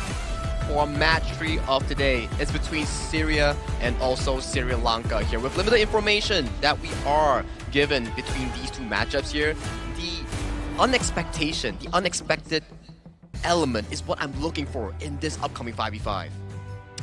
Actually, that's the biggest piece, right? I think that going into this one, it opens up so many different doors, and it's going to be exciting to see what these teams have to bring. And here we have Syria with Bashar, Ammar, Abdul Aziz, Ali, and Ibrahim on the line. These are the players that will be representing their region, and I believe that we're going to have a very good one because we don't have any data on them. Also, that means that they're going to be giving us a lot of surprises.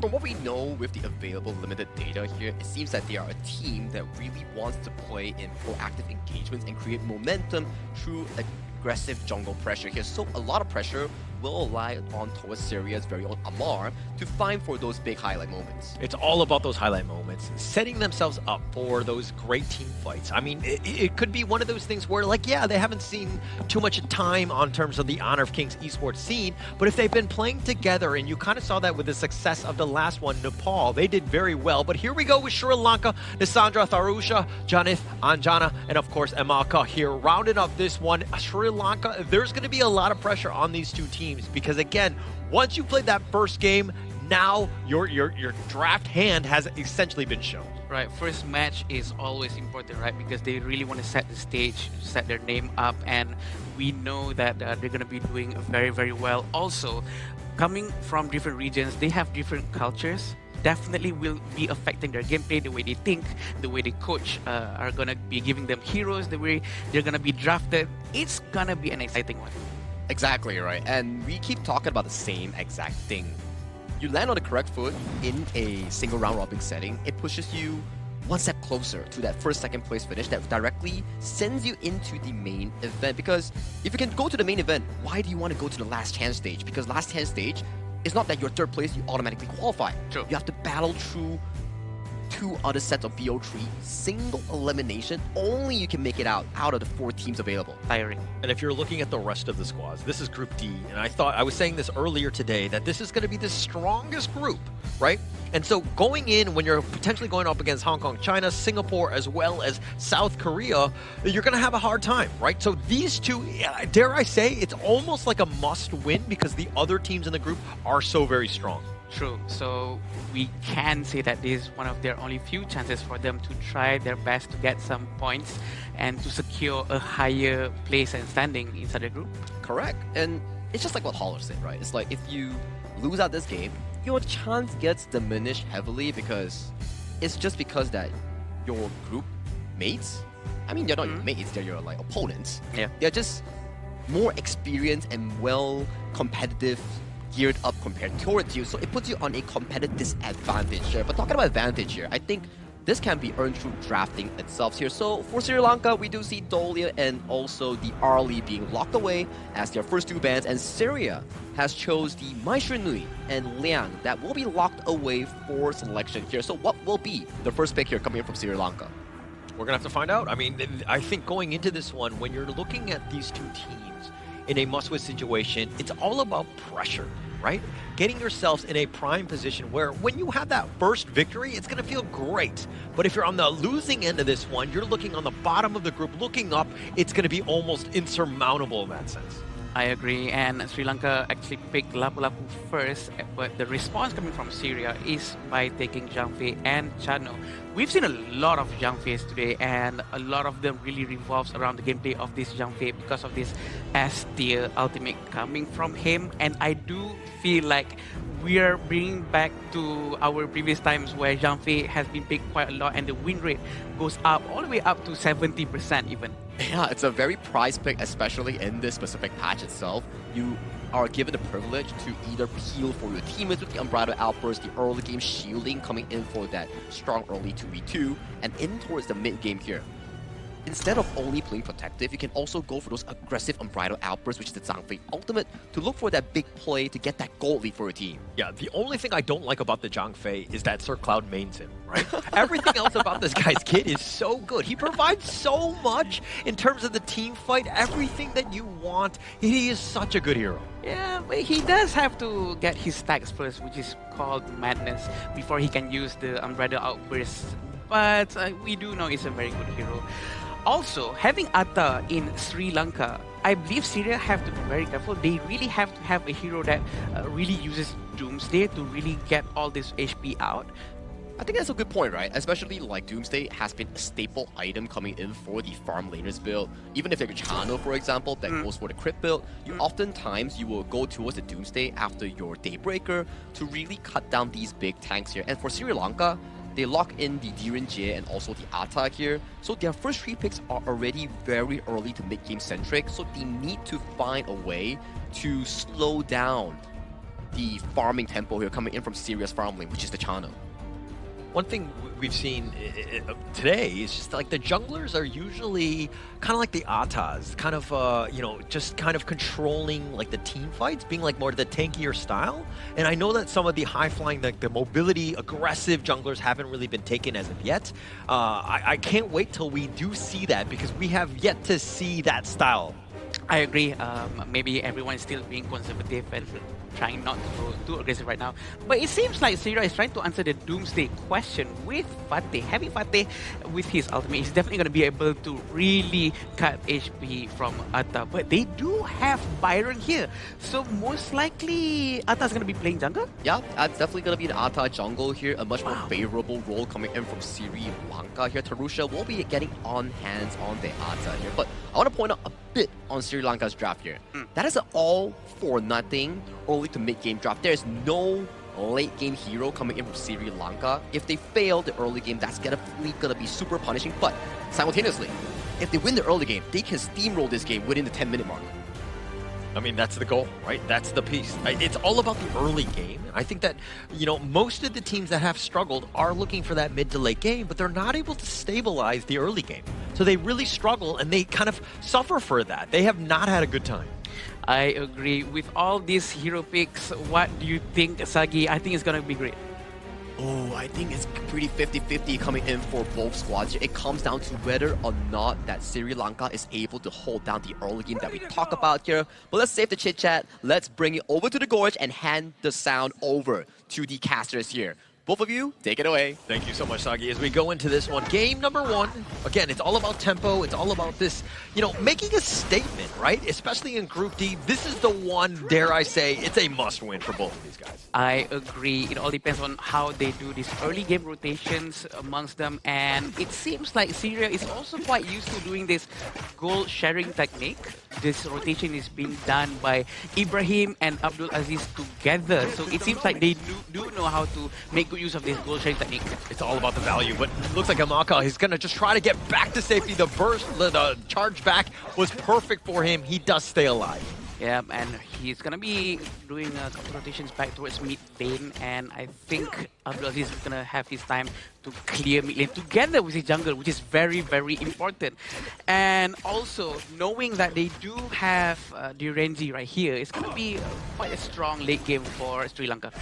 Look at how Syria went all the way from the bottom lane. They put pressure on, but then they're like, wait, we need to go back to our farm. And they went all together to the Crimson. That is a long journey, right? They were not able to do that quickly, and it's kind of wasting a little bit of time just traveling. I agree, and they always rotate together, which is very important in case something happens. The Jangpei is always there. Ibrahim is always ready to do something, but he still doesn't have his ultimate yet. Yeah, the wind slash, but the ghost ship just shutting that one down. He, you know, if he was on my team, he would have locked me on the wrong side of that ghost ship. But the Chaos Cinder doing a little bit of work. Farusha will be fine though.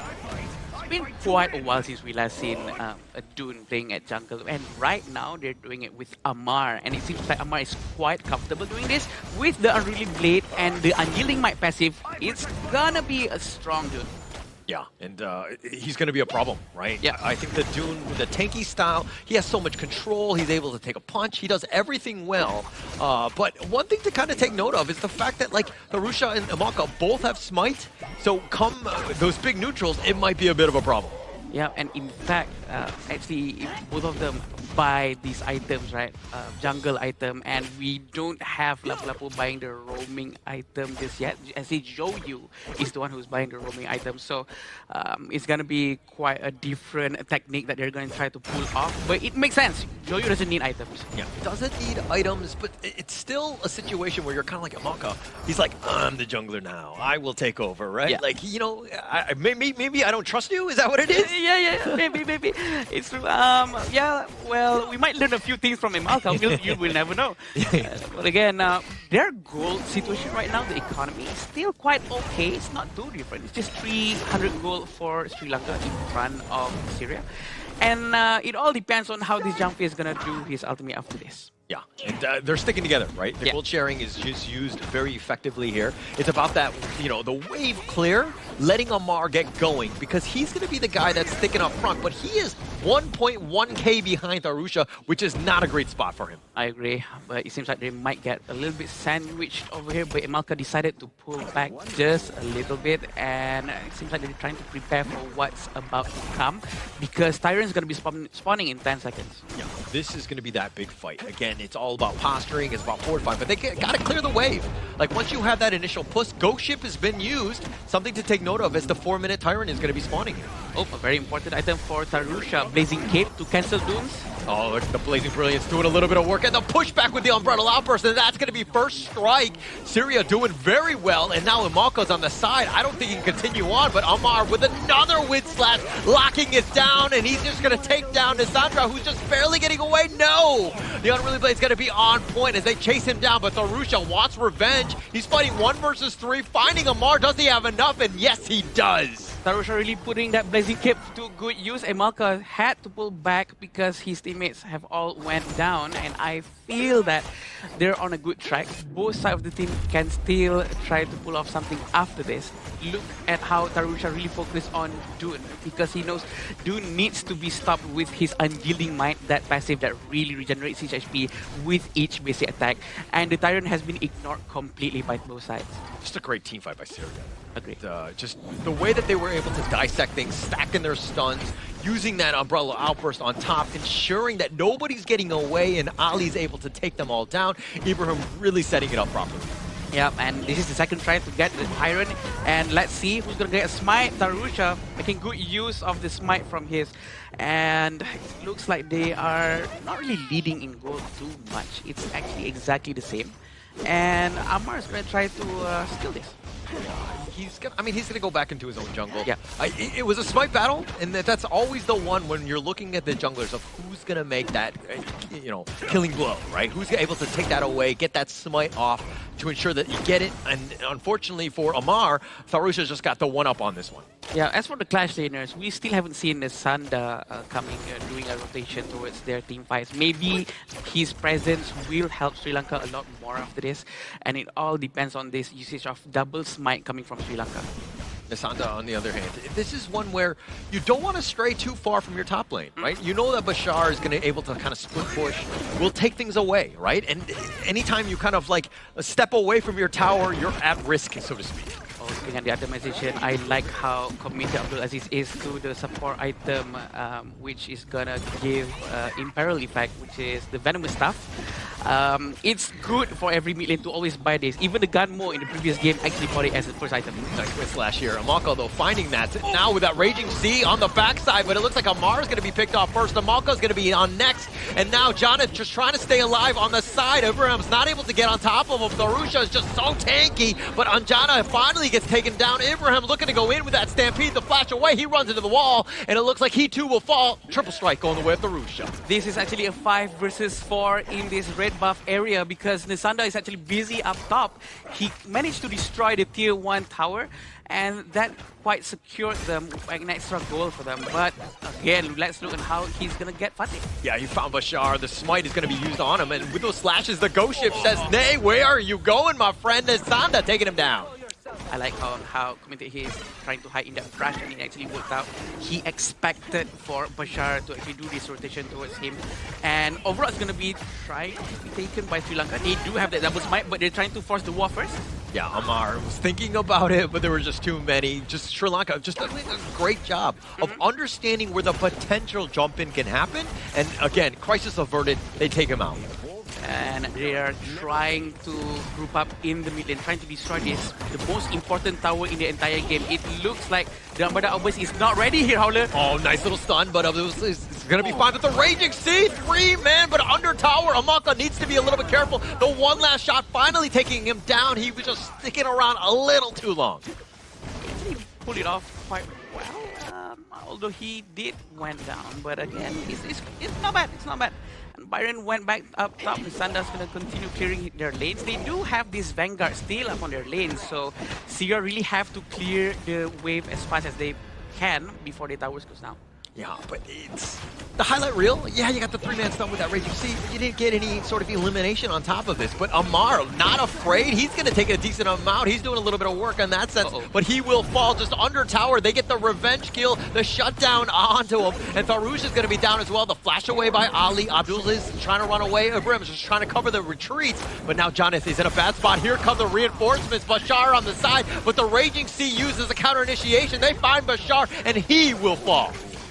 Wow, I thought Bashar is going to be able to do something over there, but imagine that. Imalka managed to stop him, and this Blazing Brilliance has been used, but they have to go back just to clear the minion, just to save the tier 1 tower.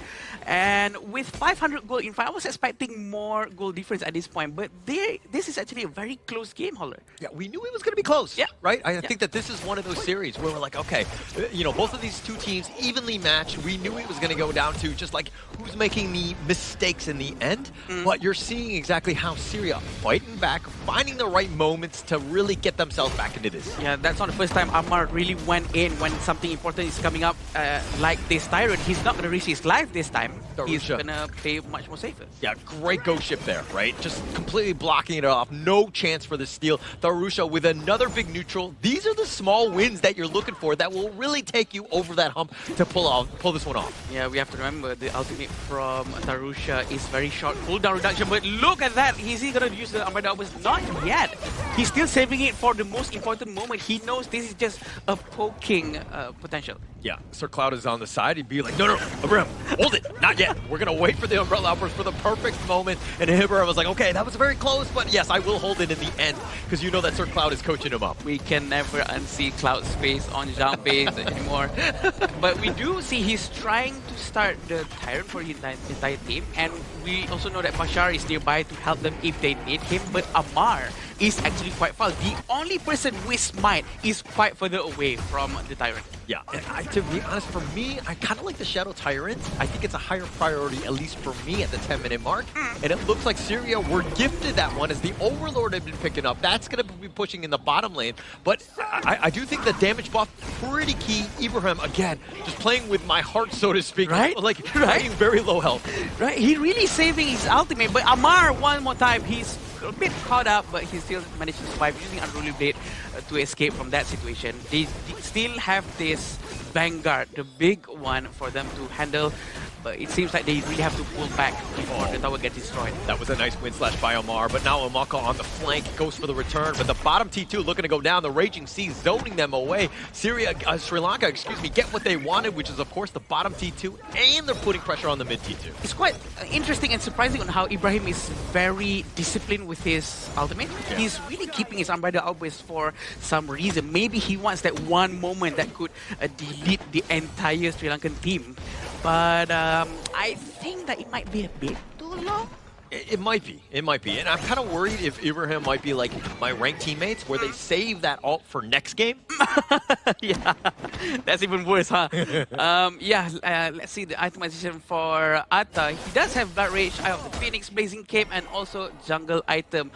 Also, Emalka really building that tier 3 jungle item as well, and which is very interesting. Pretty Char is also in his pocket, but Chano doesn't have Doomsday, but he's on the way though. Yeah, on the way. The Unruly Blade on forward by Amar, not finding the right angle. Farouche is going to show up, throws out the ghost ship, locking down at least one angle of retreat, but Amar taking a decent amount. He will fall on Jano with just enough to burn him down, and now it's an all-out retreat by Syria. It doesn't look like they're going to get anything in return for Amar. Uh-oh, the Umbrella Outburst is actually being wasted just now. It didn't hit anybody except Emalka, but Emalka was having this CC immunity for a while.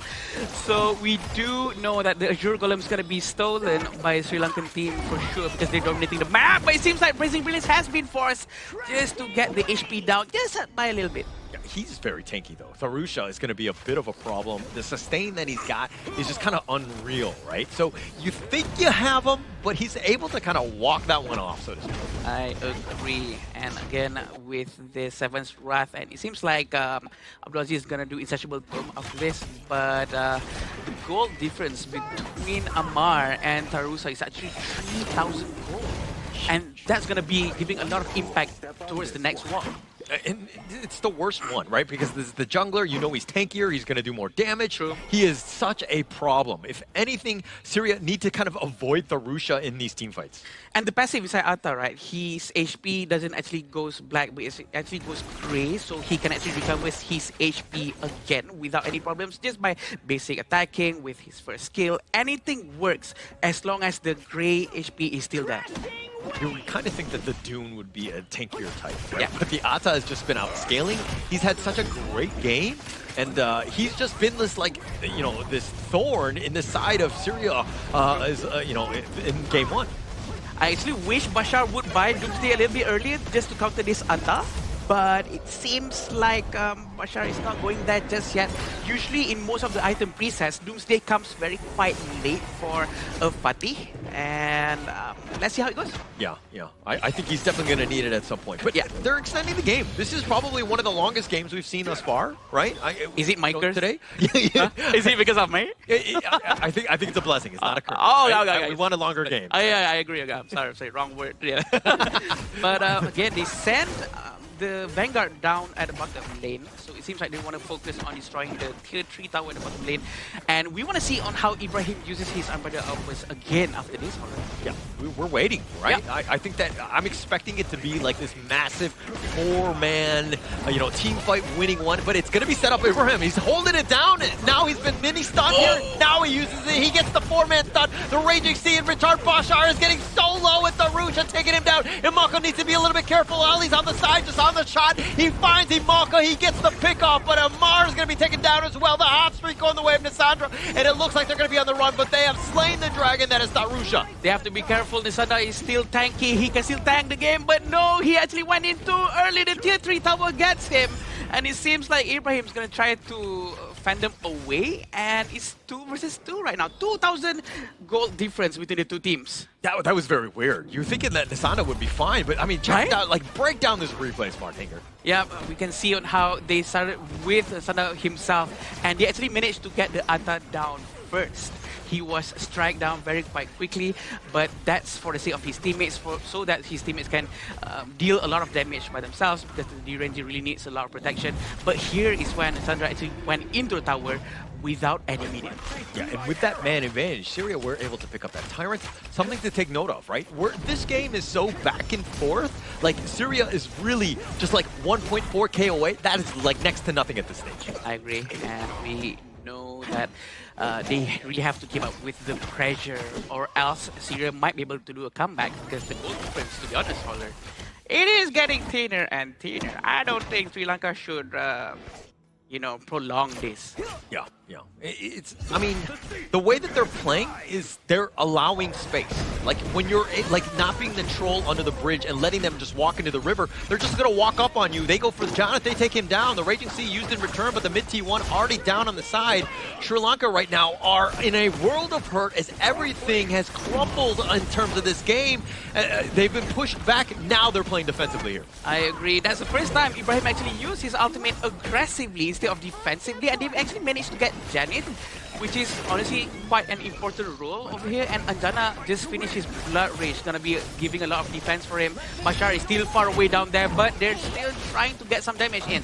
Yeah, Amar's on the side though, dealing with Arusha, but Amar needs to be careful. He's gonna Unruly Blade on back to safety. The Wind Slash is on. The Raging Sea finding Amar. He needs to be a little bit careful. He is so low, and Anjana is finally doing enough damage to flash away by Ali. He's looking to turn this around, but Nisanda, he's all by himself. The Arusha's like, hey, we gotta retreat on out of this one. Nisanda on the run, and somehow, no, but they're gonna take a Malka instead.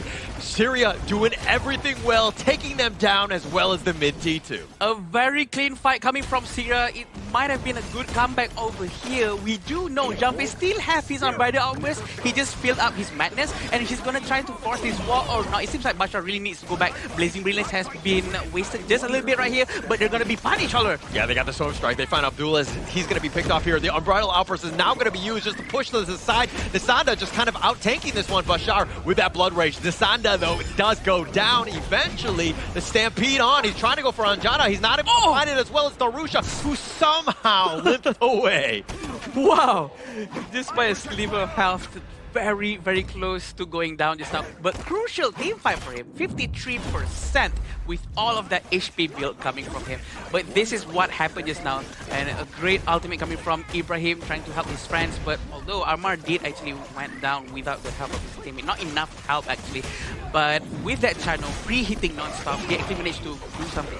Oh, here's the Ghost Shift. The Overlord is about a little under half. Amar just trying to find Darusha, but instead he decides to turn attention to the Overlord. The fights are all a little disjointed. The Overlord finally being taken down, but Bashar, who was trying to create space and somehow leaps away. Ali, though, gets slowed. He gets Imperial ordered, and that's going to be Sage's Sage, where they're going to be all on top of him. He tries to Soaring Signal away, but he too will fall, and that's a shutdown going the way of John.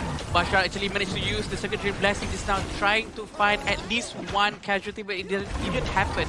And we also know that Ibrahim is nearby. Is he going to fall in? Yeah, looks like Sage's Sanctuary is going to be popped for him. Arusha, the Umbrella Outburst, is now on top, but he's outside of the Blazing Brilliance. The Wind Slash on top of Nisandra, who's continuing to fight. I don't think he got the memo to retreat, and he finally does. Wow, what a game. I know you haven't finished yet, Holler, but what a game.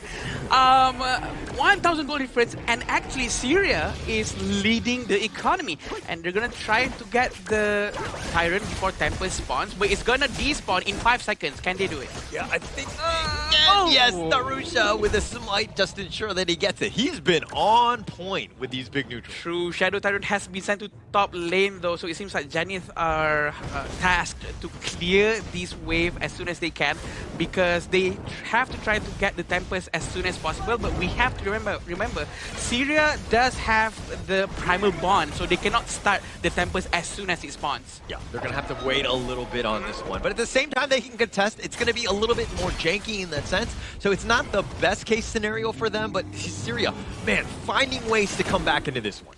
And we do know Atta has his power spike actually plateau and goes down, but look at this Blazing Brilliance, Holler. Yeah, just a little bit. Just he's going to be not liking that one. Burnt like a little rotisserie chicken, if you will, but he's going to shake that one off. I think he will be fine. But again, if the Tempest Dragon is up, we finally hit a late game. That's true, that's true. Tarusha again plateauing with his damage, but look at this Chano. Is he gonna go down? No, not yet. Oh, on the side, the Umbrella Outburst only catching on to one though. Can they get more? The Raging Sea used to return. Amaka doing a little bit of work, but Abdulaziz, he's gonna be picked off. They've gotten Amar frozen in. He's gonna unruly play it on back. The Stampede is gonna be on point. They find Sage's Sanctuary. Amaka is gonna be picked off. They finally find him. Bashar looking to do some work, finding Darusha. Does he have enough? He's actually out sustaining this one somehow, some way, but Anjana finally gets shut down as well. Bashar now turning this up. He's got the Blood Rage, the Storm Strike on top. They have the control. He dashes away, and again, Bashar surviving.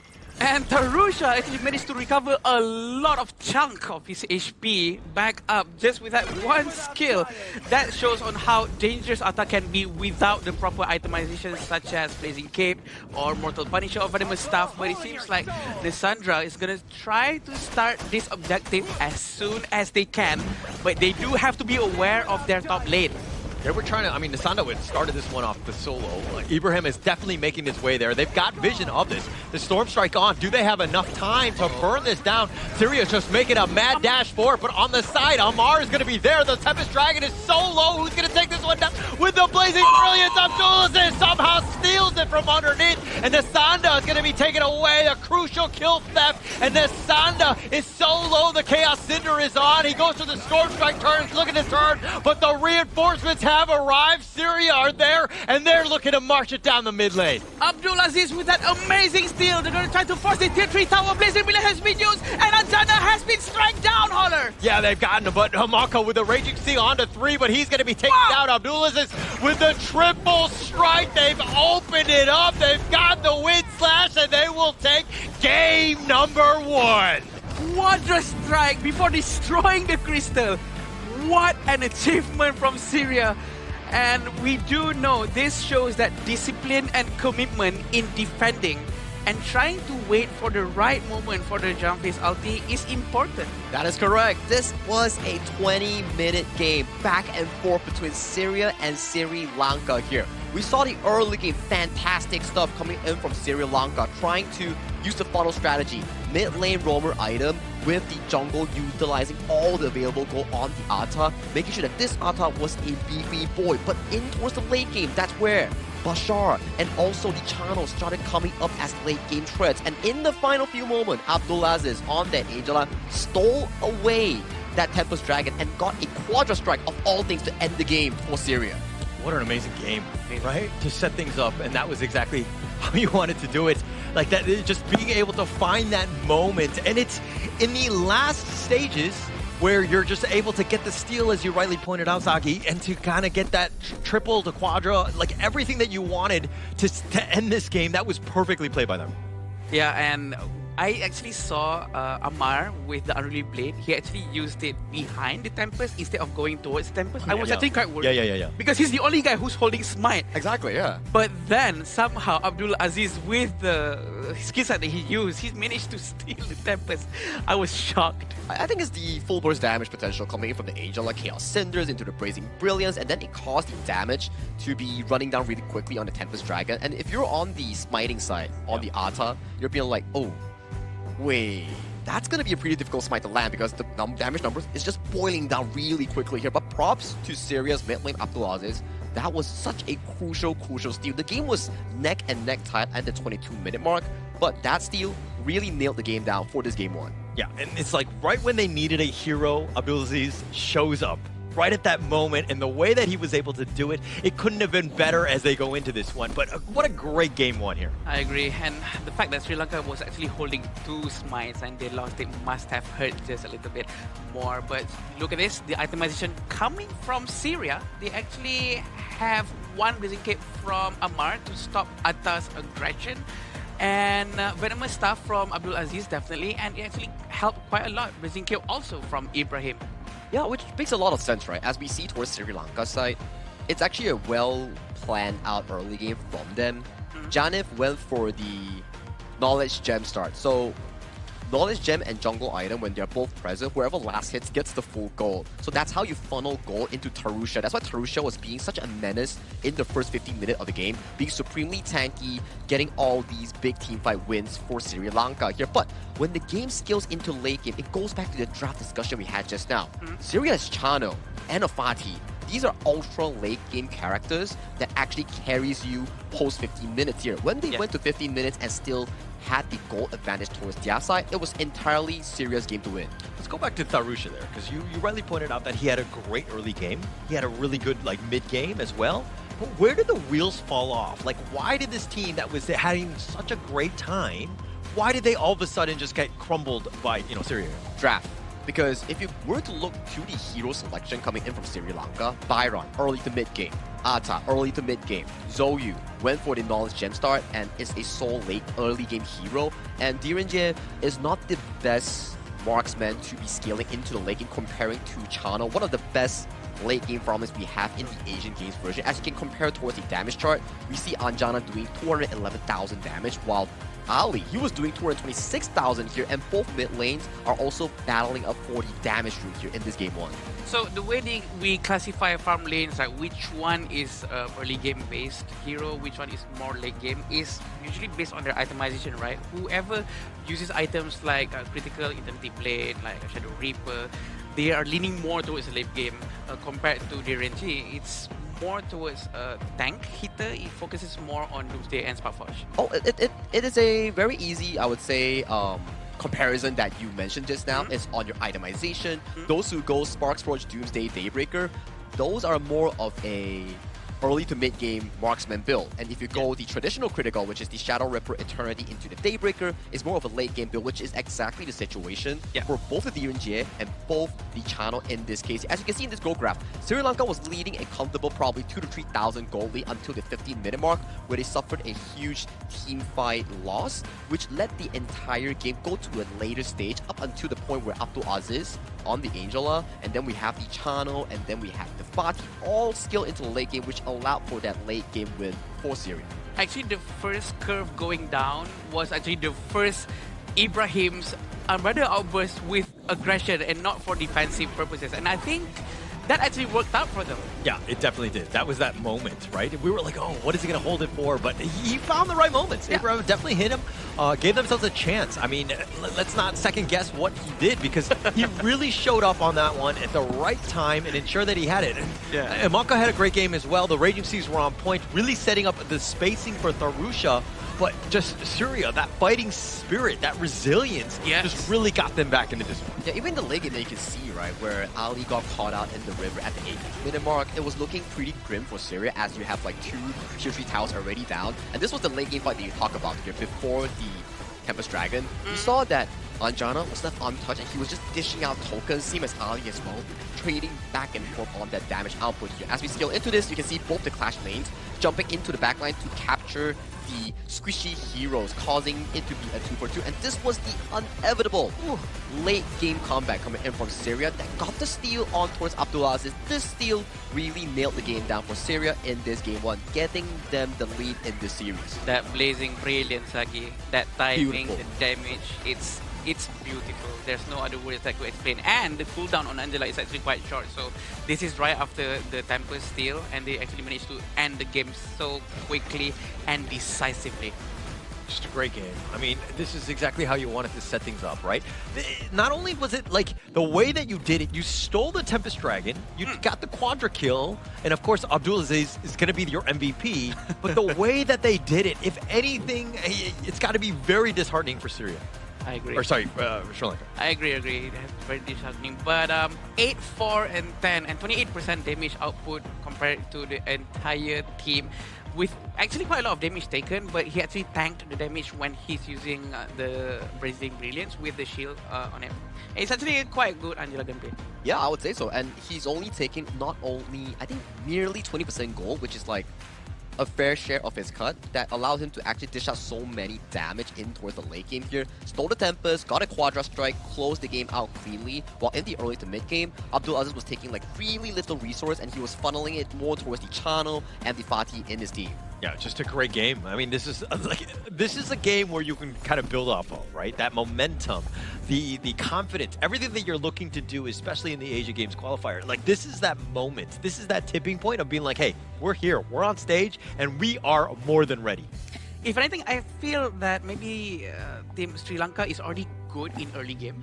But also for Syria, I feel that they have to fix their early game a bit more. Yeah. So that they can have a snowball effect going into towards the mid game and late game, so that they don't have to suffer what they went through previously. Sagi. I think it's more of a draft difference, right? As we were to compare just now, it's like a 20-minute draft coming in for the side of Syria, where you have so many late game monsters in the form of the Chano, the Fatih. And if you were to look over to the side of Sri Lanka, they played a really comfortable early game. But the point is, they were drafting 5 early to mid game. There was no late game insurance to actually bring them back if they do mess up in the mid game push. I think they were watching the first 2 series where they're like, oh, they're all just early games. Let's just draft early and just like end. But they're like, oh, wait, this is the first time we went to a late game. Actually, this is our first game casting together, and I think that you brought the heat in terms of having this Tempest Dragon epic counter steal. I mean, yeah, thank you so much, Spark. Yeah, I know.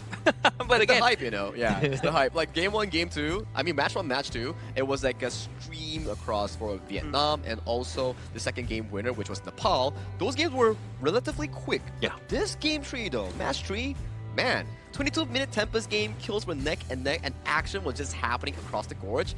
Definitely a different, refreshing sight that we're seeing in this upcoming match 3. But let's thank our sponsor as well. All this wouldn't be available and ready without our official venue and hotel partner here, which is Petaling Jaya Marriott here. This is the official venue partner for the 2026 Asian Games eSport qualifiers for the Honor of Kings official event. Thank you so much, Marriott Petaling Jaya, for sponsoring us. Yeah, thank you. And it's a great hotel.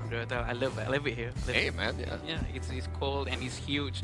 But again, going back to our game, we do know that they are very ready for the second game right after this. We want to see the drafting. Is it going to be different? Is it going to be all early game heroes once more? Or are they going to change their tactics? All right, you're coach of Syria, and let's go one at a time, right? Syria, if you're coach of Syria, like, what are you telling them? I mean, you guys played a fantastic game. You guys just have to, like, settle down, play the team fights slower, and make sure that you don't overextend in certain team fights. Get what you need, bail out, focus on towers and objectives here. We love team fights here, but the name of the game is objectives that leads to consistent goalies instead of just brawling 5v5s. I know viewers love 5v5s, but the objective of the game is to get those constant goals that you can get from getting those tyrants, overlords, or buffs and towers.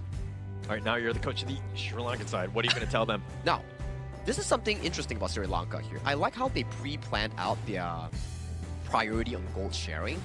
They gave everything to Tarusha. So to make gold sharing with the roamer item work on mid lane, you must have a roamer that's capable of taking the smite spell, which is what exactly Sri Lanka did just now on the Lapu Lapu. Yes, you do lack out the extended ultimate or spell 2 charge range without the flash, But the way they do it is very simple. We funnel everything to Tarusha so he can dominate the early game here. So for me, you can repeat the same process, but make sure on the farm lane, you get something equivalent in the late game to make sure it works. Yeah, I agree. And also, probably a little bit of mistake, I think, from Lapu-Lapu. He did not buy roaming item. No, I think that's why we say it. It's like a different strategy because mid lane Yeah. already bought the roaming item, so you need a jungle item to cancel it out. If you have two roaming items, it doesn't work out. In Oh yeah, early that's game. true. Yeah. That's true. Because they want to make Zhou Yu is the one who's going to be roaming around a lot and try to zone the enemy out with his fires. And yeah, we're going to see again another Zhang Fei as the first pick from Syria. Clearly, they're very comfortable with it, Sagi. And having Chano now in the hands of Sri Lanka is going to be a little bit different for their late game. Oh yeah, I would say it's like they're flipping the script right now where Sri Lanka is like, okay, we understand what we made a mistake on, and I gotta say, is this the exact same flip of a script coming in for both teams? But yeah, Syria is still defaulting back towards Bashar on that fight, but they're like taking away the Zhang Fei and Atta away from Sri Lanka's draft. This is the ultimate flex. Yeah, I know. Oh, you lost with this? These heroes? These two heroes are amazing. How can you lose to that? We'll show you how to do it. Yeah, but it was amazing, right? We can see on how Atta actually managed to like recover a lot of HP just now. It all depends on execution now, and I do hope that Syria has a very good late game hero to back up this Atta and Zhang Fei after this, because Atta's not going to be able to do too well going up in the mid game towards late game, 14 minutes and above. Yeah, that's the problem about the Atta here. We all love the Atta, a frontline that is able to squeeze out positioning for the team's late game carry, like potentially on Ali or up to Altus later on. Yeah. So for Syria, the last two picks are really important here to actually finalize out the draft. As you can see, Sri Lanka, you have the Wolfpack coming in from the Anjana's Chano here, so you want to ban out the Heino here, because more units on Heino, those are free stacks coming out from his Scepter. Yeah, that's true. I mean, but one thing we've seen Bai Chi for first time, right? It's going to be picked up here by the Sri Lankan side. It's more kind of to deal with. I mean, you have the ghost ship. You could potentially pull somebody through it. You can kind of, have a little bit more control because it's all about the team fight if you're looking on the Syria side. And from what I know, a hero that is almost the same as Atta, that is HP scaling based hero, is Bai Chi. And Bai Chi is actually a good counter towards Atta too. So that means both sides of the team really needs itemizations like Doomsday or Mask of Agony to really cut down that HP by percentage. Yeah, I think that's definitely like the #1 item that Mage should buy coming in from Syria and also Sri Lanka here. Because Venomous Staff has one of the best stats in the magical equipment tab. You have like, 230 magical attacks, 7.5 movement speed, 7.5% cooldown reduction, everything you need on a Mage. And adding on a Dun coming from Sri Lanka, you best believe that Syria's Abdulaziz will buy that Venomous Staff. That's true. Just have a lot of tank, right? I think that when you have a Bai Chi and a Dune, they're just saying, okay, come fight at me. We have the Angela and the Chano who are going to be very well protected in that sense. But I think a little bit more control, a little bit more ways to kind of, maybe a little bit more burst damage on the Sri Lankan side really rounds out this one. I agree, and it seems like between Sri Lanka and Syria, there's a pattern between the two teams. Both of them actually really prefers to play much more on the tankier side, and sometimes we see other teams that really prefers to play a lot more with assassins, but not this one. They really prefer a lot of defensive mechanism from both sides. I am loving the Lady Zun pick coming in from Syria. If there's something that really counteracts against tanks, it's definitely the Lady Zun, especially when Lady Zun is one of those heroes that doesn't need too much resource. You can pour most of the resource into pockets of Amar or Ali to make sure that they have what it takes to carry on the mid to late game. And Lady Zun, her ultimate Destructive Deluge also reduces physical defense and magical defense coming in from the key tanks, which is Sri Lanka's Dun and also Bai Chi. And also you see the Janith, the Angela, right? It's going to be very static, very immobile in that sense. Hitting that perfect stun on top is just going to be very easy and to kind of set things up. So they played it themselves. They know what is good and bad about the Angela, and you have a bit of a counter here. Wow, Zhuangzi as a hero to stop all the crowd control coming in from Syria is going to be a very good game for sure, but a lot of tanks coming from Sri Lanka definitely. And from what I see, I think that from Team Syria, they do not have any physical long-range hero, except maybe if Erin buys physical items. I think the item build coming in from the Syria's farm lane, Ali here, might be going for the Sprox Rouge Doomsday on-hit build, which is a bit of a mix of two. And then Bashar will be the primary physical damage dealer. And I would say Sri Lanka's draft is actually very solid. As long as Anjana gets to the late game, then we might see another 20-minute game. But to find out, we have to head towards the gorge to find out whether or not this is going to be another 2-0 or an equalize of the series in this match 3 of the day. I love the Zongzum. I think it just really negates what Syria are bringing here, right? I mean, it's a lot of control. I mean, and you also only have that one long-range dealer, as you rightly pointed out, from the Aaron by Ali. It seems like they have a little bit of the counter draft here. I agree, but if Aaron actually buys full magical items, I think he's not going to be able to push out much physical damage from the basic attacks. But it all depends on their itemization for sure. And is this the first time Zhongzi has been picked today, Honor? First time. Oh, first time. This is going to be very interesting, because we do know Zhongzi is actually a very versatile hero. Very defensive for sure. He cannot force war to happen. He has to wait for wars to happen. And it's going to be Ibrahim's biggest problem during the mid-game towards the late game. You're going to have a problem, right? You got to stack things. Like, you might want to stun, pause a bit instead of stacking things right away, right? So you kind of need to time everything properly. Not going to be the easiest of team fights, but a little bit of a three-man stun there, and it looks like Sri Lanka are going to just kind of walk away. True, and they cannot do this chain CC anymore. But knowing that they have Nasanda, Tarusha, they will have a lot of defensive mechanism. They will be able to tank a lot of damage coming from Syria. And I am not surprised if this game goes all the way towards Tempest again. It's going to be a lot of defensive play, unless they really want to force something out with Amar gonna go into the jungle of Sri Lanka So if you're thinking kind of like a reversal of game one, but still with the Atta doing a very aggressive, kind of controlling the game, is this lineup really set up for success in the late game to close it out, unlike what they did in game one by Sri Lanka? It is very much so, especially if Bashar goes full damage to compensate the lack of damage coming from Syria. I think that they have to be aware of their itemization for this one, but it might be quite dangerous for Bashar because a lot of Sri Lankans are very ready to do something here up top. Like the Sri Lankan fans or the Sri Lanka team here? The team here. Okay, let's be very specific. They're supposed to dive there. I was imagining them diving in and you're going to start shouting and all that. Here we go. And here we go. The unreally played Tarusha is going to be back. He's going to get back to safety. He will be fine. Again, it's all about the junglers to start things off. I think that you saw, even in the last one, Tarusha got the better of Amar, really set the tone of the game. Unfortunately, weren't able to close it out. And it seems like they're all this dangerous, have to force the Unruly Blade to safety, and they're not going to try to steal it right now. But Tarusha, losing his Unyielding Might passive, he's not going to be able to have that for about 20 seconds. That's going to be a bit of a problem. But as of now, both teams are not really trying to force anything. Still 0-0 at minute 3. And we also know that Jean-Pierre already have his ultimate right now. Playing a little bit safer. Sri Lanka, this is one where, you know, going back to game one, they were kind of behind in the beginning. I mean, or sorry, they were up in that one. So they're playing to their strengths of the laning phase. They do well of just kind of setting themselves up for success. Yeah, we have this Anjana really trying to pressure Ali a lot. And we have seen his gameplay with Direnji before, and Anjana is really aggressive during the war, and I feel like they have to focus on more on protecting him afterwards, protecting him better before losing him. Ali and Anjana, like those are the two guys, right?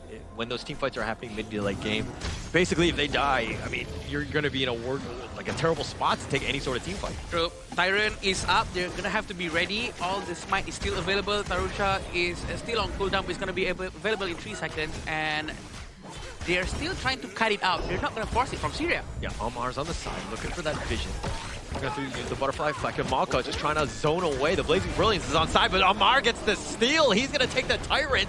And now Sri Lanka, there's really not much left to fight for, but Amar is still there, and it looks like they will eventually disengage. Very smart coming from Amar. He actually used his first skill just to jump around, evading the Blazing Brilliance, and simply smite. And no one is there to try to disturb him, to stun him, and stopping him from using his smite, and it seems like it's very easy still.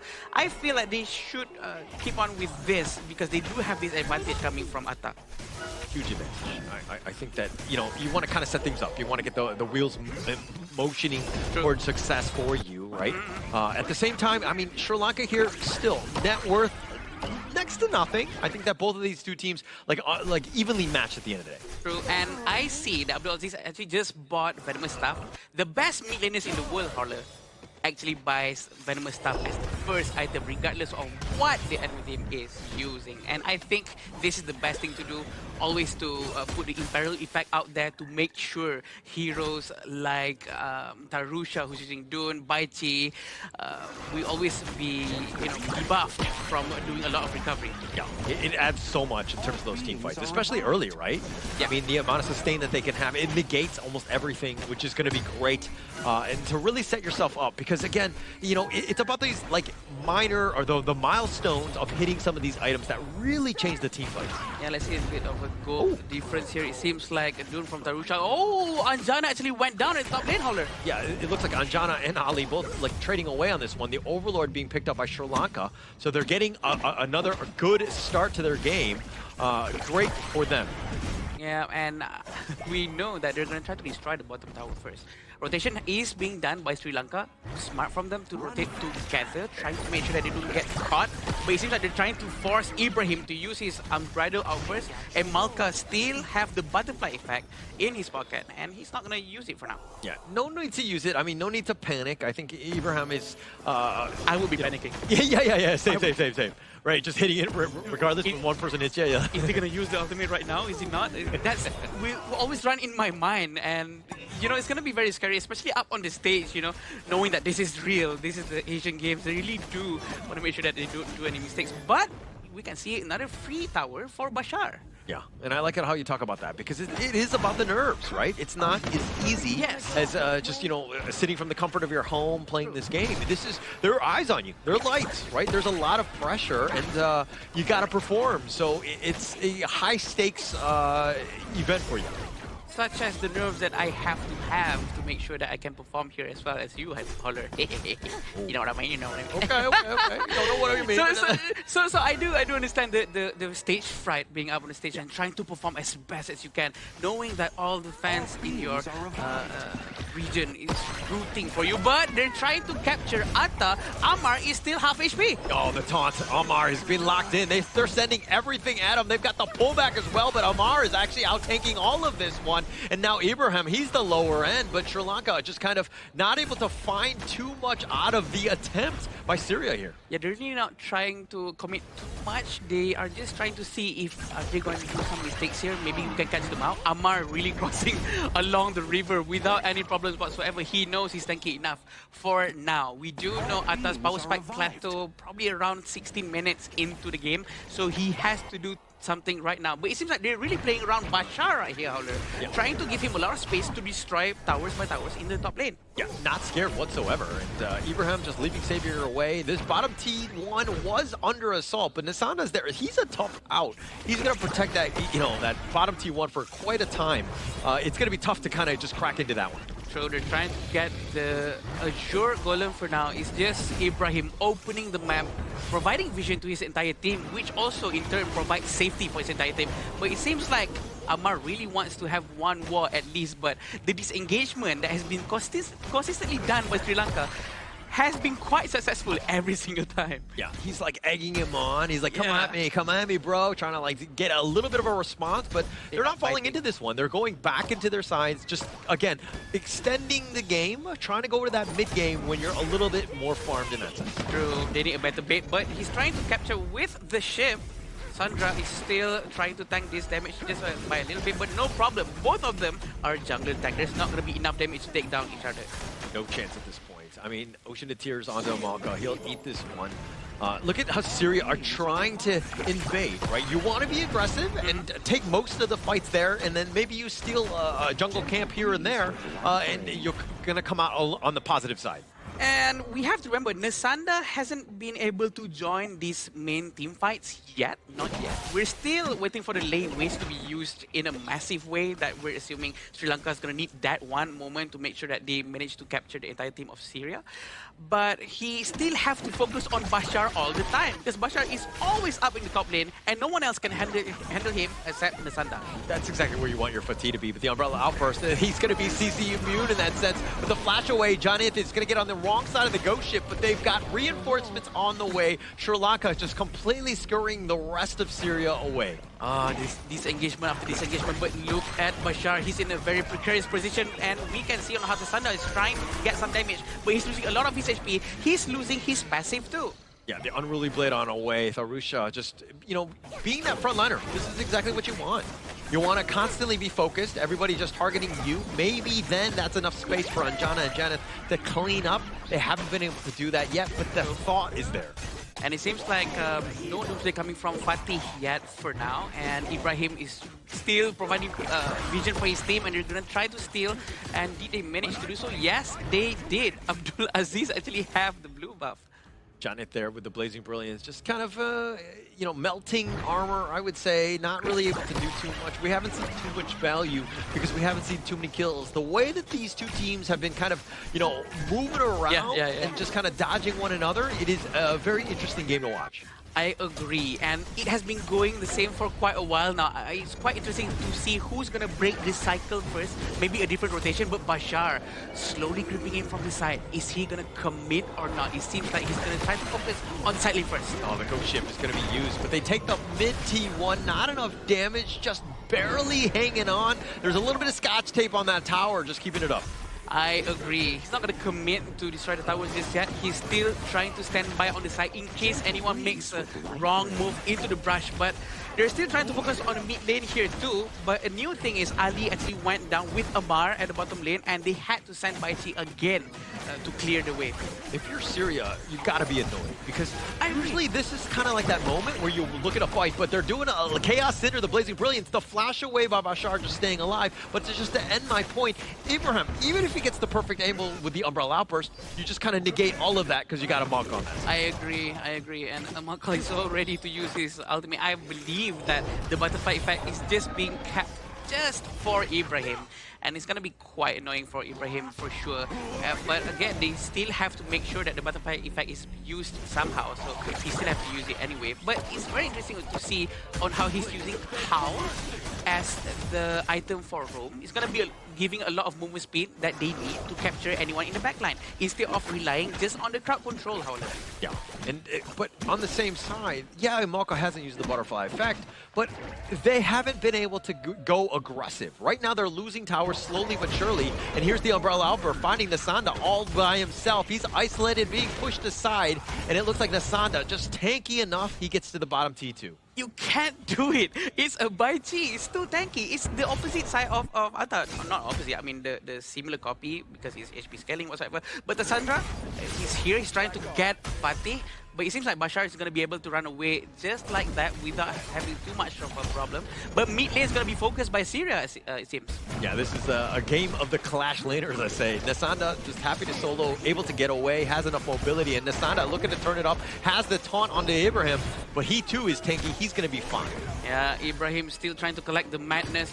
Can they destroy the tower? It seems like it's a little bit late for them to defend the tier 3 tower. Look at Ali, very aggressively destroying the first tier 3 tower. Finally, for Syria. It's about objectives. It's not about kills. It's not about, getting those eliminations that you really, really want. It's more about just playing the game, playing the map. What was happening in the mid lane, it was all just a little bit of a bait. Nobody was really looking to fight. They just wanted to create space to take that bottom team. I agree, and it seems like they're going to try to steal this Azure Crimson Golem. No problem for Amar with that smite.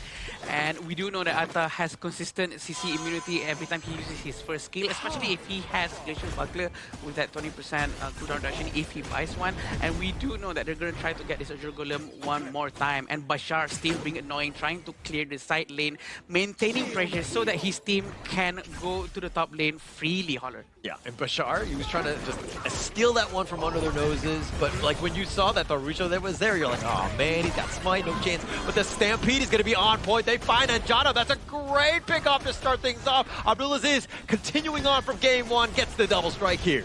I agree. They're going to try to focus on the tower now. The last minute is still up top, but are they going to try to dive in? They are, but it's not going to be too much of commitment. But then again, they managed to destroy the tower here. Yeah, mid T3 taken down. I mean, the Ghost Ship is just kind of, you know, zoning potentially, but the Unruly Blade is enough, and now Imanka's in a bad spot. He's taking a decent amount as he goes down. Bashar finding him, and they find Darusha as well. Ali is starting to turn it up, and Nisanda is all by himself. The Crystal is going to be taken out, and Syria will take game number 2, and another sweep in the series.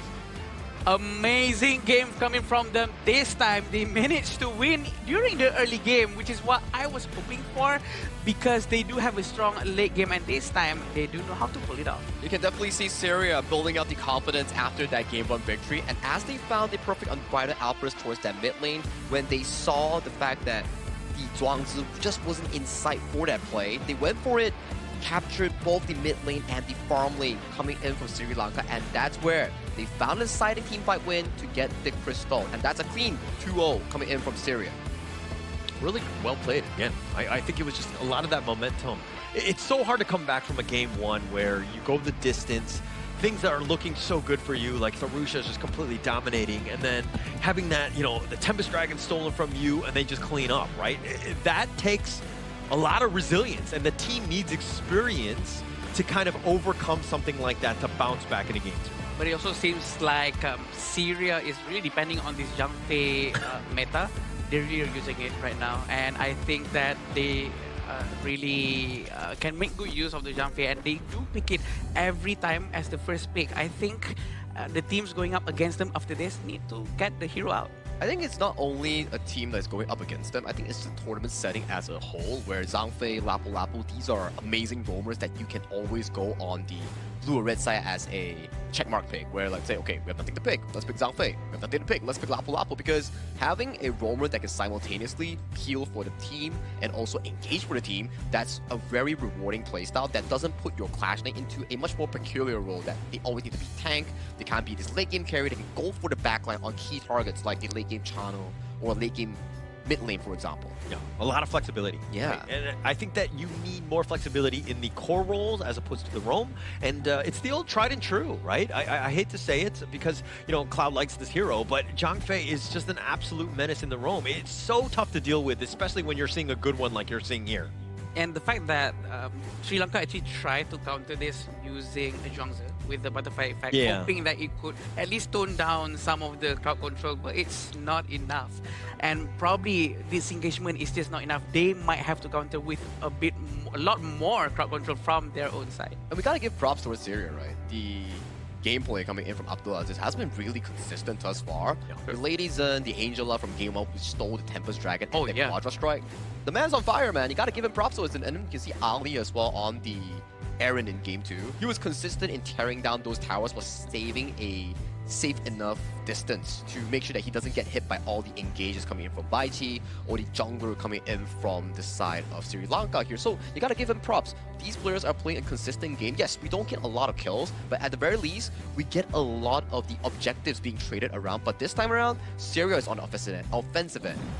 And that was how they pulled it off, right? I mean, you know when your team has enough time and space to really get to that level where you're able to close things out. Things are very close. You're like thinking, oh, who actually has the lead? And we'll see the gold graph to kind of, you know, solidify what I'm just saying with it, with evidence. But I mean, Abdulaziz, like those 2 kills, that double was the moment they won this game.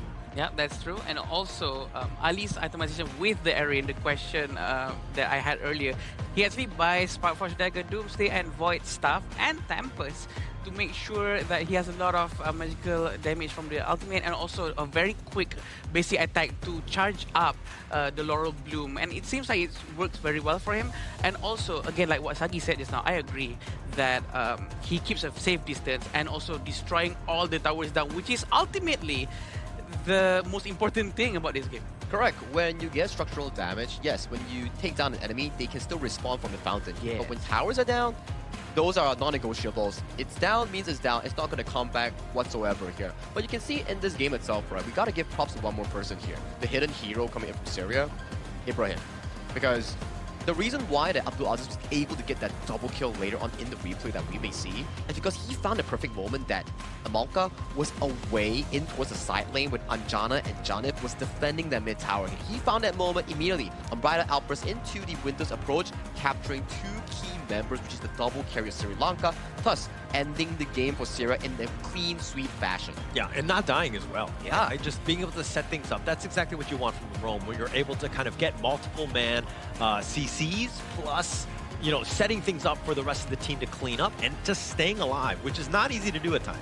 I'm just flabbergasted looking at this damage charge from Abdulaziz. Wow. It is probably around 41% of damage from his entire team, and we do know, thanks to his teammates, that he's able to do this. Of course, Bashar's split pushing on the side lanes, giving a lot of space for his teammate, and making sure that Abdulaziz have a lot of space in front with the help of Ibrahim and Amar. Yeah, this goes to the same thing, right? Like we say, like, okay, Sri Lanka, you have a lot of front line, you have the Zhuangzi doing Bai Chi.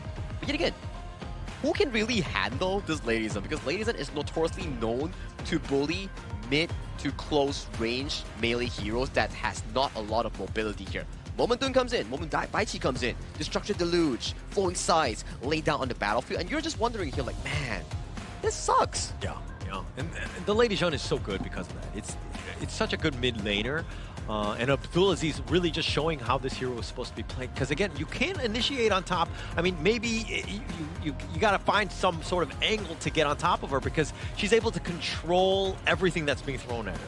And to be honest, I'm not shocked if Abdulaziz gets the MVP this time as well. And I think he really knows what he's doing, even with the Angela gameplay in the previous game. But this is the gold graph. Look at how close it is to 0 the entirety of the game just now. Except at the end, the far end of the game, that they actually tried to force the war to happen, Saki. I think it's the reflection of how the game actually unfolded, right? At the first few minutes, it was like, what, 1-1, both farm laners trading for each other. And then in the late game, few kills here and there, but then it was down to the fact that Syria was able to find a perfect unbridled outburst into Abdulaziz Lady Zhen. That's where the gold immediately expanded to a 4,000 gold, which led to Syria able to win in one swoop fashion here. Let's check out the highlights real quick on what exactly went down here. So this is the unbridled outburst that we talk about here. You can see the Zhuangzi nowhere to be seen in this side, and the butterfly effect coming in from Malka was tragically a bit too slow, leaving it to a 5v3 where there's like a big cannon coming in from Ali that's so strong already in this late game Aaron that he's able to tear down these front lines effortlessly, leading to a clean 2-0 coming in from Syria in the first match of their history of 2026 Asian Games Esports Qualifier. I find it funny that the first highlight was like the 13-minute mark. Exactly. That was like the double, right? And it was Abdulaziz with the MVP on that one. Really, I mean, he got those 2 kills at that moment. Again, set up by Abraham on that one. So with 44% of the team's damage, this is exactly what you want to do. And just, again, the tipping point of every single game and closing it out. I agree. The damage coming out from him is a lot. It's a lot. Wow. 5. It's... we have to remember, even in our region, sometimes it's very hard to see something like this, right? Yeah. And we do know no one can touch him and also Ali, and thanks to his teammates, they really protect their backlines very, very well. I think coming into these last 2 matches here, especially with Syria versus Sri Lanka, and then just now Nepal going against Kyrgyzstan, yes, you can have very safe gameplay, but if you're not proactive enough in finding the better engage, you will end up on the position that Kyrgyzstan and Sri Lanka will be at, because you're always on the defensive end. Yes, goalie is dead even, but if you can't convert that goal lead or goal into proactive plays, you'll always be stuck in a turtle shell, which doesn't allow you to make big plays to close out the game. Defensively, passive games are going to be a losing game overall, right? You're not going to have many chances because when you're aggressive and looking for that map control, you're poking and prodding throughout the different map and you're finding, you know, a jungle camp here and there. You're able to steal things away. Those are the little things that will get you that win because you're starting to grow a little bit of a lead. I agree. Probably being too passive is not really the best thing out there, and it's been proven twice. Except that in the first game for Syria, they actually hold on to their defenses and really keep that Jean-Pierre ultimate. Had me questioning for a bit, just a bit. He used it at the right time. Let's be honest. Yeah, and eventually it actually worked out pretty well for them. I still believe it's the Jean-Pierre. I think the Zhangfei definitely played really well, where, like we say, right, Ibrahim found the perfect engage when Amalka just wasn't there to pop the butterfly effect or was slow to do so. that was the key moment in allowing Syria to end the game in a clean sweep fashion here. But Abdulaziz was the consistent factor as well. Without the Lady Zenpik, or without the 45% damage that he actually dealt in the game, how would you actually chunk down the front line, soften it up for Bashar and also Ali to actually take him down in the late game, right? That's why it's a collaborative effort, but there are a few standouts like Ibrahim and also Abdulaziz in this mid role. Yeah, I think that you're going to go back to this one. I think that all the teams right now in Group D are kind of like, okay, Abdulaziz, this is a guy we got to be careful about. He's going to set things up, and he's going to just like, you take those kills and then just kind of just own the game from those moments on. Yeah, having Lady Jen on top of that with the second skill is like a hidden skill that it bounces off from heroes to heroes that people don't really pay attention. That, to me, I think is the most deadly. Yeah, and today the MVPs has been really favored towards the mid lane, as we have Team Vietnam and also just now from Team Syria here. So we would like to hear from the winners interview with Mara and also the representative coming in from Team Syria on the stage right now. So Mara, it's your time to shine. What a spectacular game from Team Syria, giving us the longest game so far of the day. Congratulations. We're going to go back. Thank you so much. We're going to go back to game number 1 because you guys had a lot of burst damage across multiple roles. Your mage, your clash, your farm. Now, what was the key into coordinating the engages and making sure that those damages translated into successful team fights, just like what you did? So in the first game, we were having a hard early game due to our draft because we didn't expect Juyu as a roamer. So it was difficult for us in early game, and we also, it's the first time we see the actual level of Sri Lanka, and we are in the first tournament for us as a Syria national team. So there's some nervous players, but we took our time slowly to farm in the early game, reaching the late game and try to do our best to find a specific point to win the game. It was the Tempest fight at the end. Oh, that was a really good one. So a lot of people. Yeah, that was the key with that blazing brilliance with Angela. Now, seeing that, and you said it's your first time, but you were able to adjust very well. In fact, when we saw game number 2, we thought, you know what, it might be another long game. But you were able to end it well, around 14 minutes. And how were you able to do that to make sure that it wouldn't drag so long so everything will be in your favor? In the second game, we actually got ready to play our actual level, and we understood our targets and our enemy play style, so we could just play around their draft this time instead of just being like nervous and trying to test the enemy level and their like peak strength and weaknesses. And then we just played on what we trained on in the last few months. So yeah, we just did what we prepared for. Okay, if you were to rate your team's performance today out of 5, what would you give? On the second game only, right? For the entire match. For the entire match. Because even the first one, you were able to turn it around. I don't think we were that bad in the early game, but the first match. But overall, I think we can do better. Maybe like 6.5. 6.5. 6.5 out of this would be out of 10. Because it's our first time. It's Next times will be better, yeah, of course. But even with this first time, you were so impressive. Thank you so much. And for sure, the regions are looking out for you. How about you invite everybody to support you for your next match? Yeah, sure. I want to thank everyone who trusted in us and cheered for us. Thank you so much, and we promise you to keep progressing and improving ourselves. And we know we didn't do well in the first game, but the second game was a gift to our fans. Thank you, everyone, for trusting us. Oh, don't be so hard on yourself. You were so impressive. And we're looking forward to what they have to show next, so watch out for them. And we're going to break it down a little bit more. Everyone. So we're going to head back to our casters. Lead the gorge. Thank you, Mara, for the heartwarming interview. I've got to say, our players, out of all the regions so far, all players has been really nice and very calm with their interview and very expressive of their gratitude, right? Yeah. And you can see from their confidence, right? It's like they're slowly building it. That's why we keep mentioning, you gotta start on the right foot. If you start on the correct one, you put yourself into a situation that you can actually bring it towards the game 2 and game 3. They were saying like, okay, we were testing them in game number 1, where we're like, okay, we didn't expect it to be a Zoyu roam item in towards the mid lane, which allowed Tarusha to go absolutely crazy on the Ata, right? And then in the mid game, they're like, okay, we started to slow down, compose ourselves. Let's end this game with Abdulaziz on that steal.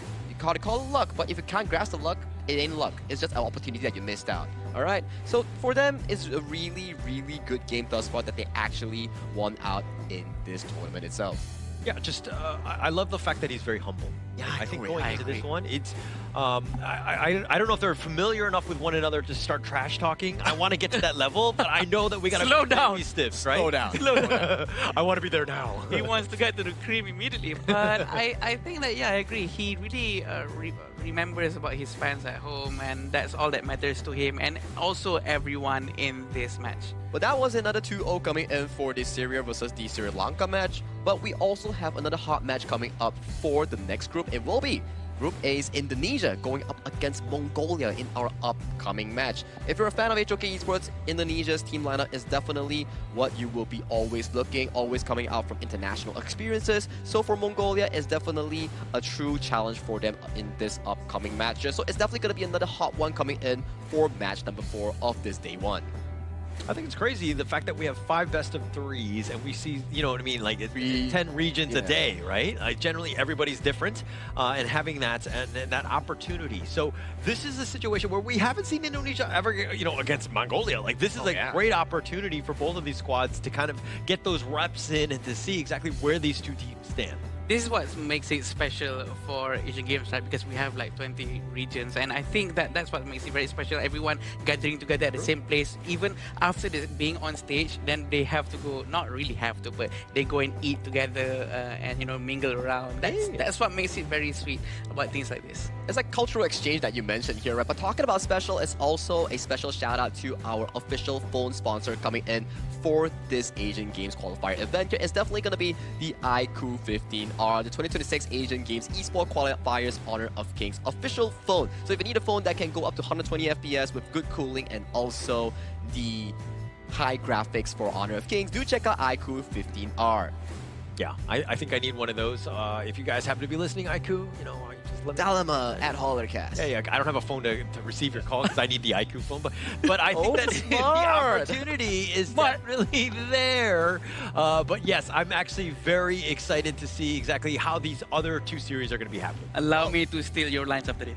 Well, thank you so much, guys, for watching match number 3. But don't go anywhere. Just grab a drink, grab a rest. Match 4 will be coming up right after this break.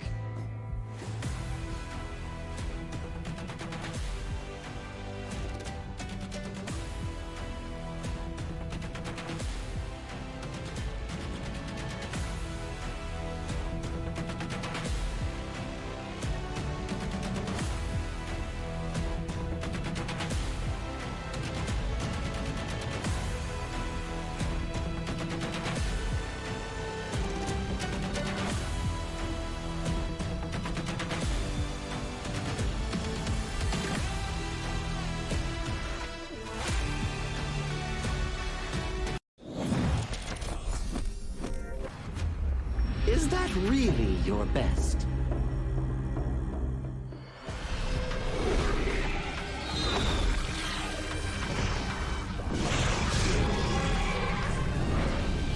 I reserve mercy for what's known as the masses. And as for my wrath, it is reserved for the wicked.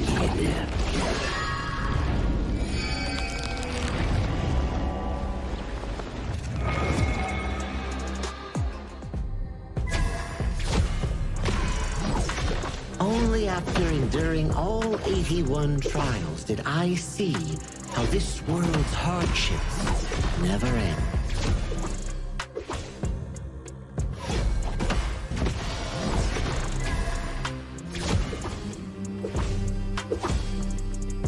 How does your head compare to the Serpent Sovereign?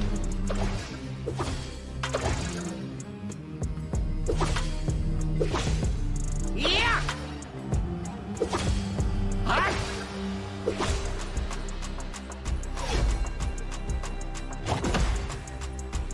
Divine form renewed!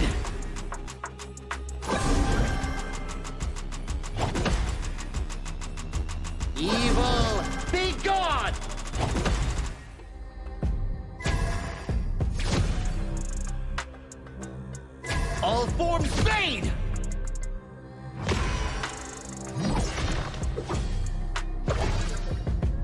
Before the Lotus Podium, all suffering ends!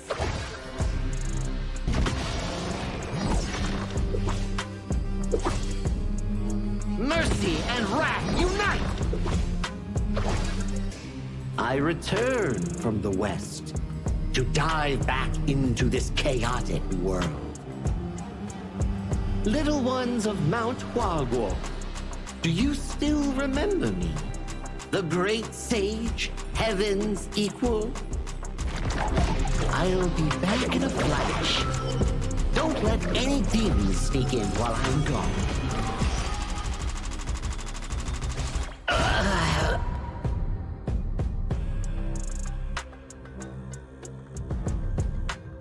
Time to leave the stone behind and see where fate takes me.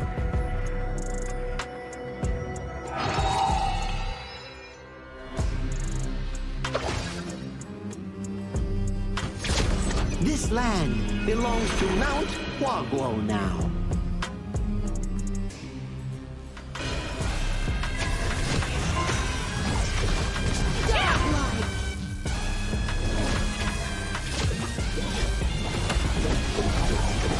Legendary!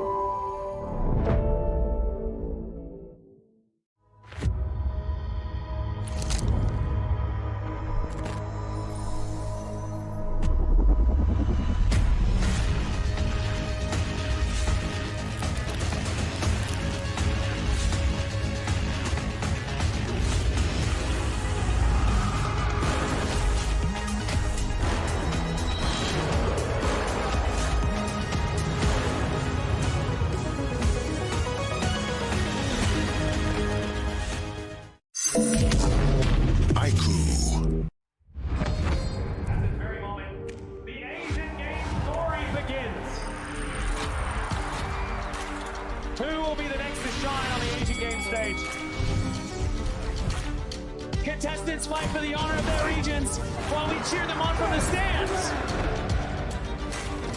Double kill!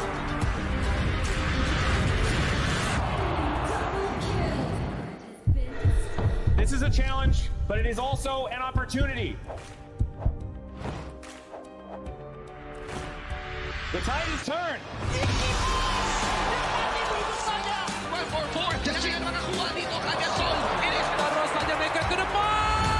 Fastest in front. They're going to use it. Golden title. Victory! And we pulled it off together. We share the same voice, the same radiance. This moment of brilliance belongs to all of us. Together, we shine.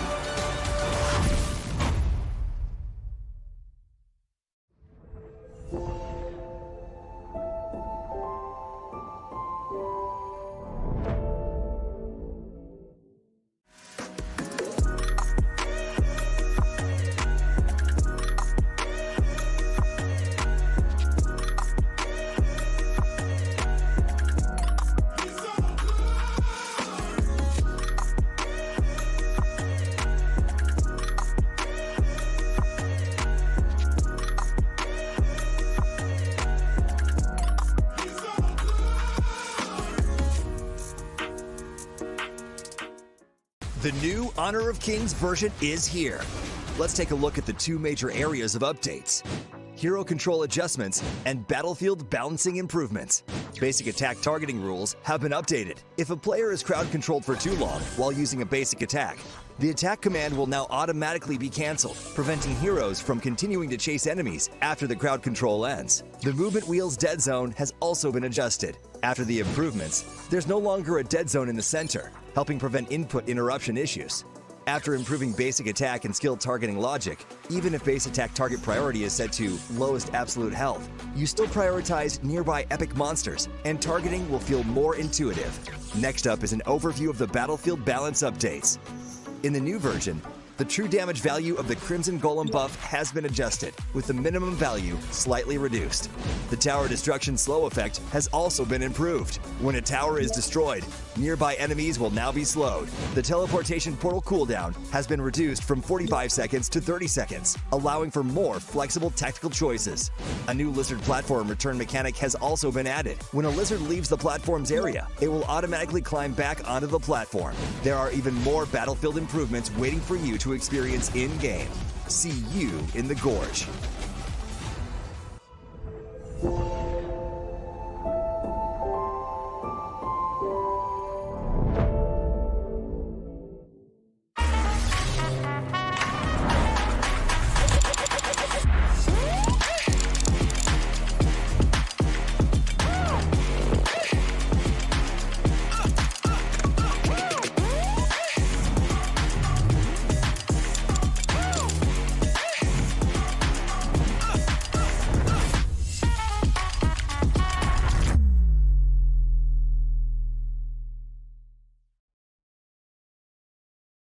Azuria, the southern archipelago of Primera.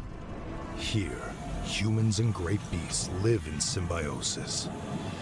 How this came to be traces back to a never-ending catastrophe. 2,000 years ago, Azuria's mightiest great beast, Anita, merged with the power that fell from the Sky Dome. That power amplified Anita's strength, but shattered its sanity.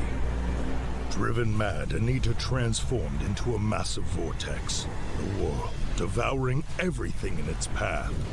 Where it passed, great beasts were torn apart and islands were destroyed. This was the disaster that would define Azuria's history, the Eternal Calamity. In its wake, Azuria stood on the brink of annihilation. This catastrophe became known as the Great Desolation. In despair, the humans and great beasts, once mortal enemies, became each other's only hope of survival.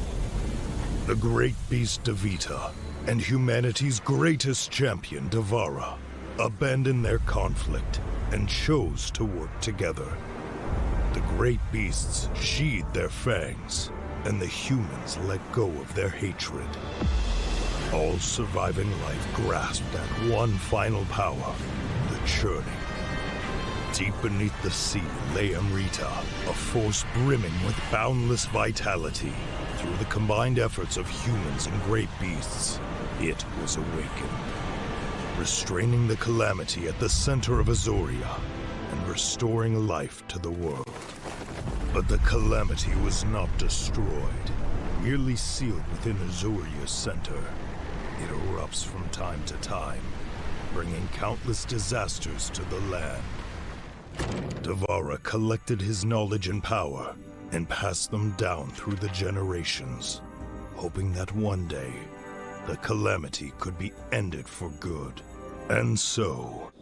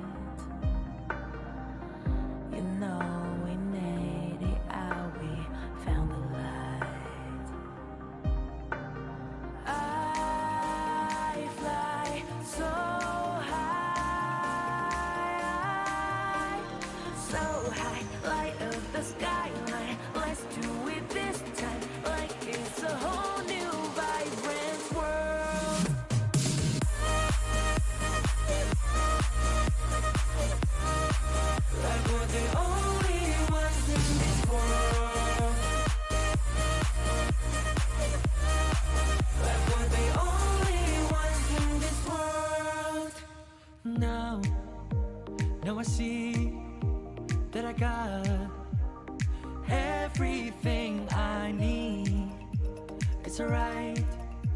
I'm on fire. I'm alive 'cause now I fly so high, so high. Light up the skyline. Let's do it this time, like it's a whole new colorful world.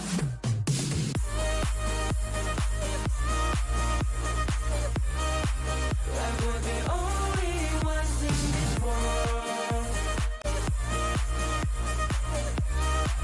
Like we're the only ones in this world. Never thought we'd get this far, burning like the stars.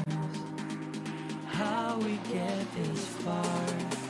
Like we're the only ones in this world.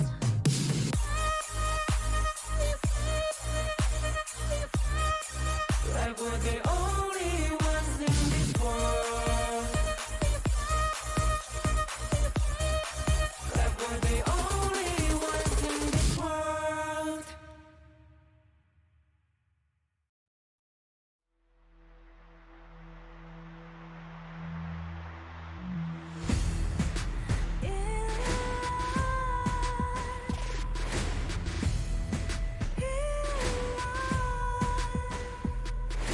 What's a life without its worth? Compromising with what hurts inside. When you let fear decide your fate, you don't choose which path to take in life. I'm finally letting go of everything that still holds me. I'm against all odds, but I won't give up 'cause it's my time to shine. Standing in the spotlight, and no one let me down. Destiny is calling high. I'm not afraid to fight for everything I love. Victory's on my side.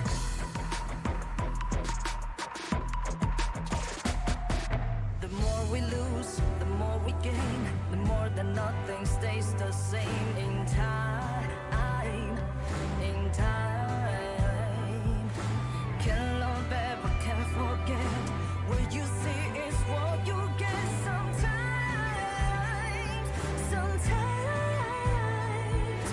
Gonna show the world tonight the light that shines inside us. We're against the odds, but we won't give up 'cause it's our time to shine.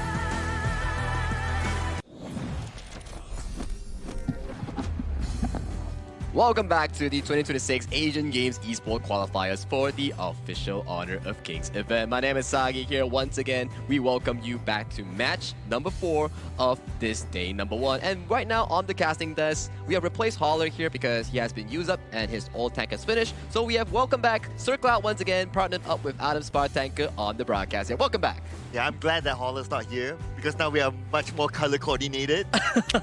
That's true, that's true. Yeah, I'm happy to be here with you, Cloud. It's been a while. It's been a while, Cloud. And today we're going to be seeing a lot of games between Indonesia and Mongolia after this. Oh, yeah, exactly. I think this is one of the key highlights coming in for today's matchup here. Because Group A, as we know, we are involving Indonesia and also Philippines. Two of the, I would say, strongholds coming into HOK esports global scene here. So if Mongolia is able to take down Indonesia, that's going to be a big statement, and it will definitely stir up chaos in Group A. Yeah, it'll definitely be a newsflash, right, if that happens. So we'll see, because we don't have much about Mongolia here. Correct. So anything can happen. I mean, even if we look like at the previous match, wow, that was the first Tempest there. Oh, and wow. I was at the edge of my seat just watching it at the backstage.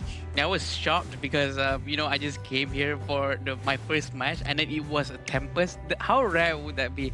But we do know that Jumpy again is going to be a lot of hot picks today again for the next game also. But we might see different picks from Indonesia and Mongolia. Exactly, you're right. But let's do put on focus on a bit things on coming in from the official HOK server here. It's definitely going to be the new season that's going to be coming on towards the June 17th, called the Grand Venture here. Explore the gorge and discover hidden treasures here. If you did watch the entire trailer coming in for the Dev Talk, you can see that on June 17th, 4 new heroes, a bunch new more events, collabs, and also the new Spritling feature that actually digs treasure that you can actually see. So no more Spritling spells, but in a different way in the gorge. Yeah, that's going to be really special, right? Because you don't know what you're going to get. That's based on the trailer that I saw as well. So it will be exciting to see how it will be in the game later on. That's a fun thing, right? Because every time we have new events, new add-ons, and previously we had this Spritling Challenge, and this 17th, everyone's going to be focusing on it. And also for today's game, we do know that the patch is different for sure, and we're going to be seeing a lot of fresh heroes. Well, not too fresh, it's old heroes, but it's not used before, but it's going to be used a lot now. Today we did see a lot of Nakururu too as well. Oh yeah, Nakururu has not been the most popular picks, but it's actually pretty good of a hero to counter out against big tanks due to the HP statistic coming in from the hero itself. But let's check out the team walk-ins here coming in from both Indonesia and Mongolia that will be taking up the stage for this upcoming match.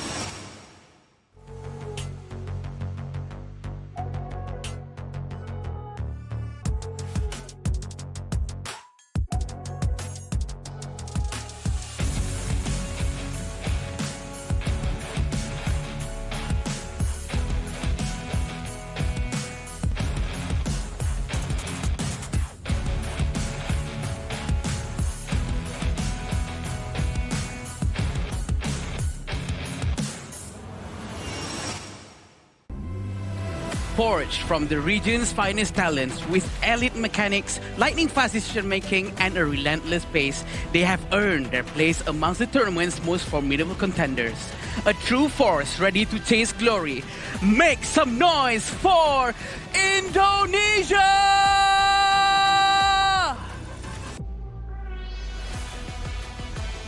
A rising challenger driven by raw potential and fearless aggression. They may be the underdogs on paper, but their unpredictable nature could be exactly what creates the next great upset. Entering the stage, Mongolia! As the players fist bumps, the game for match 4 between Indonesia and Mongolia officially commences here. This is their first game coming in from Group A. You know the rivals coming in from Group A will be looking at them and observing their gameplay, their strategy, trying to break through as the first and second seed in towards the main event for these two squads. Yeah, and what's interesting about this lineup is that they have a lot of experience, and we know them, right? Like Iqbal, Nabil, Emmanuel, Agong, and Naufal. These players, we've seen them a lot. So by putting themselves out there a lot, that means their data is out there at the same time. I agree, and we all know that these are very familiar players. Going up against players who, well, most of us are not very familiar with. They are definitely someone to look up to, and for us to research on how are they going to be playing these Asian Games. Exactly, right? That's why Asian Games is actually such a strong and fun event for the Asia environment itself, because there's a lot of players just coming in, showcasing their skills, and who knows, some pro teams will actually pick them up. But let's introduce Mongolia to the stand. Yeah, for Mongolia, we have Yavuhulan, we have Novadorj, we have Yondo, Batolzi, and Batgarel. Definitely one of the players that locally picked specifically for this tournament to represent their region. Definitely someone who the entire region is looking up to. Exactly right, and these are the finest gentlemen coming in from Mongolia to actually look for their region's pride in Honor of Kings in the Asian Games qualifiers here. If they can do it well, they can make it to the main event, which is what everyone in this qualifier is eyeing for, the top 2 spot. If not third place, you go to the last chance stage. Yeah, they could be a developing challenger, but they have a lot of raw potential, and I'm pretty sure that they have this fearless aggression with them, especially with the fact that, again, right, you don't have much data about how Mongolia plays, so you don't know what kind of play style will they bring onto the table. And we do know Indonesia have a lot of experience, and we do have what we call as Om Kurus as the coach over here, and we know that he is going to be helping out the team also. And Mongolia, we having that they don't have data on public, we do know that it's going to be a strength because it will be a lot of surprises. Exactly. The art of surprise is actually what allows underdogs or other teams try to surprise the tournament favorites here. So for Indonesia, if the game haven't commenced yet, everyone is on a 50-50 foothold here. Until you find out your opponent's strength in-game, that's where the scales start to tip to either side. Maybe you're more mechanically gifted, maybe you're more disciplined here. But in this case, it's Mongolia's time to prove, because everybody might be thinking, like, okay, Indonesia might be getting in the bag, but hey, that's what competition is for. You want to prove your opponent wrong. Yeah, I had a little bit of a chat with the Indonesian coach the other day, and he was saying that although these players, they come from different clubs, different teams, but he kind of felt that the moment they got together, the chemistry sort of gelled. It's as if they've been playing together for months. True, and we do know that there's going to be a lot of impact into the game. And what's the most important thing right now is the draft. The draft is going to, as our friend always say, Noelle, we know her, she always say that draft is winning half of the game. That's when correct. you win the draft, you will win the entire game. Which is true. And to start the draft here, coming in from Indonesia on towards the blue side here, Fatih and Dolia will be locked away from Mongolia's pool. And Mongolia, the answer that they have banned away the Arli and also the Mai Shiranui here, opening up some fancy first picks here like the Chano, Zhangfei, Lapu Lapu. All these are up and available for grabs coming in from Indonesia. It kind of surprised me again that the Dolia became one of the first few bans for the Indonesian side, but this is also the first time we're going to see the Guan Yu. Before this, Guan Yu was one of the top ban heroes, but now by Guan Yu making his debut, I mean, Guan Yu, you can set up, you can disengage. There's so many things you can do with this hero. And there's so many things, and sometimes we will put Guan Yu as a roamer, in fact. So we do know that it's going to be a very dangerous hero.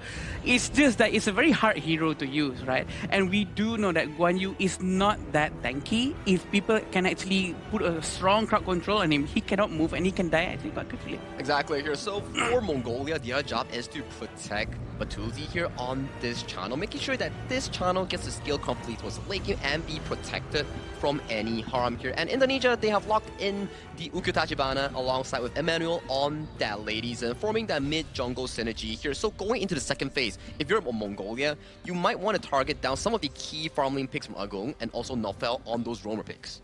I really like the draft by Indonesia right now, right? Like, you have something that you can engage, you have decent amount of damage, and you have control as well with the Lady Zen. So far the setup is quite good. But for Mongolia, pretty similar as well. Like, we're seeing a lot of Zhangfei's today, and I would say the win rate has been quite good as well. And with the Zhangfei, we've seen a lot of Angelas as well today. Still, a lot of control that Mongolia has. And going up against Indonesia, probably they do know how to go around and work around a Zhang Fei at the enemy side. And we do know that Angela is going to be a very interesting pick too, because previously we've seen on how Angela can manage to steal an entire temple. So if your card is played right, I think it's going to be good for Mongolia. Yeah, but first thing that Mongolia has to answer here is definitely the Ukyo Tachibana coming in from Neville here. As we do see that Nev, as a player, he's very aggressive in the jungle here. So if you lose out on the early game from the Mongolia side, your entire jungle will be in shambles here, which is not what you want, especially when you have a late game carry on Batuzi on their channel. Yeah, and especially with that, right? So Venomous Staff is going to be really important for Mongolia. It's going to be an important early item for the Angela. Probably even the Blazing Cape might need to come quickly as well for the Zhang Fei to try to counter the Ukyo Tachibana. I think a good hero that could counter Ukyo maybe is Nakororo, someone who can match the amount of mobility and also the damage output. But it also depends on whether or not Mongolia can actually use Nakororo. But it seems like Dune might be their choice to be used as the jungler right now. And Indonesia is going to be picking their last two heroes again. I think the Dun is a very good pick here. As the very least, it's a very safe pick, strong early game. Even if like you get invaded, you still have the passive to actually heal up from majority of the damage coming from Team Indonesia. So at the very least, jungle is still secure, and mid lane wise, Mongolia actually has the fast push compared to Indonesia here. So the interesting here is that when Indonesia picks up the Lapu Lapu for that mid roam synergy to make sure that their mid roam and jungle is still sufficiently strong here. They do pick up the latest one on towards Agong Peak here, so that is going to be a strong lane here coming in for the bottom lane, going for the aggressive 2v2 against Mongolia. Yeah, it looks like Indonesia, they're not going to get too creative. This is their first game, right? They're not going to play the Guan Yu roam, like how you say, Adam.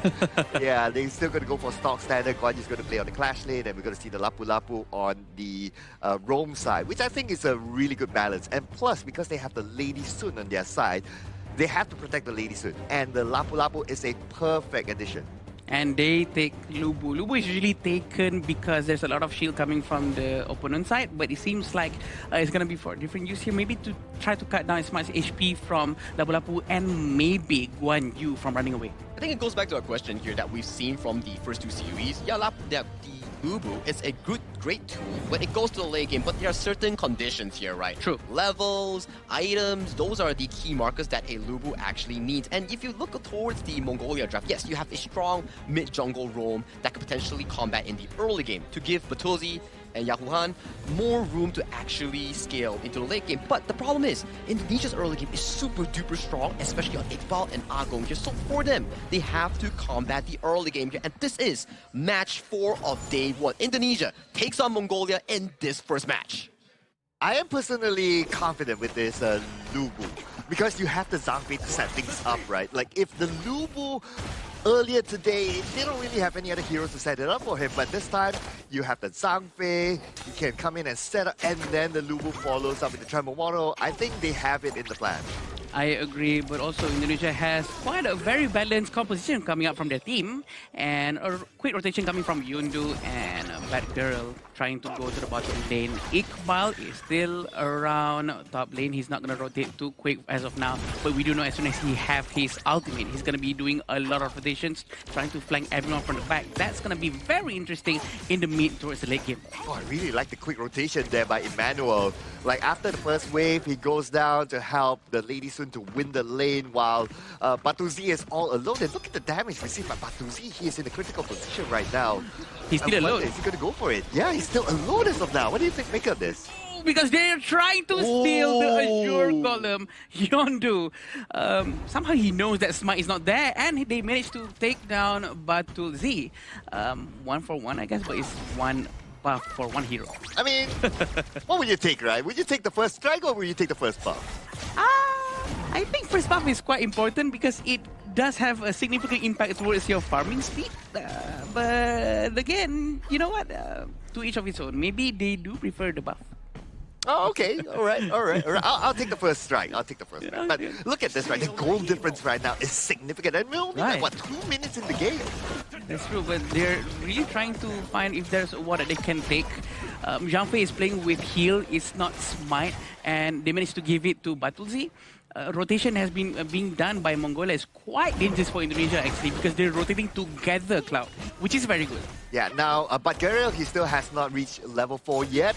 So Indonesia doesn't need to be too careful, especially because of his Unbridled Outburst. So they can still play it as it is. But the moment the Unbridled Outburst is available, that's how the gameplay would change for Indonesia. Also, it all depends on how each clash lanes are going to rotate. Are they going to leave their lanes right now?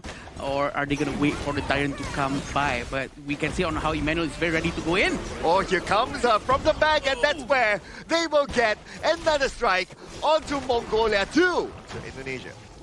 Very clean, I might add. No problem whatsoever, and he can immediately rotate back towards the top lane without no problems. And they're trying to get Lubu right here, Cloud. Yeah, this is going to be a 4v1 situation.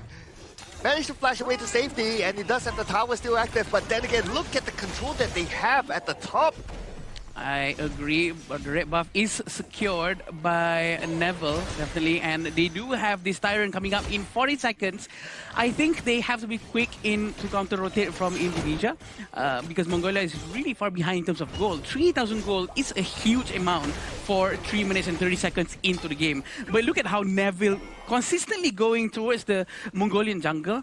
They really have no breathing space at this point. Yeah, I think it's consistent with like what you said, right? Like Neville's gameplay is like he likes to invade, and they're doing it again right now. But once they got the objective, they got the buff, they let it go because they're playing the objective gameplay. On top of that, the time is going to come up soon.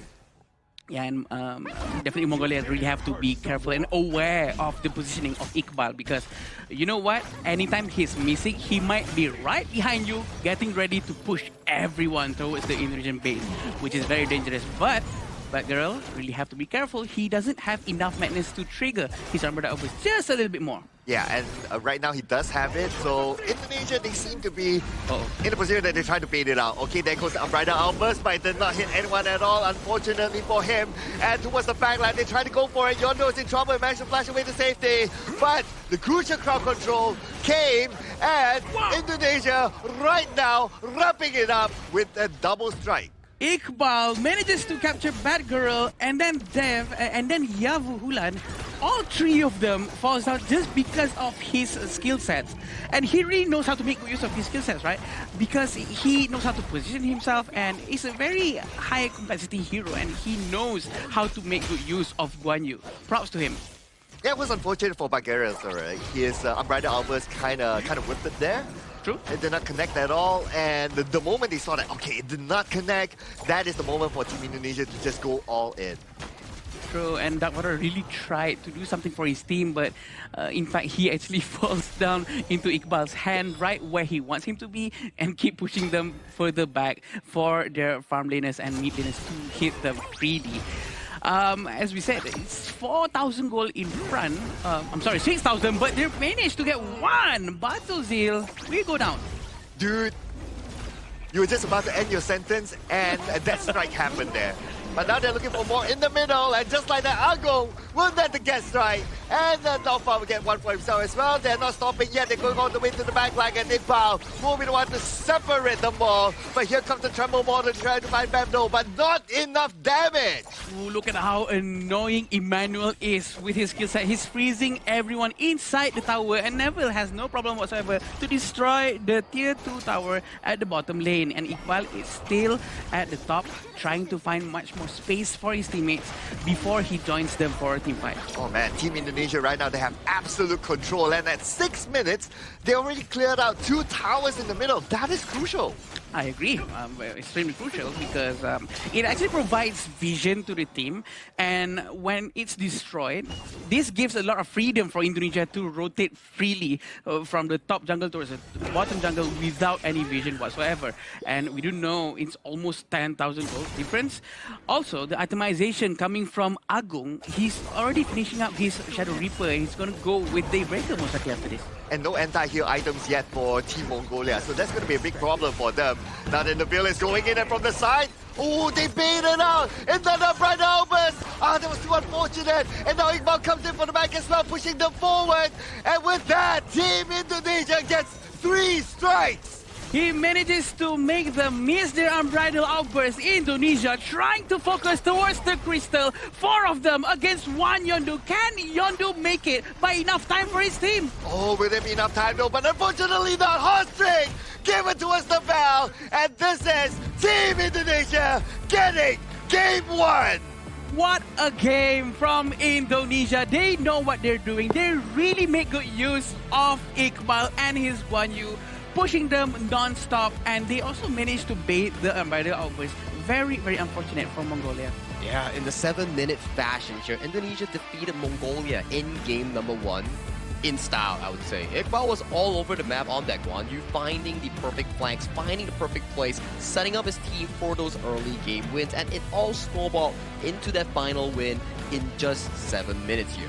Yeah, this is the fastest, most confident game that we have seen here so far. I don't think Team Mongolia got a single takedown at all. Yeah, as of now, probably not, and we do know that they're really trying their best to play around Indonesia, but going up against a team who has been playing together for so long, Cloud, it's going to be very difficult to find that chemistry bond as strong and as adhesive as that. I mean, that's why it's called a challenge, right? As we introduce both teams, Indonesia is known to be a global contender. And then for Mongolia, they come in as the challenger here. Their goal here after viewing Game 1 is to try to improve themselves in Game 2 to see how far they can actually go in Group A. Because if you sulk after Game 1, it's going to be really, really difficult for you to actually come back in this group itself, because you're still going up against different group players, different teams and regions that could be really difficult in this Group A. Yeah, and if we were to zoom in onto the draft, right? So if you kind of think about it, Team Mongolia, they don't have an answer to the Guan Yu. Like, the Guan Yu, we know it as a high mobility sort of hero. Like, it can be anywhere, it can go behind and just surprise you, right? They don't have, like, let's say, a hero that can just track the Guan Yu down. Because the Lubu is not going to do that. I agree, and they do need probably different sets of heroes trying to stop the Guan Yu. And this is the itemization that has been done from everyone. To be honest, there's not going to be a lot for you to see because the game actually stopped quite early.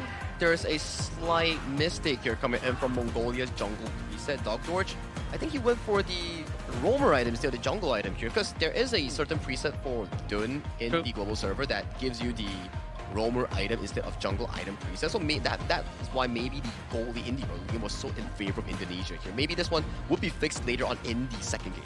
Oh yeah, you're right. That's a good point out there. This is if I were to play a Dun roam.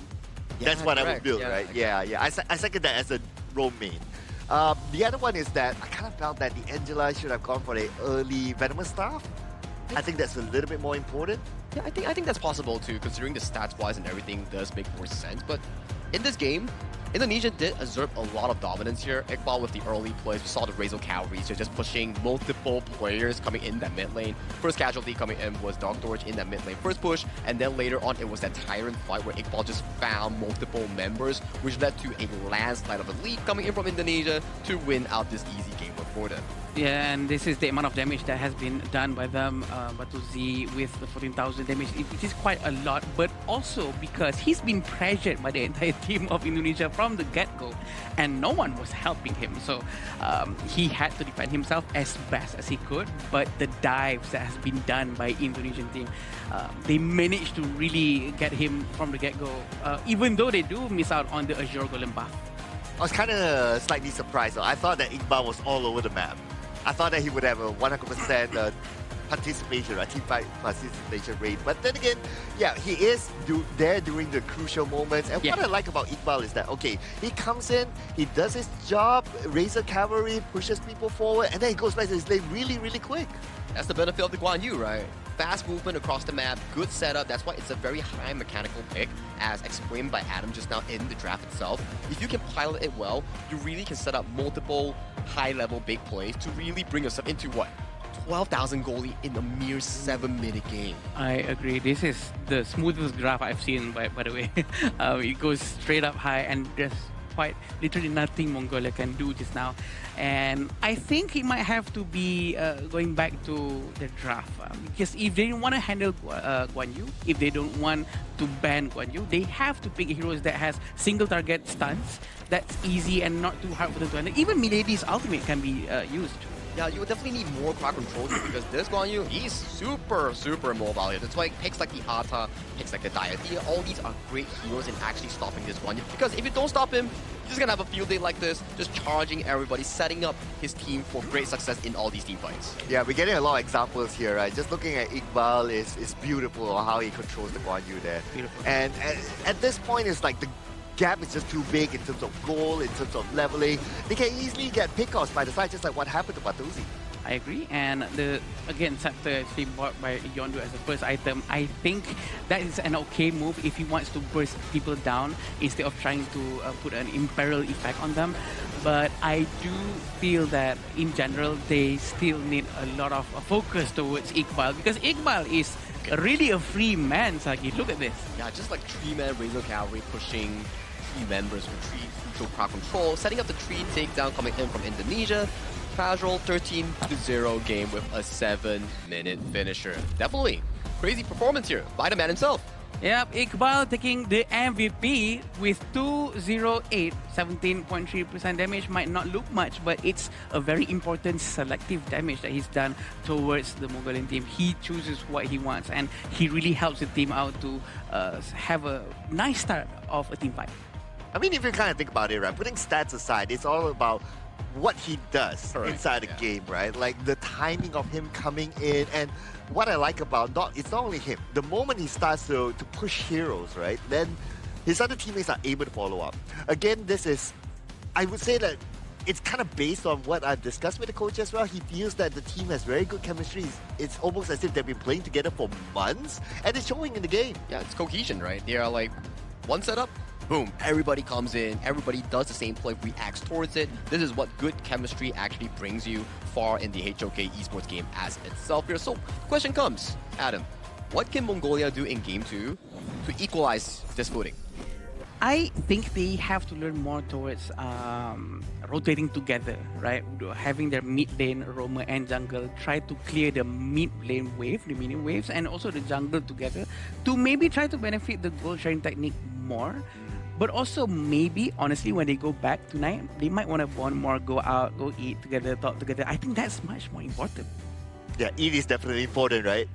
Yeah, I get it. Food is important. Cloud. I love food. Who doesn't love food, right? Exactly. Right? Yeah, but I think that what Mongolia needs to improve on, right, coming into the next game is the timing of their rotation as well.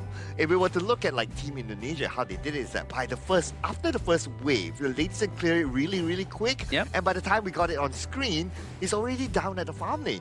While for Team Mongolia, they're still like hanging around the mid lane. I think that's coming from experience and gameplay itself, where Indonesia, Emmanuel, and also the side of the roamer, they know for a fact that, okay, let's push up this wave and immediately rotate towards the farm lane, because in the first 0 to 1 minute, the objective in farm lane is the fire peak, and then after the fire peak, you can also take away the spike tail beast, which is the armadillo camp coming in from the enemy team. That almost gives you about like what, 200 gold lead just from that one movement here. So planning your early game as a mid roam, mid jungle, jungle roam, all these are very important in Honor of Kings.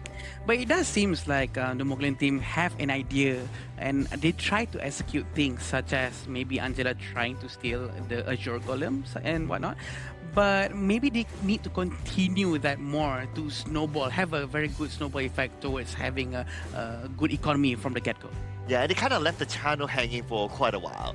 Yeah, the moment the three-man rotation happened onto the farm lane, then the channel was overly exposed. Yeah, it's not going to be an easy one coming in from Team Mongolia here. But also, we want to shout out to our official venue sponsor here. It's going to be Marriott Petaling Jaya here, our official venue sponsor and hotel partner here for the 2026 Asian Game Esports Qualifier Honor of Kings. Thank you so much, Petaling Jaya Marriott Hotel. Thank you so much. Yeah, definitely. The game was amazing, and we want to see more of that. And we do hope Mongolia can hit the reset button right now from the get-go. And we want them to be able to not sulk on it for too long. Yeah, so what do you do, right? I would say Guan Yu ban is pretty much a must. Yeah. Like, that's the reason why the entire day we have seen Guan Yu and Dolia being banned out. Now, this is the first time that we saw the Guan Yu being let go, and obviously Indonesia had the first pick, so they will make the best out of it. But moving on, we're going to see Mongolia chose the blue side instead, so they are going to get the first pick. I think it goes back to like you mentioning on why Dolia is a ban on towards the blue side. It's because on blue side, if you don't want the Dolia, you don't want to play the combo coming in from the Dun Dolia, Kaiser, or the Dolia Yuhuang. For example, you can go for picks like the Guan Yu that has been really dominant since we're referencing to the Season 13 patch, which is a very strong Guan Yu patch, I would say. I want to ask both of your brains right here. If I were to let you guys to choose the two best heroes to be banned in this level of Asian Games, what would you guys pick? I would personally probably choose Zhang Fei and Guan Yu, or Zhang Fei and Dharma, something like that. What about you, Cloud? I'm thinking the Dolia is a must. Okay. And after looking at what the Guan Yu is capable of doing, I'll probably pick the Dolia Guan Yu. And why I don't pick the Zhang Fei? Well, maybe because I'm a Zhang Fei main, so I know the Zhang Fei's weakness. Yes. Remember, there's a Mai, by the way. There's a Mai Shiranui. Yes, there's a Mai as well. So Zhang Fei don't like Mai, no? Okay. Zhang Fei don't like Atta. Okay. So Zhang Fei has a few weaknesses, if you ask. I think I'm sticking towards Cloud's idea here. I do think that the Dolia and the Guan Yu are two of the key picks here because mainly Guan Yu, there's not a lot of counters here unless you pick the Ata or the Diadia to really counteract this hero. Daji. I would say Daji is more of a 50-50 because you stun the Guan Yu, you can cleanse it off with the spell 2 coming in from the Guan Yu. And if you want something that can continuously block the Guan Yu, like the Ata here, and spell 2 basic attack, breaks the bar. The wall, you can't cross the wall. So those are things that you need to consider here, which Mongolia considered here. Mongolia banned the Guan Yu, and they are off for their day here. And for Indonesia, they are banning away the Diadia and the Mai Shiranui here. Locking in the first pick will be Fatih on the hands of Yao Wuhan. They have been listening to Sir Cloud for sure. And they actually banned these heroes, and they do know how dangerous this can be in the right hands. And we do know Iqbal has a lot of hero pulls under his belt, and I don't think it's going to be too much of a problem for him to take something else. Charlotte is open, by the way. Dude, I was about to say, okay, there's still that possibility, right? Yeah. Iqbal and his Byron is superb. Oh, yeah. And there's the Lapu Lapu. Yeah. Indonesia can still play that comp. True. That's true. I see. So with that, you do see the Charlotte that's being locked away coming in from Mongolia here. For Indonesia, they are making a very destructive mid and jungle synergy, where if Ukyo lands a spell 2 stun, Xiao Xiao will connect it with a spell 2 Honey Sweet Breeze and come in with the full burst potential here. So likely we see this Fatih might be going to the jungle in the hands of Dark Torch, and the Charlotte might be going to the Clash lane here for their first half of the draft. And you see a Liang being locked in here. They want to go in for those side lane catches. I agree. This pick-off composition is quite good, to be honest, going up against a giant team like Indonesia. I think this might make things much more simpler for them to execute things out. But also, having Sunche in the side of Indonesia is going to be quite a bit of a problem too for them, because Sunche has a lot of mobility, and he can bring a friend towards a team fight, Cloud. Yeah, I see the Liang Bei, how it's going to be played out, right? Like side lane pickoffs is really good, but the thing is that Mongolia, they need to improve on their timing of rotation in order for that to happen. If they allow like Team Indonesia to dictate the play and they're stuck at their lanes trying to clear up when Team Indonesia, they've already rotated, then the Liang might not be that effective. I think Liang is also a pretty difficult hero to actually execute because it requires a full team to move accordingly towards the Liang's first level 4. And we've seen it from time to time from regional pro leagues. If you pick the Liang and you're unable to get an early lead from, like, let's say 4 to 10 minutes, it starts being less effective as the game goes on because you're more tanky and you have more things to cancel the Liang. Wait, Sagi, something popped into my mind. I think this is Charlotte jungle. I mean, we've seen Fatih jungle and Charlotte clash. It could be a potential one if they do decide to put it towards 2. Yeah. But so far, we still have to see Mongolia's last 2 picks here. Indonesia is still siding for their roamer pick. Potentially might be the Zhangfei or Lapu Lapu or even Guigutsu if they actually want to bring it up in this stage. Yeah, very smart from Indonesia because they actually banned Princess Frost and Ganemo, because we do know Liang works very well with these 2 heroes. And this is going to reduce a lot of power picks from Mongolia, but the last 2 heroes from Mongolia is going to be very important, Cloud. Yeah, I guess if they were to pick the Liang, they should have like just straight up pick like either one of those combos together, right? But because they picked the Liang and the Charlotte, then the ban was kind of obvious for Team Indonesia after that. But it's okay. I think it's still executable. It just depends on who is going to be the follow-up from Team Mongolia. So Netizen, I think it's pretty okay. Yeah, it's okay. Not the most perfect one, but still acceptable coming in from Team Mongolia here. Potentially wanting an Angela or something with more burst might work even better with Bagriel on that Liang here, but since the comp is finalized here, we will have to see where this Fatih and also Charlotte will be going here. Likely, as we viewed through the previous games, Fatih is usually the jungle here, but it depends on Mongolia's decision and the player's suitability on the picks itself. And for Indonesia, they're still lacking a roamer pick as their final pick here. We have seen some iterations where Sun Tzu can go to roam here, but it depends. Indonesia, what does Naufal want to play in that roamer pool? Yeah, this last hero will be quite important for them as well, and they're really taking their time with this because they don't want to mess this up, knowing that there's Liang on the Mongolia side. They have to counter something, and Lapu Lapu is one of the best choice because they require a lot of tank. They require one guy at least to soak up all the damage, Cloud. And Lapu Lapu has his passive as well, right? Yeah. So that combines well together with the Sun Tzu when they engage in a fight. at the back of my mind, I was kind of thinking like, okay, a Zhang Fei would be nice as well. You know, like the set sail comes in for the back, you have the Zhang Fei from the front, and it will be like a sandwich sort of situation. But yeah, Lapu Lapu's okay. I think it's a good pick, right? Comparing to like, oh, it is a Charlotte jungle here. There you go. Dark Dorch is going for the Charlotte jungle here in the Team Mongolia. And back to the Lapu Lapu pick that you mentioned there, it's actually pretty good. You want someone to be able to cancel off the Liang ultimate from a far distance, spell 2 charge, or the ultimate Raging Sea to reach the backline and drop Rockrill from that Liang's power with control. But let's drop it in towards the game here, as this is game 2 between Indonesia and Mongolia. Will Indonesia close this off with another 2-0 for today, or will Mongolia fight back in this game 2? All right. As a Charlotte main. Yes. As a Charlotte main, what's your take on the Charlotte jungle here? I've played Charlotte jungle. You know why? Charlotte is actually listed in the jungle role, so it's actually quite good. But I was using a tanky item, but we can see that they're trying to force a war up here. They're not trying to go towards the Azure Golem, just trying to steal that one small little jungle. Again, right, same formula deployed by Team Indonesia is that below the first minute, after the first wave, they start rotating again. So because of that, they already forced out the flash by the Liang, and they even took out a few jungle camps. I agree, and I think having Liang in the hands of Mongolia, they should be able to rotate better, right? The one that we've been asking for. They have to rotate faster, rotate better. So maybe having Liang and Lady Zhan sticking together and rotating together, this might be the solution. It all depends on the execution from the team. But having Charlotte as the jungle is going to be very interesting. Yes, and of course Charlotte has higher mobility, right? So in case they start to engage, Charlotte can be part of it as well.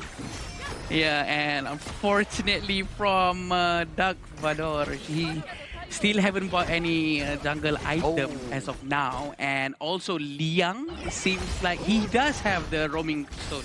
Oh, and they're going in for it.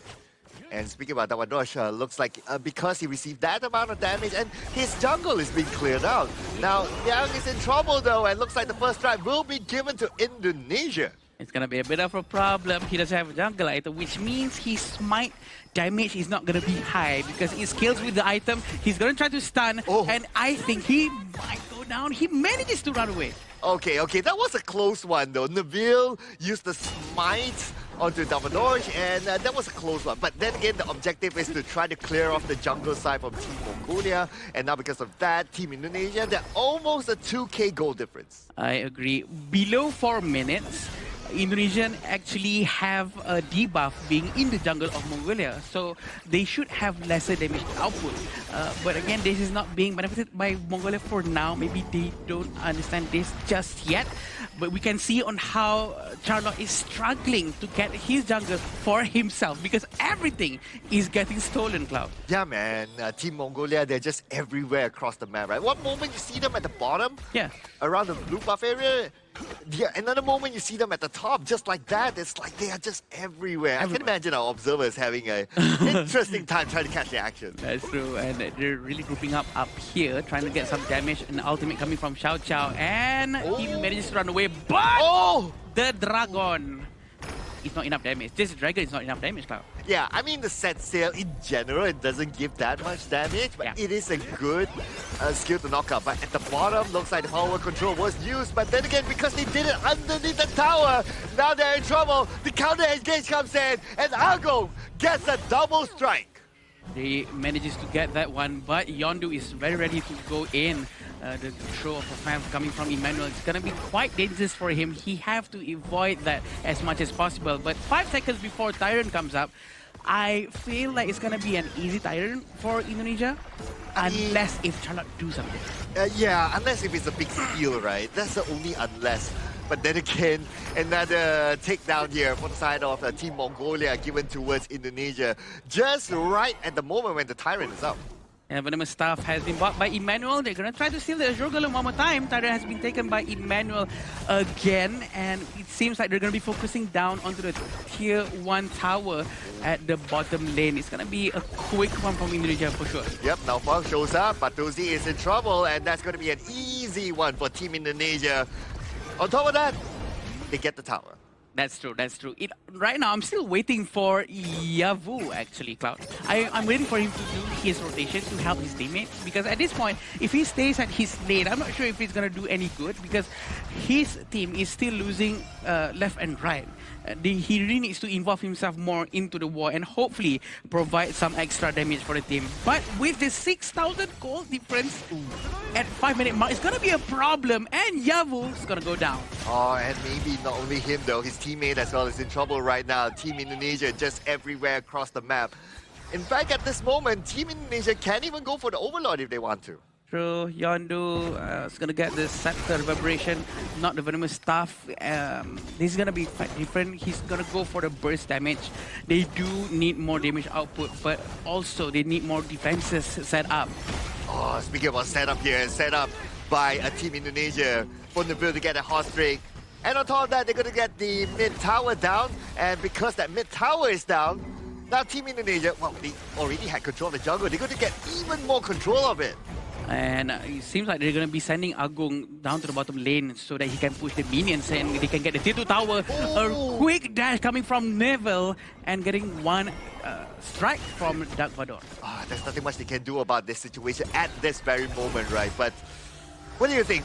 What's the winning condition or the comeback condition here for Team Mongolia? It's gonna be very hard, but they have to defend as much as they can and find that one moment to play around Fatih. They have to make good use of Fatih at some point and the Liang. So they have to go in together. The cohesion that Sagi was talking about, that's the most important thing. Oh, but we haven't get to see the Fatih really get into action yet. He was kind of rooted at the clash lane, while even Iqbal was like rotating around the map, right? So he has to find... I would like to say that, okay, he has to rotate together with the team, but then again, his items are quite lacking behind. For sure, for sure. And we were actually hoping for that rotation to happen early on so that they can keep up with the gold economy coming in from the Indonesian. But a very good ship. Yep, here comes the set sail all the way to the back line. Power control used, but then again, they don't have the damage to get that takedown. And Naufal will survive that one, even though it was under the tower of Team Mongolia. And they managed to destroy one tower, which is very important for them. Having 12,000 gold all the way to the front in 7 minutes is huge for Indonesia. They can actually try to force at a million or bottom lane if they want to. Set sail is going to be available right now. He might start something here. I'm scared now, This potentially might be another 0 for Team Mongolia here. But here comes the build all the way to the back line. And they are putting pressure, not allowing them to just try to find a counter back of the Team Indonesia. Yeah, and it seems very like a hard game for Mongolia right now. I'm not sure how they're going to come out from this, but I believe that they will be able to try their best to maybe recollect something, maybe try to defend the minion as much as they can. But having this goal difference being this huge, Cloud, I think the winning condition is almost gone. Oh, man. Unless something unimaginable happens, but okay, not too sure what he was doing there. At least he's trying, you know? He was trying to bank on like going in and just smite, right? Yeah, true. But again, his smite damage is not going to be high because he doesn't have any jungle item. Oh yeah. The smite damage scales from how much jungle item you have, and the last one with the stacks will give you the maximum amount of damage. Okay. Oh well, he'll be back in about 3 more seconds right now. This might be their last dance against Team Indonesia. But Team Indonesia, I'm pretty sure they want to wrap things up at this moment. They're going for it. The minions have arrived, coming in from all angles, and they go all the way to the back line. And it is the Bill with the godlike, and Team Indonesia, another clean victory! Congratulations, Indonesia, for managing this one. A very clean win from them, for sure. And there's not much to say. It's a very good game. That's a fast 2-0 coming in from Indonesia. It's not only about defeating their opponents, but it's also showcasing to the world that they are a top-tier region in the sport of Honor of Kings here. So they claim the 2-0 and they defeat Mongolia. Currently, Indonesia will be sitting tight as the first placer in Group A. And look at this, right? All smiles for Team Mongolia. They know that this is their debut at the international stage. Yeah. They know that this is them getting the experience. And what better team to fight against other than Team Indonesia, right? I agree. And to be honest, this is a good moment for them to actually collect all this real-life experience being up on the stage and going up against one of the best out there. And I feel like they should be able to, okay, we're learning something today. Maybe our bans and pick, maybe our hero pool might have to change this a little bit. And I think they might have enough time because we're going to be here for a very long time. Yeah, we're going to be here for at least 10 days here for the full duration of the 2026 Asian Games Esports qualifiers. So for Team Mongolia, there's still much more time to actually adjust themselves and bring them back to a equal footing with other teams. Yeah, whatever it is, not all hope is lost, Correct, right? correct. Today is only day number 1. It is their first game. They still have plenty more games to go. So who knows? Things might turn out better for them in the next game. I agree. Still, they have to fix their rotation for sure because we can see that on how they don't really rotate quick enough, or maybe they're not really aware about the goal sharing technique that they're able to do and to make good use of all the economical things. Experience and also the, I would say, knowledge on these things are actually very important, especially for Mongolia. In this case, they will have to go back to the drawing board and go back to the scrims and practice for these upcoming stage games, right? Because these stage games, single round robin.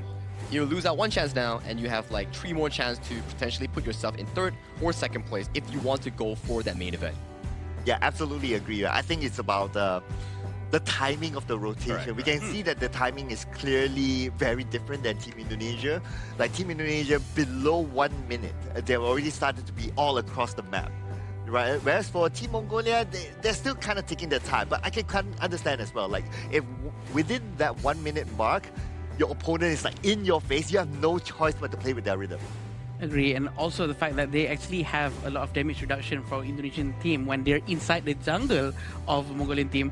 They should be able to group up and try to gank up against them, but they don't manage to do that just yet. Maybe they're not used to it for now. Yeah, let's check out the post-game stats on what exactly went down between Indonesia and also Mongolia here. As we do see towards the scoreboard here, it's clean zeros, I gotta say, coming in from Mongolia, as their opponent is just too darn strong.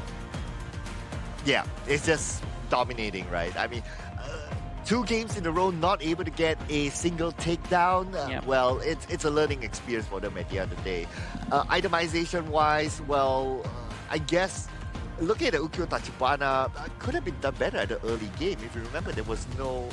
no, it was the Charlotte. Yeah, Charlotte didn't get a jungle item. Yeah, I think they're also aware that, okay, maybe Charlotte is not the best jungle out there to be used, in all honesty. But also because with that in mind, they do know that, oh, he doesn't have a jungle item. Maybe we should try to go in right now because we have a better smite advantage. And with the power of numbers, a good rotation, they managed to really clean out the entire resources away from Charlotte. True that chaos as well, Yondu on the ladies actually suffered 0 deaths as well, while also trying to dish out as much damage as possible. So props to him as well for actually holding the fort, despite the fact that Indonesia actually tried to brute force that entire game. Yeah, and I noticed that for Team Mongolia, they did not have any anti-heal items. So no anti-heal items, you're going up against the Ukyo Tachibana, it's not It's gonna be tough situation. Yeah.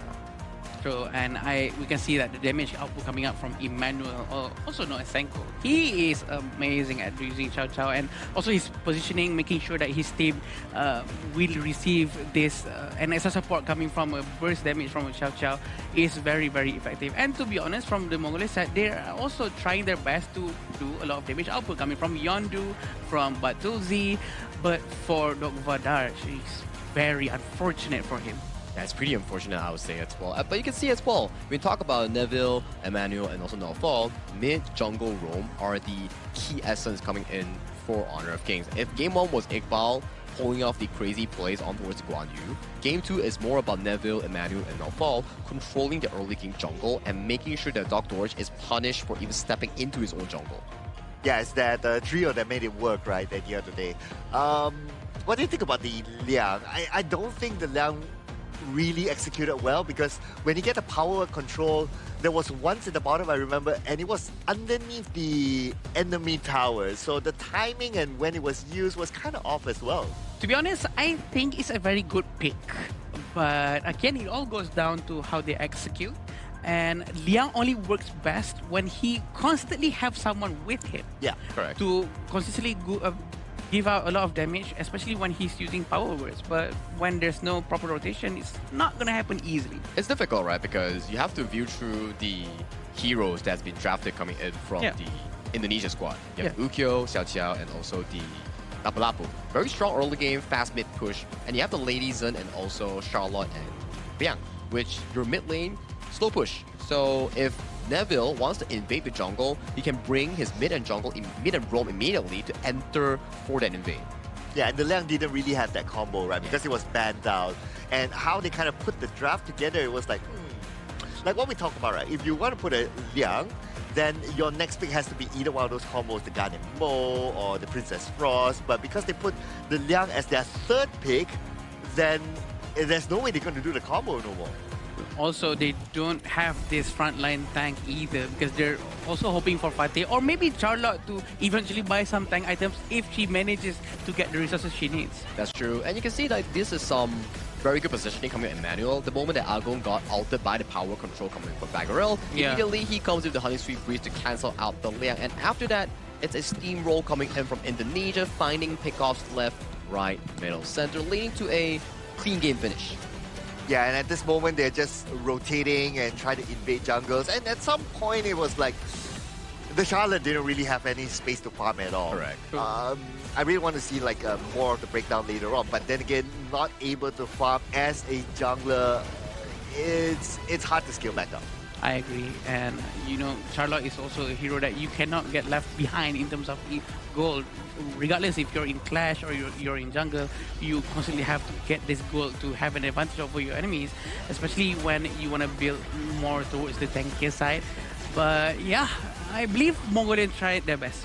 Yeah, they did try their best here, but with this, Indonesia takes it 2-0, and the MVP of this game will be Emmanuel. 409 on that KDA, 34% damage, 13.7% damage taken, with a total goal of only 18.2%. Like I mentioned here, Indonesia was all over the map, and Emmanuel, he was doing an insane job on that Xiao Xiao.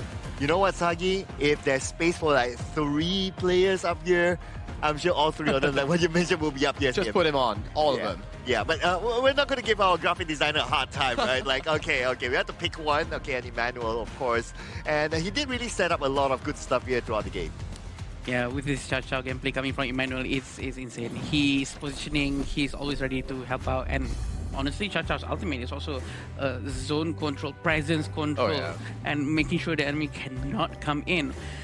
But the rotation coming from Indonesia team is one of the best that we've seen today. So we do know a lot of other teams are going to be focusing on this game today to make sure that they can learn as much as they can. Especially Philippines. You know for a fact that Group A, Philippines and Indonesia, they are long rivals from previous tournament, their region itself from the competitive history. So definitely Philippines, they have a next match coming up that they will be eyeing towards Indonesia to battle out for the first and second slot. Yeah, they're probably thinking like, while watching this game, they're like, I could do better. Yeah, I could do better. Okay, you guys got a 2-game clean win. Okay, I'm going to get more takedowns than you and still maintain a clean win.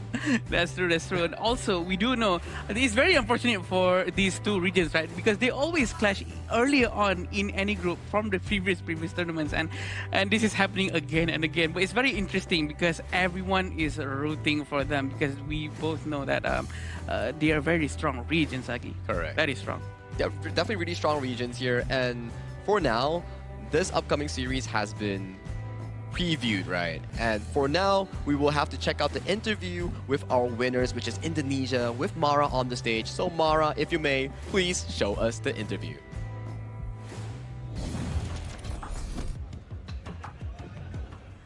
We're here with Neville from Team Indonesia. Congratulations. Oh my goodness, that was such an advantage win. Game number 1, it was 13-0 with 7 minutes and 19 seconds. Game number 2, 16-0 with 8 minutes and 39 seconds. That was so fast. Actually, the game number 1 was the fastest game. Both matches, actually, you finished really fast. Did you expect it to end so early? Is that the game plan all along?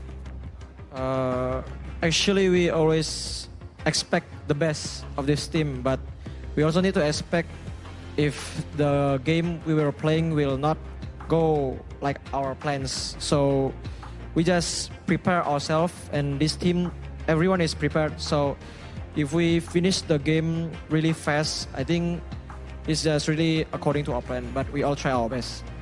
everything went according to plan. It was such a decisive advantage. And how were you able to do that? Was it the communication? How was it with the team? Because you didn't even allow the opponent to have a single takedown in both games. No turret destroyed, and they didn't even get a single objective. I think it's because of all our hard work from our coaches, our players. I think all our hard work is paid off. Yeah, that's why we can make a decisive, really advantage. Everything was perfectly done. Do you think that you can show the same performance all throughout with all your opponents for the tournament? We will try our best to be consistent until the end of the tournament. Now, for sure, Indonesia is watching right now, cheering. You gave them confidence. They were so proud how you represented the country today, the region. What would you like to say to Indonesia? Untuk Indonesia, terima kasih udah support kami terus. Ya, yang gue minta dari kalian sih tetap support kami, mau kita lagi di bawah maupun lagi di atas. Ya, itu sih. And how would you translate that in English? For the Indonesians, thanks for supporting us and always support us even when we are on our downfall or even when we are on our highest level. And what I want to ask you guys is just keep supporting us. You heard it from him. Keep supporting Team Indonesia. And we have more on that with the casters. Lead the gorge. Thank you, Neville, and also Mara. You can definitely see the patriotism coming in from Neville himself, that he knows for a fact that when he stands on this stage in Asian Games qualifier, he's representing not only his club, but his nation, his region as a whole. Oh yeah, and we know that the support from the Indonesian fans are really, really up there, right? So yeah, like what he said, right? Keep on supporting your favorite team. But yeah, it's a dominant performance, so to speak, all the way. I agree, a dominant performance, and as expected from everyone as well. So definitely they're having the pressure coming back from their own region, and it's gonna be a lot of pressure on them, and they will try their very best to perform and not give any space whatsoever. Also, it's also a form of sportsmanship. Correct. Right?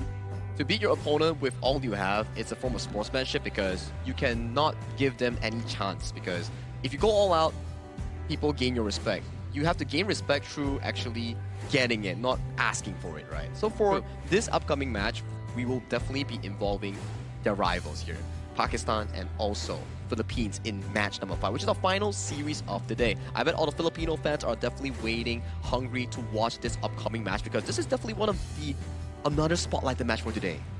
Yeah, I personally can't wait to see this one as well. I mean, we've seen a dominant performance by Team Indonesia. I'm sure there will be a level of expectation from the Filipinos as well. But will it be easy for them though? Because I'm pretty sure Team Pakistan will want to challenge them. That's the thing. We want to see and find out whether or not Team Pakistan can live up to their game, because we do know that every culture have their own differences. The way they walk, the way they talk, the way they eat, the way they speak to everyone around them is going to affect how they think in the game, what heroes they're going to pick, how are they going to play, the decision making, the rotation, everything is going to be affected. So it might be the kryptonite to Philippines. I like how you bring it up where Asian Games qualifier is not only about Honor of Kings, it's also about cultural exchange between these teams, because they come from different regions and they are here to share their experience and their lifestyle as a whole, right? But we have to wrap this up real quick because we have to give a shout out for our official phone sponsor, iQOO15R, which is the official gaming phone for the 2026 Asian Games Esports Qualifier Honor of Kings. Thank you so much, iQOO, for sponsoring us the phone for the players here for 120 FPS and ultra high quality gameplay. Yeah, and by playing 120 FPS, and that's how you play the Guan Yu, like how Iqbal did. Exactly. Yeah, you need those smooth frame rates so that you can go around, do your thing, and then go back to your lane. So, good job, iQOO. Oh, interesting. Iqbal really need that, or else he wouldn't be able to perform that good. But again, the Guan Yu is very good Guan Yu gameplay. But after this, the game after this, are we gonna be seeing more Guan Yu? I mean, I can't tell you here. Are we going to see more 2-0s? Because so far out of the last 4 matches are all 2-0s, 2-0s, 2-0s, 2-0s here. But we have to go to a short break before we bring you the last series of the day, Philippines versus Pakistan. So, see you later.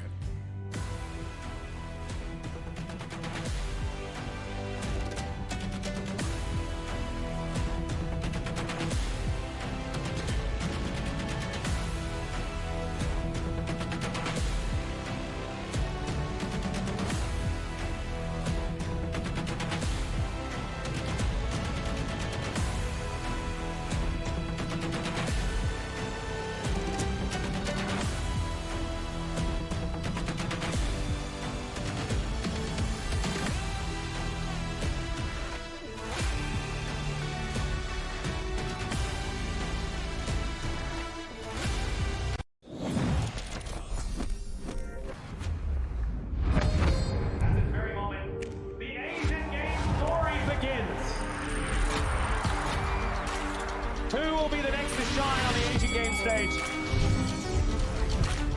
Contestants fight for the honor of their regions while we cheer them on from the stands.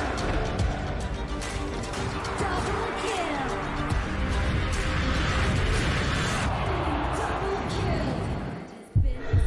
This is a challenge, but it is also an opportunity.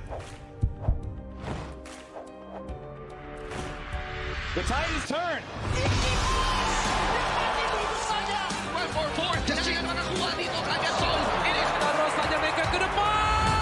Aspas in front. They're going to use it. Golden Kite slows out Tatsumi.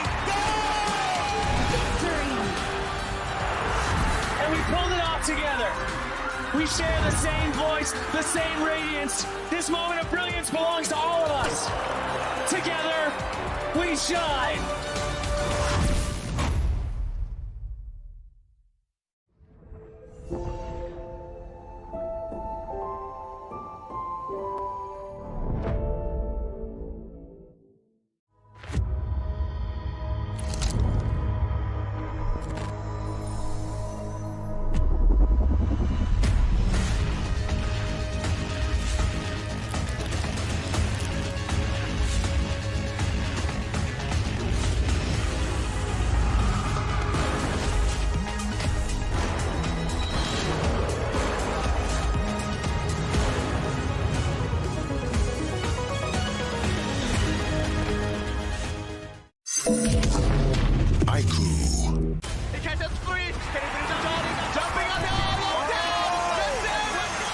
Welcome to the 2026 Asian Games eSports Qualifiers, Honor of Kings.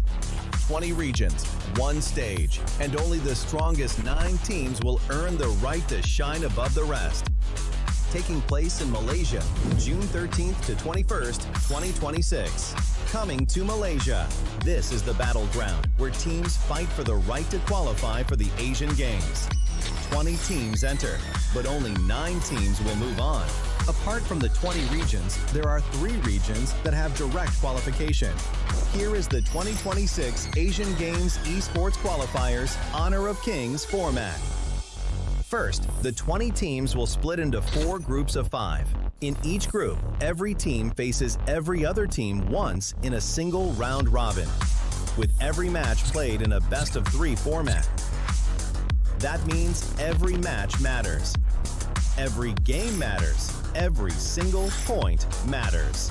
The point system is simple. Win the match, earn 1 point. Lose the match, earn none. At the end of the group stage, teams are ranked by the total points they've collected. And from there, the road begins to shine. The top 2 teams from each group qualify directly to the Asian Games main event. That gives us 8 teams advancing straight out of groups. But for those not through yet, the light isn't out. The teams that finish 3rd in each group still have 1 more shot. They move into the last chance stage. There, they battle through one final BO3 single elimination bracket until 2 teams remain. The 2 teams will then face off in a BO3 match to claim the 1 final qualification slot. So in total, 9 teams will make it through, 8 from the group stage and 1 through the last chance stage. That is the rule. Now it is time to see who can rise through it. From across the world, regions gather here in Malaysia. 20 teams, and only 9 will qualify. The path is set. The stakes are clear. Together, we shine. Stay tuned, and we'll see you at the stage.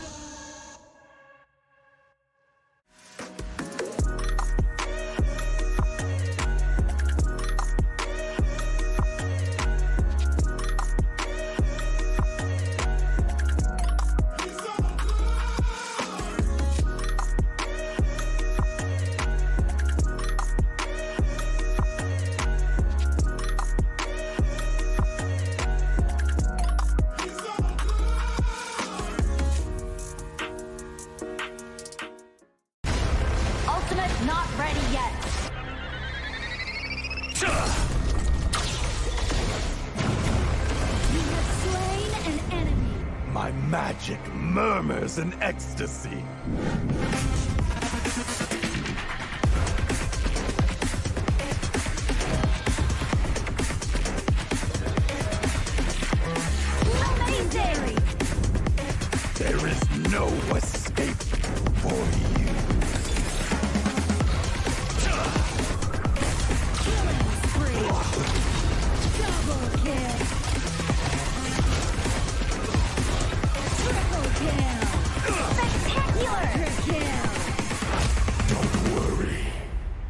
be back for your life soon.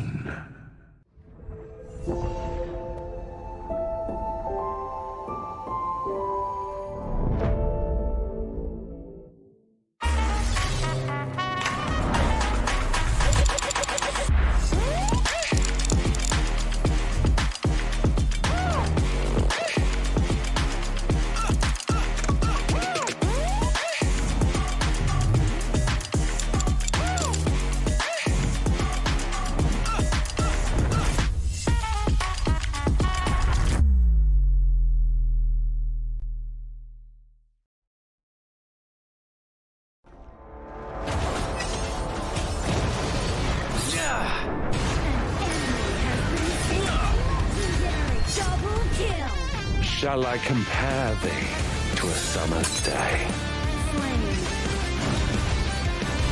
Don't engage. Don't crush us like insects. Defend our base. Our high ground tower is under attack. Amazing! Unbelievable! Ah, the fragrance of romance. Ally has been slain. Rampage. Double kill. Triple kill. Spectacular. Pentakill. Lady Fortune is on my side.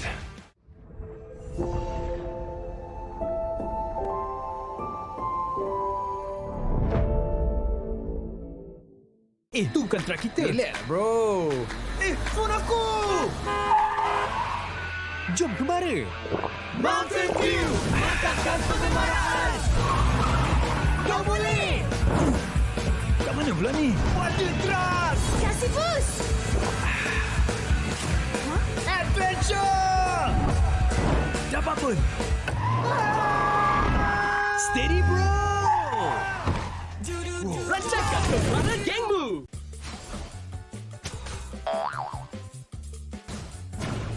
They tried.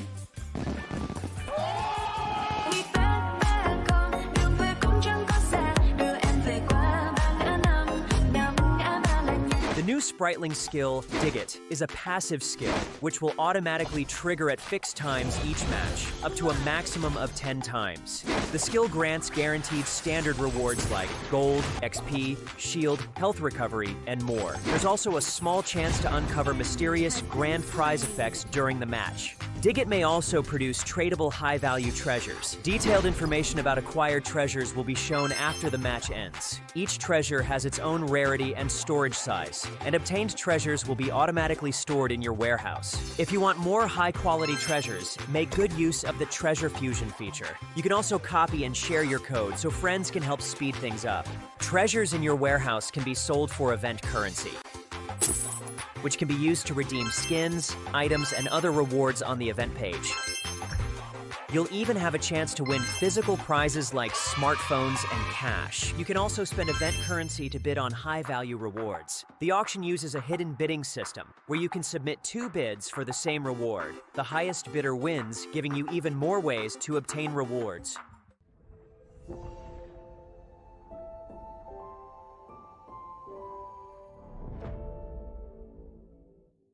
If you've ever wondered how to go from HOK player to HOK top influencer, this one is for you. HOK welcomes all creators. First things first, when you start as a HOK player, your in-game highlight can become your content. This is the first step of building your own social media presence. If you keep on creating and reach 100 plus followers, you will be invited to HOK Studio and become a HOK Studio creator, starting to earn various incentives as you grow. You'll get token and cash incentives for your creativity. Stay in the loop with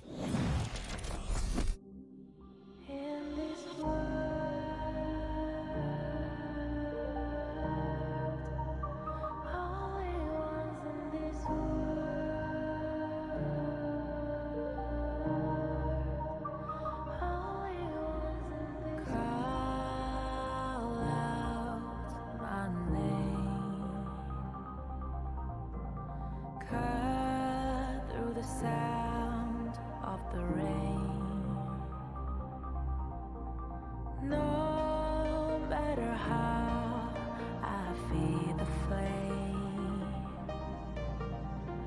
you know I feel the darkness and the pain. All of the ways we tried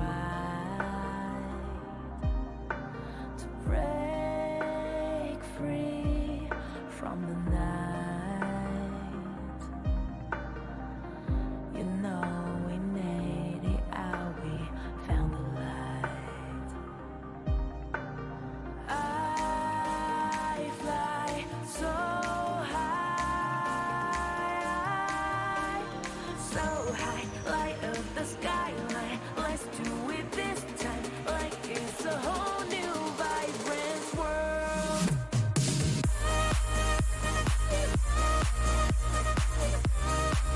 Like we're the only ones in this world. Like we're the only ones in this world.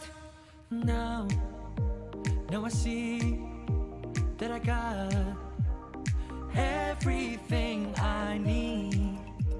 It's alright, I'm on fire, I'm alive, 'cause now I fly so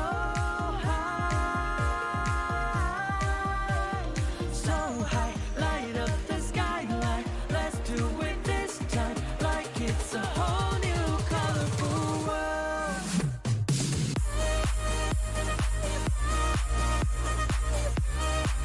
Like we're the only ones in this world. Like we're the only ones in this world. Never thought we'd get this far, burning like the stars. How we get this far? Like we're the only ones in this world.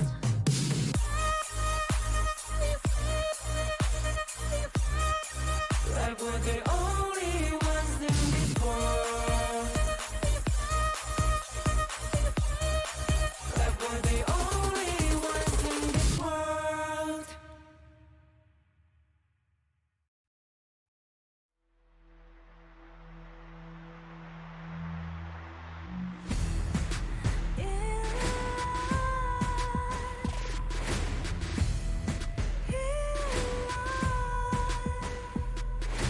What's a life without its worth? Compromising with what hurts inside. When you let fear decide your fate, you don't choose which path to take in life. In life, I'm finally letting go of everything that still holds me. I'm against all odds, but I won't give up, 'cause it's my time to shine. Standing in the spotlight, and no one let me down. Destiny is calling high.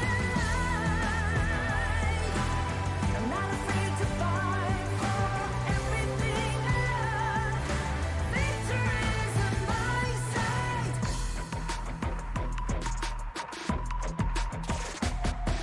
The more we lose, the more we gain. The more that nothing stays the same. In time,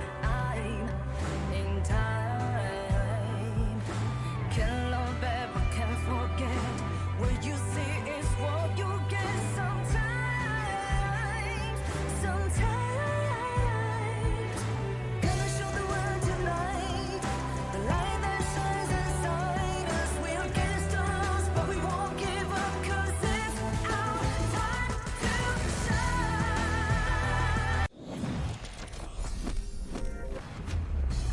Welcome back to the 2026 Asian Games Esports Qualifiers here for Honor of Kings. My name is Sagi, your desk host for today, and we are onwards to our match number 5, and match number 5 will be brought to you by none other then Sir Cloud, and also Adam Spartanko. Welcome back to the broadcast.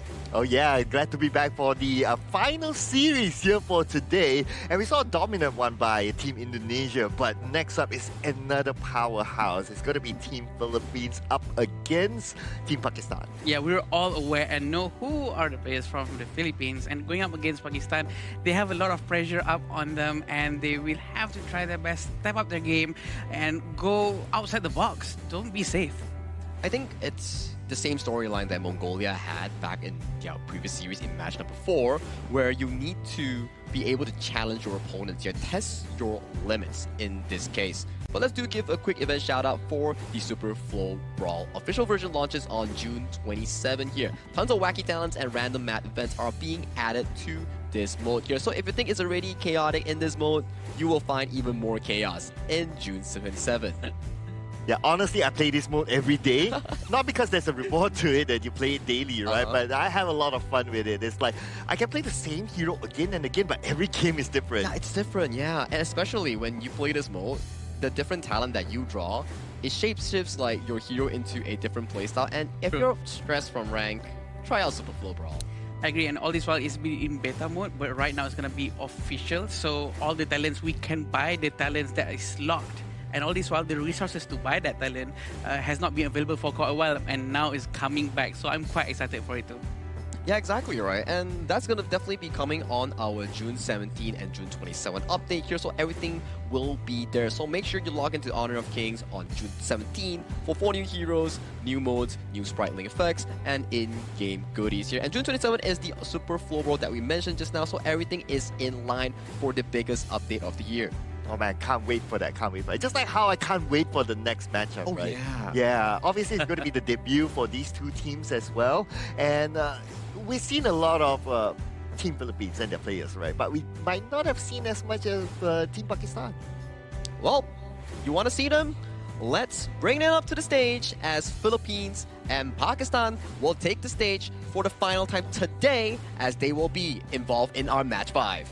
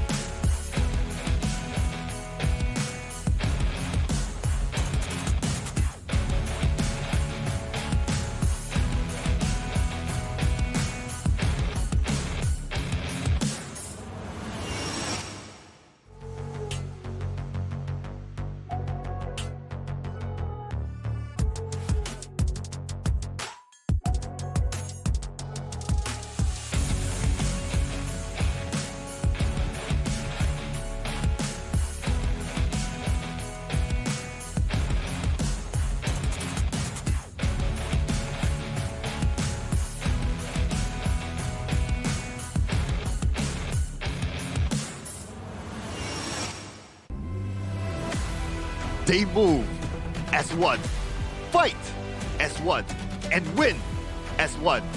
With exceptional teamwork and late game execution, they know exactly how to turn patience into dominance. The battlefield is set. Make some noise for the Philippines! Carrying the pride of their region and the spirit of fearless competition, they enter the stage, ready to challenge anyone who stands before them. Their aggressive style and unwavering determination make them a team that can never be counted out. Raise your voice for Pakistan!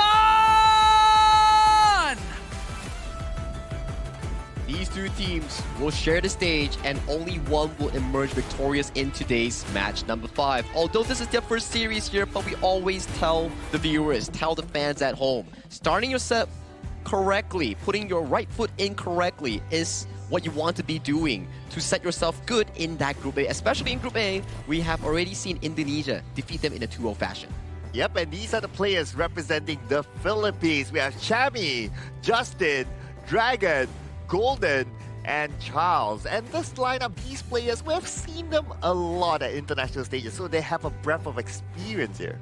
A breadth of experience indeed, and we know how much respect every other team have towards these specific teams, and We know that Philippines can play very, very well.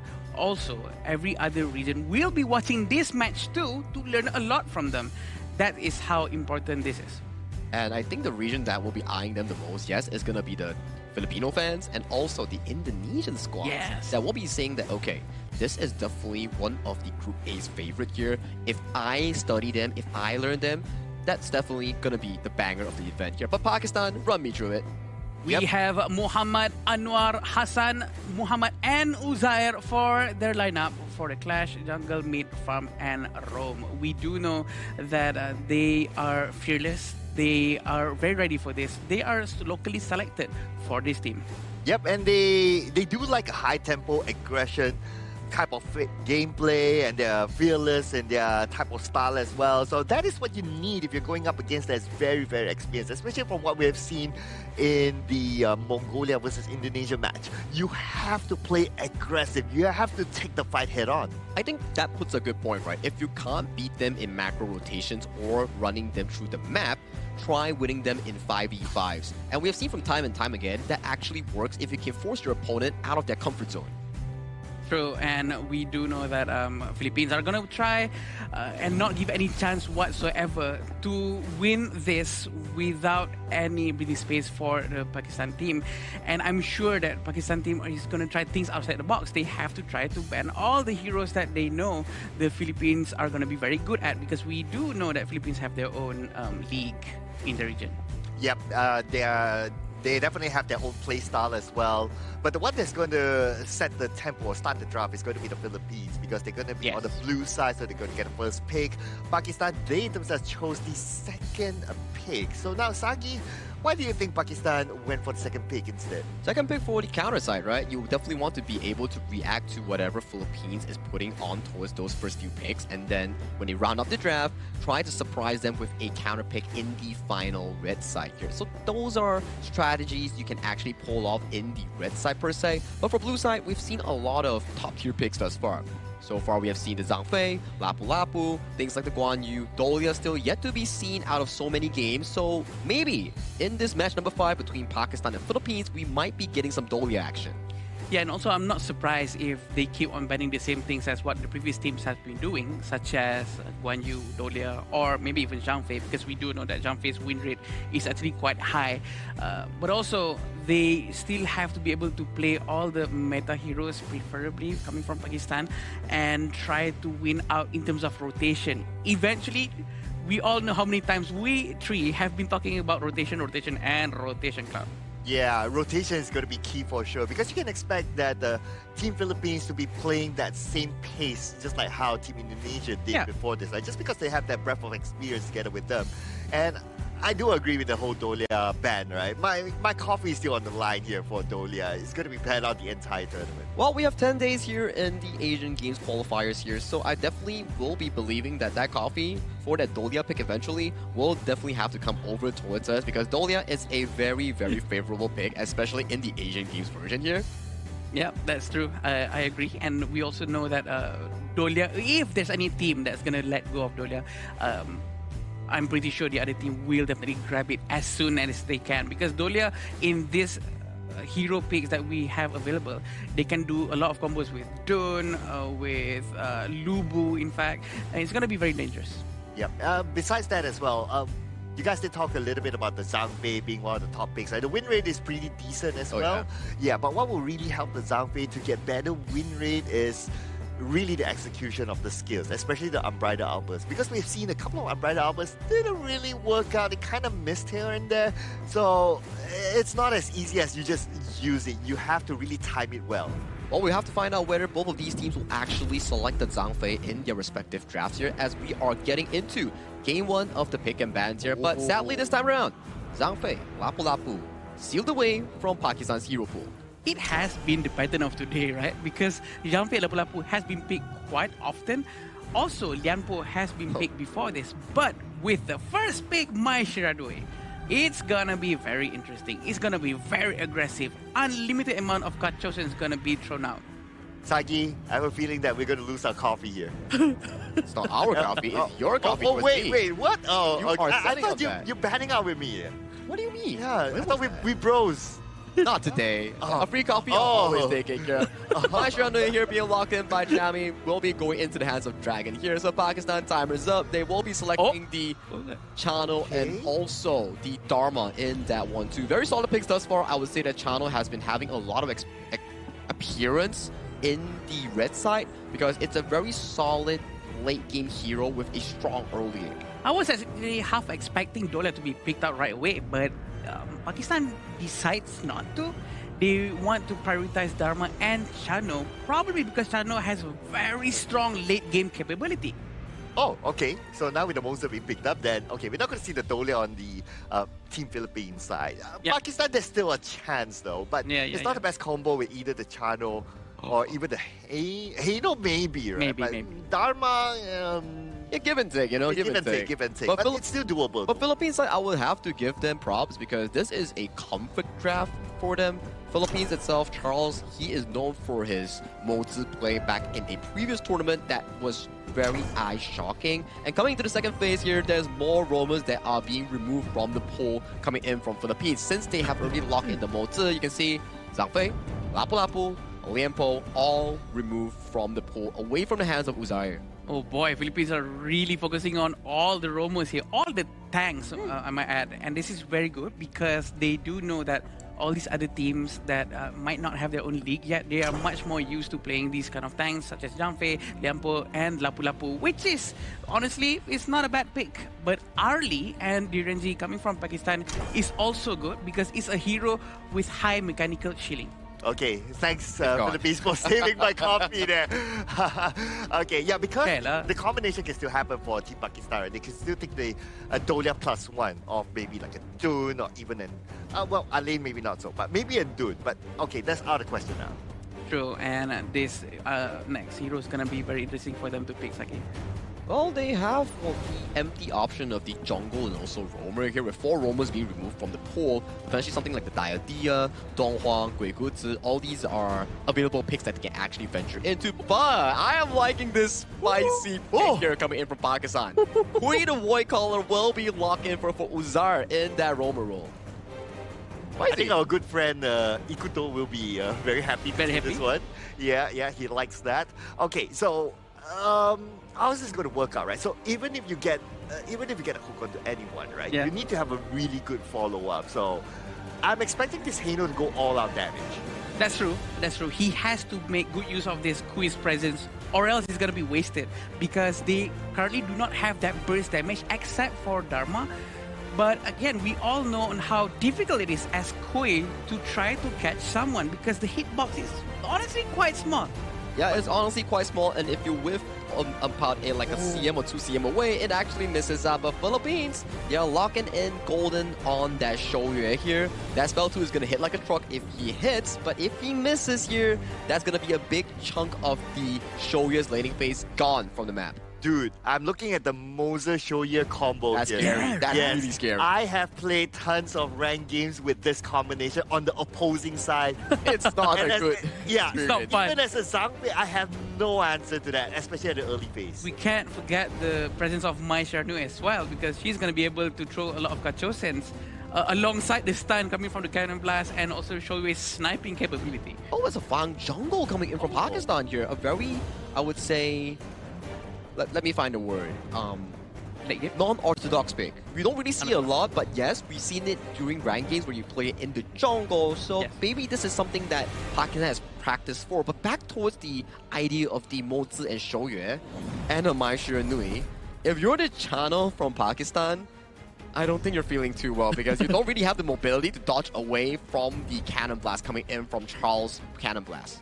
Yeah, and they do have a lot of long-range capability for sure, but it seems like both sides of the team don't really have enough tanks. Maybe Byron is tanky enough, but Dharma is not tanky. Well, we have to see whether the Dharma comes in clutch or will Charles on his signature motive find the markers here with the Shoyue that's being locked in by Dragon. This is game 1 between Philippines and Pakistan from Group A, our final match for day 1 of the Asian Games 2026 esports qualifiers for Honor of Kings. Let's go. Yeah, I want to kind of say that the Spirit Wolves might be good against the Motor, but then again, you have the Shoyue that you need to dodge as well. So there are a lot of things that you need to dodge. Like dodging is like at the top of your mind right now if you're Team Pakistan. Yeah, the amount of projectiles coming in from the Philippines is a lot. If Chano is changed to Arlie, if Arlie was available just now, it's going to be good with the Maple Dance, but they're trying to get some damage into Kui. Yep, they're going in for it. And at least Muhammad came in from the Clash Lane side to give extra protection to his teammates, so that's kind of okay. And that's just the first minute, by the way. The poking capability coming from the Philippines is insane, but we're still waiting for that hook coming from Uzair, and he's still being quite conservative with it.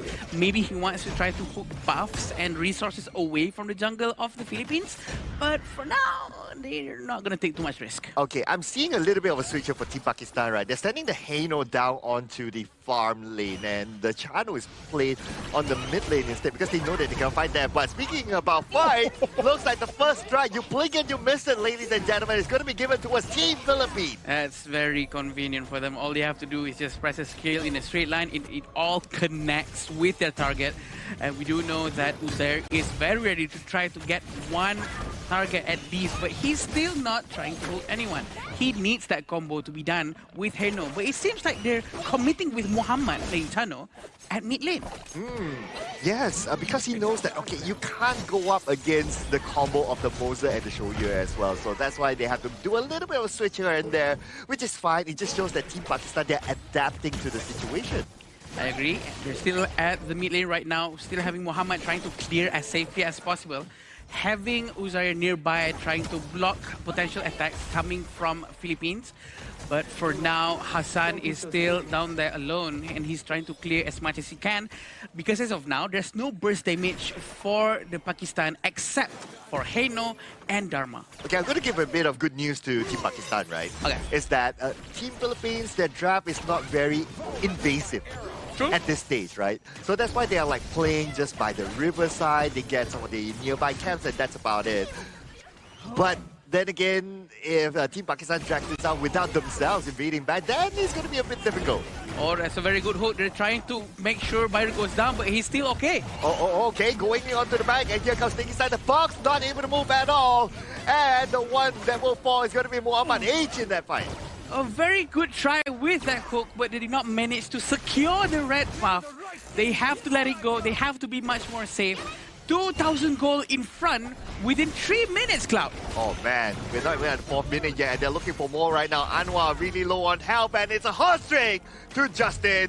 Uzair, what can he do about this? And this is a double strike for Justin with that U-turn, able to get one more for himself. Oh, that stun is very effective. The follow-up from Golden. Golden is trying to get Hassan. Hassan have time, rewind. He manages to use it. He manages to run away to safety. Okay, lucky enough for him, he has the faint rewind, so he's okay for now, right? But Golden came at the right timing as well, and just look at what he did. All he just do is just bang, bang, bang, and that's about it. Okay, they're trying to hit on Hassan again, and this time he does not have the faint rewind. And there you go!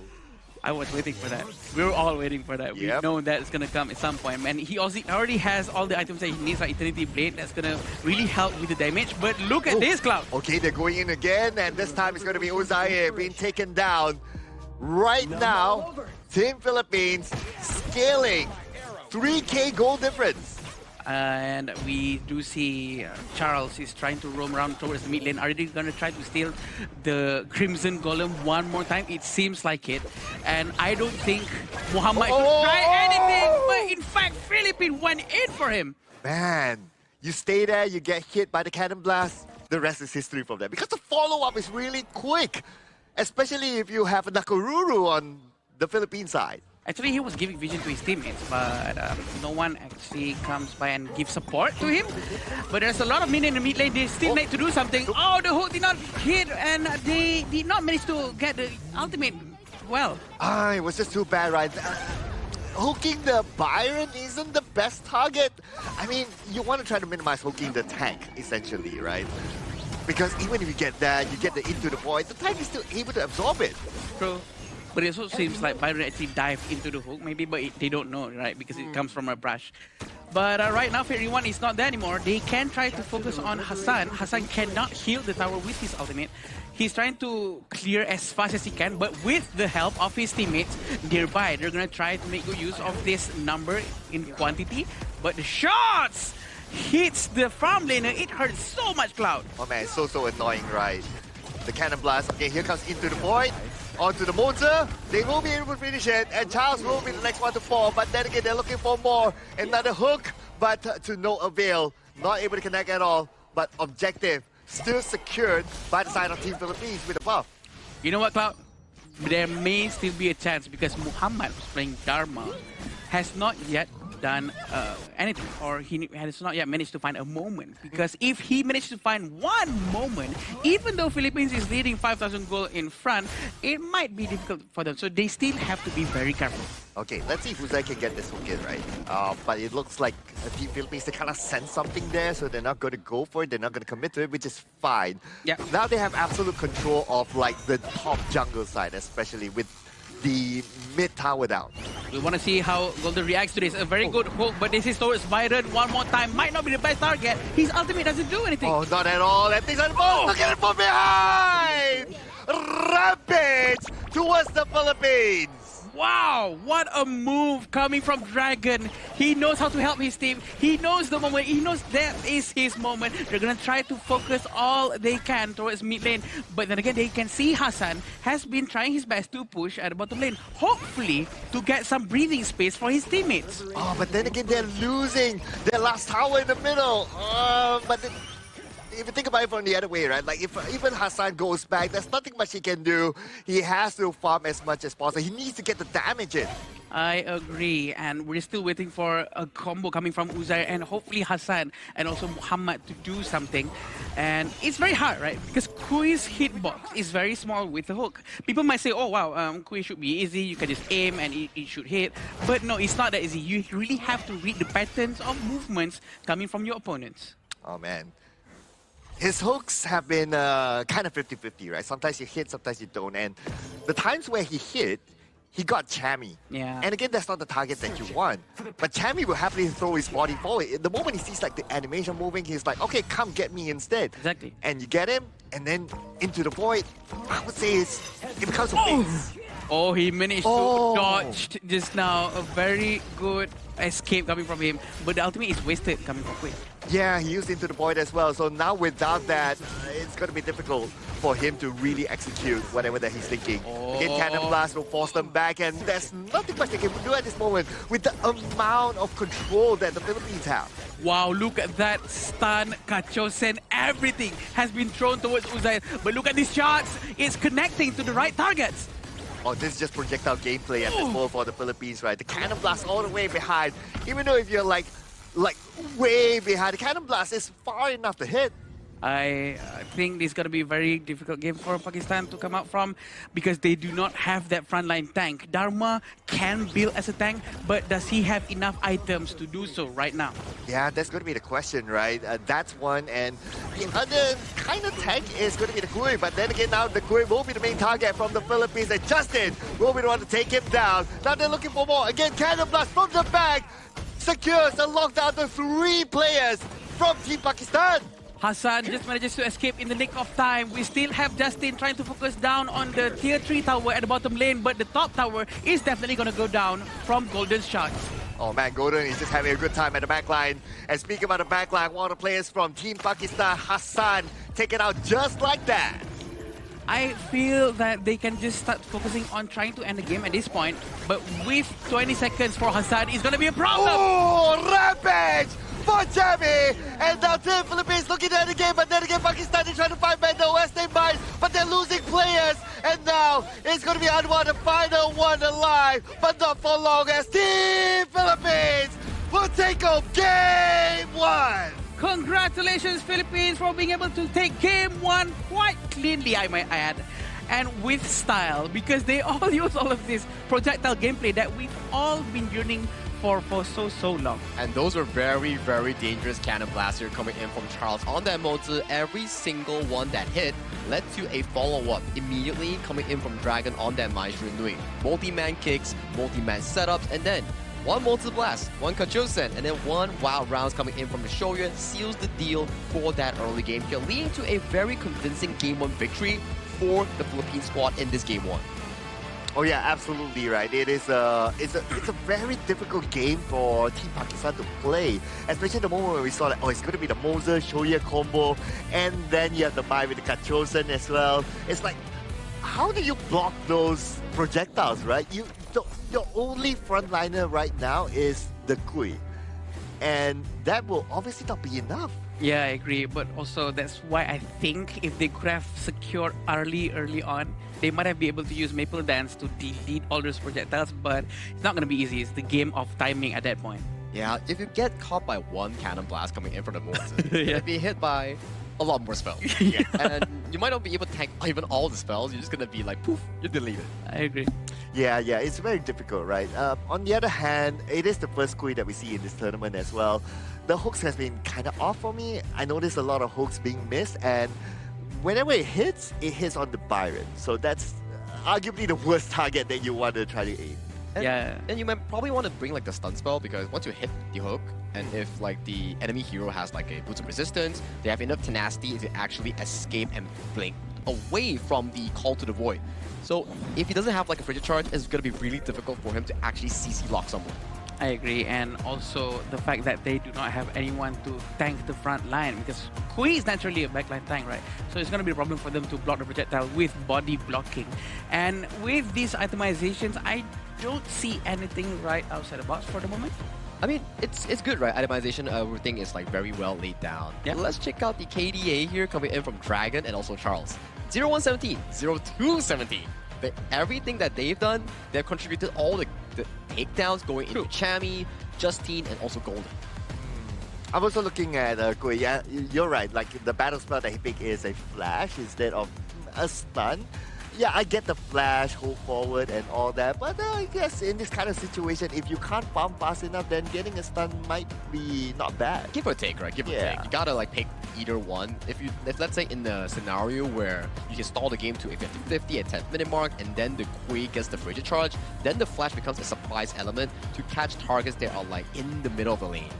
Yeah, I agree, and this is definitely a very difficult game for Pakistan, and we do know that Philippines does have all the right heroes in their hands. We can only dream of doing this very well in our dreams. Like we know that Mozi or maybe even Ganmo in this kind of gameplay, including Shoyue, can do this very, very well, but in the hands of these professional athletes, it's insane, Cloud. Oh yeah, I absolutely agree, right? What I really like seeing is the follow-up, right? Like the cannon blast lands and then everybody has the same idea of like, okay, throw all your skills. Or, if you kind of think about it, right, is to keep your skills until the cannon blast lands. That's also a kind of coordination that's important for the Philippines. I think if we were to take a term coming in from another genre of the game, it's called trigger discipline. Yeah. Where you hold the skills, when one combo lands, you subsequently land another one, guaranteeing the follow-up damage. Which is what essentially that these Philippines lineup coming from Chami, Justine, Dragon, Golden, and Charles, they're able to do so well on. Like the Jean-Fei from Syria just now, the trigger discipline was so high that they really kept it until the right moment, the right moment for him to actually use it. So it's all about finding that the right time for them to punish someone when they're just a little bit off position, to really maximize the efficiency of the skill usage. But this is the amount of gold that has been taken by Philippines. It's very, very a lot. It goes all the way straight up. There's not much to talk about here, but definitely showing a showcase of a very great performance in terms of gameplay. Hey, I mean, if you want to be positive about things, right, then Team Pakistan had a little bit of goal towards their side towards the end, but that's when Team Philippines just went all in before they end the game at that moment. But we're going to check out the best moments here from this round, and just look at the coordination for Team Philippines. And I want everyone to kind of pay attention to how the Moser plays. Like every time a cannon blast lands, they just follow up. It's a layering of crowd control, right? One time you land it, everyone else coming in from Team Philippines, they're ready to jump on towards the target that Charles has landed a cannon blast on here. And even in this bottom lane here, this is the one that you guys are all got hyped up. Bam! Oh, that was just beautiful, man. Good precision here coming in from Golden. I agree. The damage is a lot earlier on, and this is how they really focus fire on one single target, which is very nice, because focusing fire on one single target will make sure they take that guy down. Because even though you have a little bit HP left, your skill sets will still output the same amount of damage. I think that hook just now on towards the Byron was okay. It's just that the problem is, once you hook it, his analog on his left finger brought it over to behind him, thus leading his call to the void, missing on the front target. Okay, based on that highlight, right, it's not only the cannon blast, but the Mai as moment well. the thing inside the box lands and then follows up by the Mai, man, that is just insane composition. The chain CC that has been done from the Philippines, I feel like they practiced it. They practiced it for sure. They're very used to it. One after another, trying to prolong the continuous crowd control has been executed so well. There's a Team Sybil, which is their champion team coming in from Team Philippines Qualifier, which is also the club coming in from Blackest International here. So their cohesion, their teamwork definitely showcased here. But today, we are giving the first game MVP towards Justine, coming in as the Nakaruru jungler for Team Philippines. Wow, you actually got 10 takedowns? Yes, sir. Okay, so again, this is like the Nakaruru that you saw earlier today, right? It's like, okay, everyone does all the stunning, everyone does all the kind of like carve out the meat for you, and then the Nakaruru comes in to finish, and that's how he got most of his takedowns. Yeah, and with the help of his team, of course. And we also know that how Golden played just now with his Mai. He did not really try to like steal a kill and whatnot. He really goes in, make sure he uses the his Shinobi Bachi as fast as he can to make sure that his team can just grab all of these free takedowns. Exactly, and this is about consistency, right? When your team sets up a scenario for you, he grasped it in his hands and he was able to finish off the job cleanly here. Now, for Team Philippines, it's about Game 2, whether they can finish off the series cleanly or will Pakistan find a way to make a comeback here? Because in Game 1, yes, it's as expectation, it's a very difficult route for them to actually take, but if they can find more room in towards this Group A, maybe they can find what they need in this specific Game 2. Yep, definitely. And we know that they have to change their rotation again one more time. And also, in terms of hero picks, there's no global ban, so they might want to read out the previous game before. Do they have to ban Shoyue now? Do they have to ban Mose now? Or Mai? I think Mai would be a good choice. I think Mai will definitely be a very good choice here, especially we saw how Dragon, even without the Cannon Blast, he was able to set up some of these plays really smoothly. So that's definitely something that they need to consider coming into this Game 2 if you're on the Pakistan side. Yeah, and one thing that we noticed as well is the lots of bans onto the rope. Yeah. Okay, and then right now we do have to give a small shout out to our sponsors for the official venue here. It's definitely going to be our Marriott Pataling Jaya, the official venue, and also hotel partner here coming in for the 2026 Asian Games Esports Qualifier for Honor of Kings here. You see the players, they're happy, they're also exchanging their culture, they're having fun together. All this wouldn't be able to happen if we did not have Marriott Pataling Jaya. So thank you so much, Marriott, for sponsoring this event. Thank you, thank you, thank you. We appreciate it a lot. And yeah, we do know that the next game is going to be maybe more or less the same, but if Pakistan manages to find the secret sauce, it might change their fate. You know, maybe everyone is expecting Philippines to like do the same thing, stampede the entire game, but you know what, maybe the next game, if they come up with something new, something fresh, they might do it. Yeah, I'm thinking about like they need to kind of find their playstyle, right? Like earlier on, we can clearly see, oh, the Shoye Moser, and then you have the Mai, everybody's like projectile playstyle, right? But how will you describe the playstyle of Team Pakistan based on their draft, right? It almost, there's no story to it. It's pretty niche, I would say. Fang Jungle and then Kui Roam. These picks are like unorthodox, but it does work out if you have a very high mastery towards it. Maybe they rip up the Kui again, this time by banning like the heroes that they do not want to face, and then they can find more big plays. One crowd control coming in from Kui, maybe what's waiting is like a Xiao Qiao with the Blossoming Fan to actually connect the crowd control. Make sure that the enemy target that got hooked cannot escape with mobility. But whatever it is, they're still brave enough, right, to actually pull it off with Chano in mid lane. Heino, they send him towards farm lane. To your point, I think that's actually a very smart option here because in terms of mobility coming in from Heino, you have Spell 2 to dodge, right? And you have Sustain coming in from your melee form. So putting your channel towards the mid lane, maybe it's like a scapegoat coming in to have the channel to have much more room for a fun time. True. Okay, again, we're not going to see the Dola being banned out in the first phase ban at least, so I wonder if any other is going to take advantage. But this time, the Dharma is going to fall to the hands of Team Philippines. They're probably going to set themselves up for something different. And I'm pretty sure, since today is still day number 1, you don't want to show all your cards on the table yet. And the fact that the Philippines themselves banned out Masharno and they are taking Dharma, it's going to be quite interesting here. What do you think, Saki? What maybe some power plays that you would like to see from Pakistan? I think, first of all, maybe they could take away the Lapu-Lapu here, but since it's still open and available, I think Philippines, they will want to go in with a wombo combo playstyle with the Lapu-Lapu and also the Dharma here. They do take the Arlie and also Xiao Qiao here as the 1-2 coming in for Golden and also Dragon. They're twins, by the way. Oh yeah, the twins, yeah, I remember that, yeah. Oh, but this time the Moser picked up. Okay. I guess they want to try to execute it on their own though, but then again, this is going to be a very different kind of Moser play style because you don't have like the level of projectiles as the Philippines would have had before this. Oh wait, Sagi, Yes. can the cannon blast from Moser be deleted by Maple Dance? Yes, it can. Yeah, okay. Because we rarely see that before this. But yeah, it's very interesting to see on how the timing coming from Arlie later on to try to remove the cannon blast.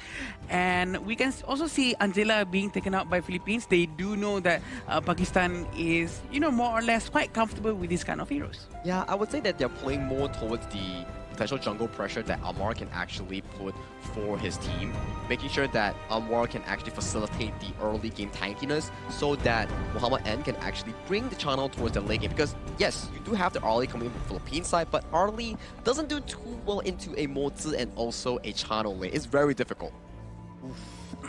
I'm kind of looking at maybe Pakistan is thinking about like, okay, let's play this aggressively. Let's try to take down towers as quickly as possible because you have the channel and then you have the Atta as well. The fact that you have the Atta, you can play aggressively because of the ghost ship. You go in, you kind of divide the opponents and try to take them out one by one and slowly build up from there. If they want to make good use of the modes, they might want to get Gun and Mo because it's still open if they want to do something similar to Philippines just now. But it's gonna require a tremendous amount of accuracy and skill to make good use of Gun and Mo. I think they could pull it off. One cannon blast coming in from the Gun and Mo, and even if it hits the Arlie will be stunned and unable to use the Maple Dance to actually dodge away from the Freshly Forged. Oh. So that could be a potential 1-2 that Pakistan could pull out if they want to go for that wombo combo route. Interesting that Team Pakistan actually let go of one ban. Oh, yeah, you're right, yeah. Okay, all right. But that means that the Dolia is open though. Is there a chance for to use it? I don't think the Dolia will come into any of the compositions here. Maybe for Philippines for the Dolia Xiao Qiao, but he's still with the coffee. Knowing his chance, I think he's going for something more aggressive like a Lapu-Lapu per se. Yeah, he's not done with his coffee yet, but it's okay, Cloud. Someday you will see. You will see Dolia being picked some fine day, I promise you. But there's still last two heroes for the Philippines. They need to take a roamer and a jungler for sure.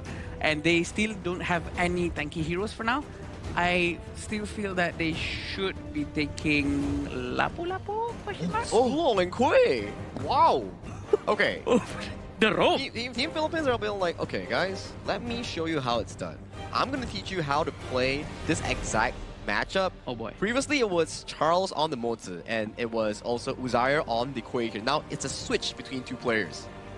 Okay, but it's not the easiest to get the hook in as well. If you kind of think about it, you want and then Atta, and then Chano is like kind of behind. How about the wolves? Is behind us. The wolves gonna be blocking, right? Yeah, you have the spirit wolves as well. So I'm not too sure about the Kui pick here. Well, it depends on how Charles is able to actually land those accurate hooks, right? We did see that he lands some pretty good cannon blast last game. So can he convert accuracy towards here is what I want to find out here. And these two jungle picks are pretty interesting coming in from both teams. We have our first Zilong here coming in from Team Philippines and Pakistan also debuting with the Lampic.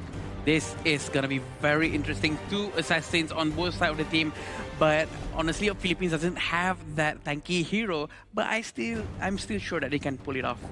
Yeah, and the Kui kind of works nice against assassins as well. Yeah. Right? Like you have the Into the Void, like Lam comes in, you use the Into the Void, and then If he it cannot connects. escape. If it connects. Okay, let's see what spell did he use.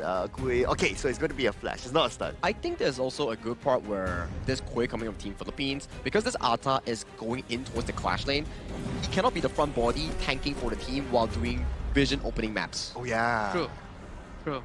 But here we go. This is the beginning of the second game, and let's see what's going to happen between Pakistan and the Philippines. A lot of folks are watching from home, and they want to know how it's going to turn out. I really like the point from Saki, though, because the Ata is going to be played on the Clash lane. So when is he going to be joining fights? It's probably going to be like the mid-game onwards. That means the early game.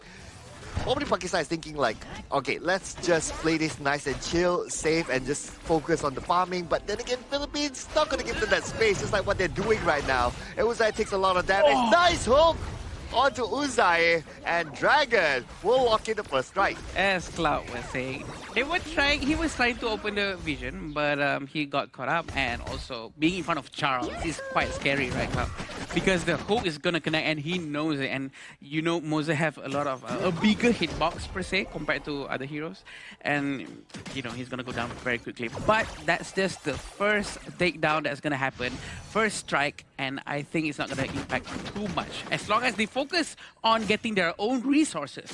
Yes, and the gap is starting to show, though. We're almost about a 1,000 goal difference between the two. But then again, maybe one good team fight, one good pickoff could swing it the other way. So they have to be patient here. Now, I'm looking at Pakistan trying to play the farming game. But can they play the late game, though? Especially if it's a Lam. Lam's not really effective at the late game. But now Hassan is in trouble. Hassan, one last in, Justin moves in. And that's going to be another takedown. A quick takedown coming from Philippines, and they're going to try to group up down here, trying to surround the three Pakistanis as much as they can. But it seems like they managed to steal away. Very quick move coming from Anwar. Oh, Charles. If only you got that hook, then yeah, they can follow up from there. But it's okay. They already got the objectives. They already cleared off the jungle at some point. Yeah. Now the buff is up again, and looks like Philippines, they're eyeing that one. Hook did not connect. Good try from him. He knows his objective, but also Pakistan did try their best to block the hook from going to the Azure Golem. And as of now, in terms of the itemization, there's nothing really off the charts. It's quite straightforward for now, still quite early. And to answer your question, Cloud, Lam during late game can be quite scary because of the mobility alone. Oh, but into the void and back into the base. This is the second time it's happening to Uzair. Very unfortunate, but they still have to try to avoid Charles.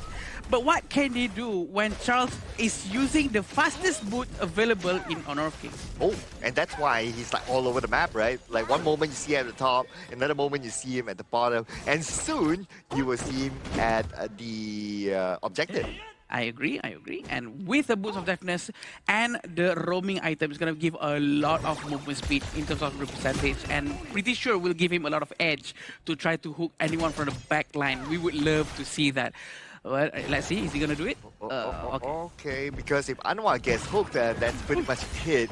And he does have the Into the Void ready. But he's probably going to keep it for the Tyrant, though, because it's going to be up in about 20 more seconds. They might try to do the same thing here. And yeah, with the flash, in case if his hook hits, but they flash away, he can still try to flash with the Into the Void to try to make sure that they get sucked in.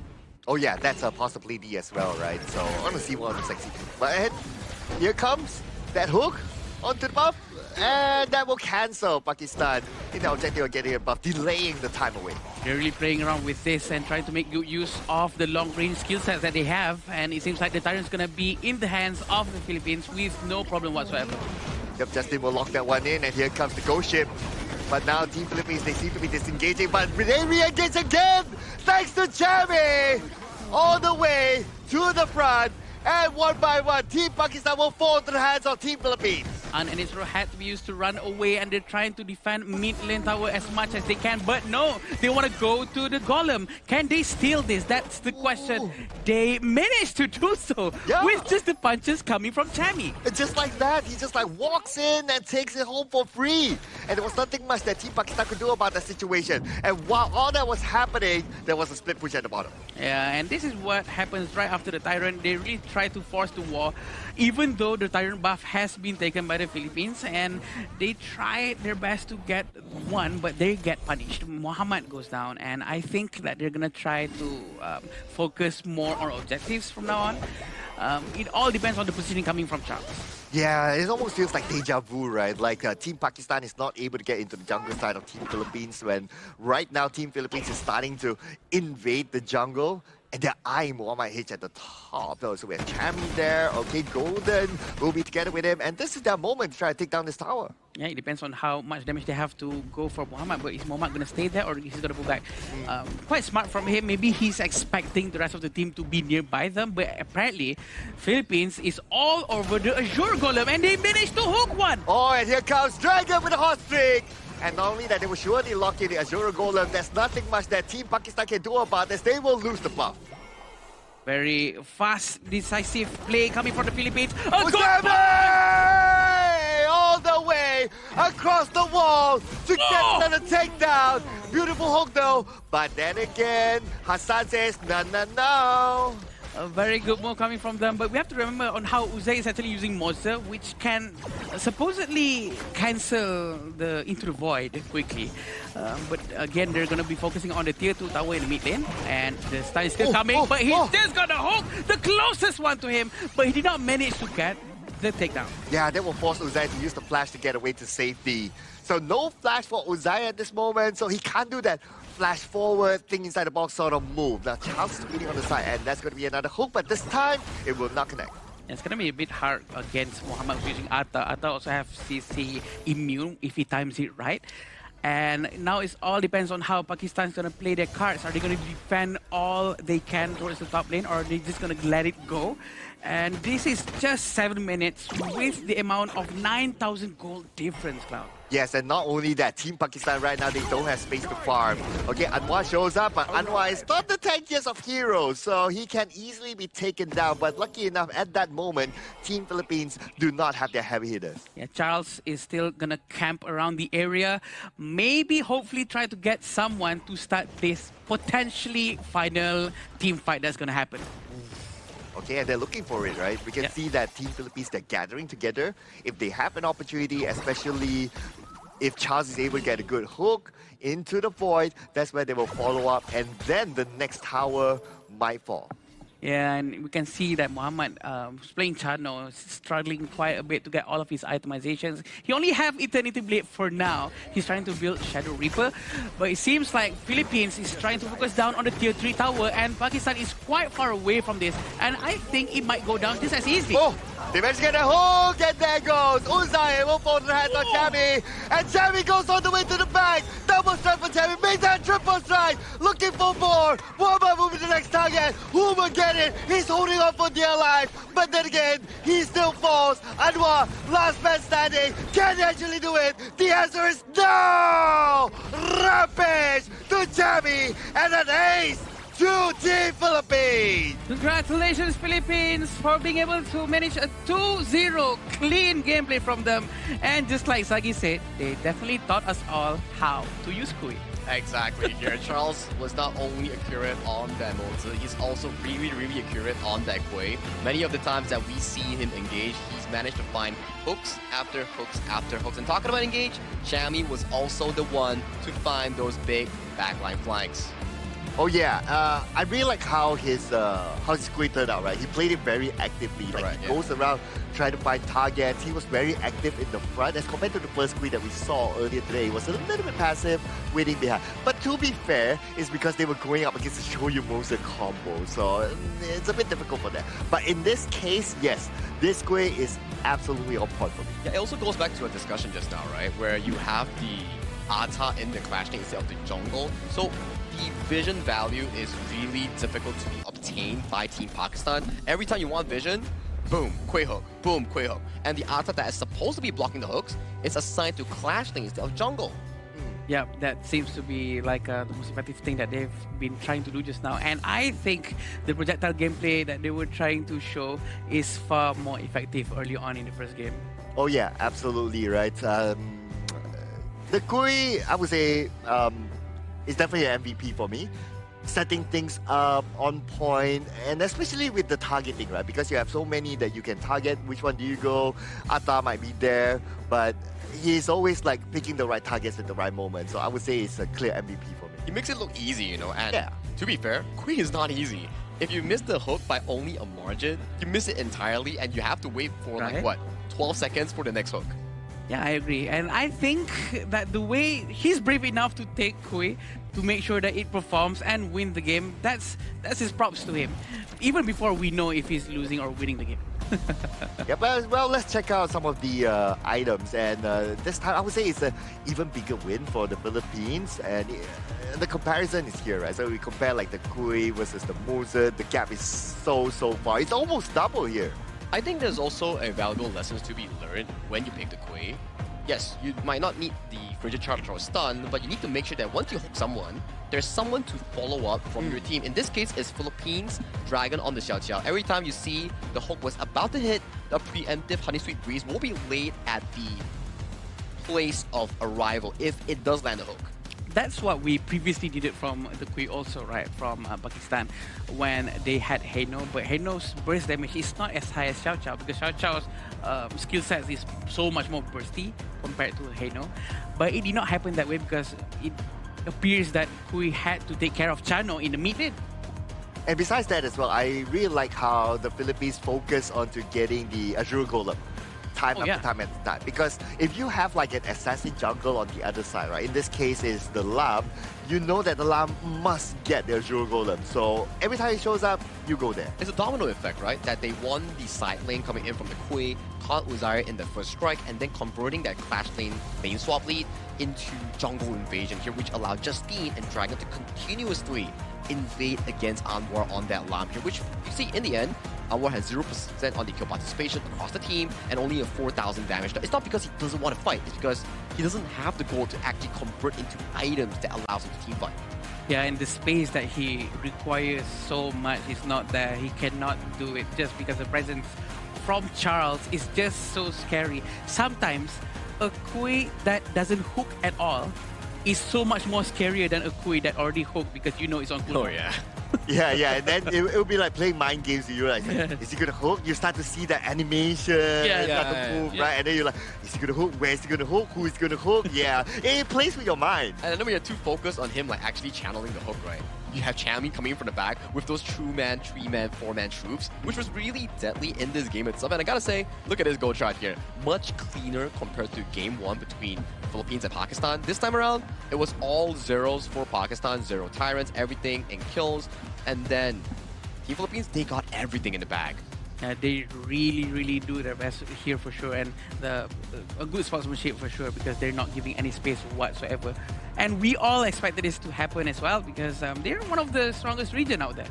Yeah, I mean, when the group came and today's schedule came, we kind of had an expectation that, okay, they're going to be really strong. But then again, we have to give credit to Team Pakistan as well, right? Like, the first game, they got a couple of takedowns. Yeah. So that would give them at least some level of confidence moving on to the next game. I was pretty happy to see the Fang pick, especially coming in from the jungler Anwar coming in of Pakistan. It was really refreshing, and he was getting multiple takedowns left and right with the Fang's burst kit, so it was pretty nice to see. And in this game itself, we see more Kui and even a Zilong jungle of all things. Because to be honest, the damage output coming from Fang is actually quite high. It's considered as one of the bursty heroes as well. But this is what happened just now in our most recent game. All the attacks that has been coming from Philippines never stops one single bit, and they're always ready to punish anyone who is offside. And if they are not offside, Charles will make sure that they are offside. Yeah, and for Charles, just like one of my favorite songs, right? You Are Not Alone. You are not alone. Yeah, he is never alone there. Yeah. Every time he lands something, every time he gets into the void or to somebody, someone's there to follow up. It's so beautiful, like Charles landing a hook and then Dragon with the Xiao Xiao just lands a spell to directly knowing for the fact, okay, you hit, I'm following you up with a continuous CC. Look at this. Hook into knockup, into another knockup here. Technically 0 time for Uzziah to actually even react towards this. And also like what Sagi mentioned early on, how Chami manages to always make a play following up to Charles, knowing that almost the entire team from Pakistan already have their skill already used. So all of this space created by Charles helps Chami to play a very good game. Well, after all this game itself, everybody has their star moment here. We have to award the MVP to none other than Chami, the Clash laner coming in from Philippines here. He's the wonder boy that we always talk about coming in from Blacklist International. And this time around, his Dharma 404, clean game coming in from the Filipino Clash laner. Yeah, I mean, clean game by him as well, obviously from the stats, but when it comes to execution, we saw a couple of times where he just flashed towards the back, gets his mantra in, and catching the opposing side. So I would say that it's definitely worth off an MVP. I would still give the honorable mention to the Kui as well, but maybe if you were to compare just stats, then yeah, Chammy's the one. Yeah, it's true, and we have to remember on how Kui creates the space for Chammy to do things, right? So definitely kudos has to be given to him too. But Chammy plays a very good game. He was alone up in the top lane for the entire time, and he still managed to help his team with all of these effective skill sets that he puts out. As a farm lane main, I actually feel what Muhammad is feeling when he's playing the channel, because you're playing a horror game. Yeah. Left side Quay Hope, right side a blinking Dharma flying towards you. It's super hard to react if you're not fully locked in. So I definitely understand how Muhammad feels on that channel.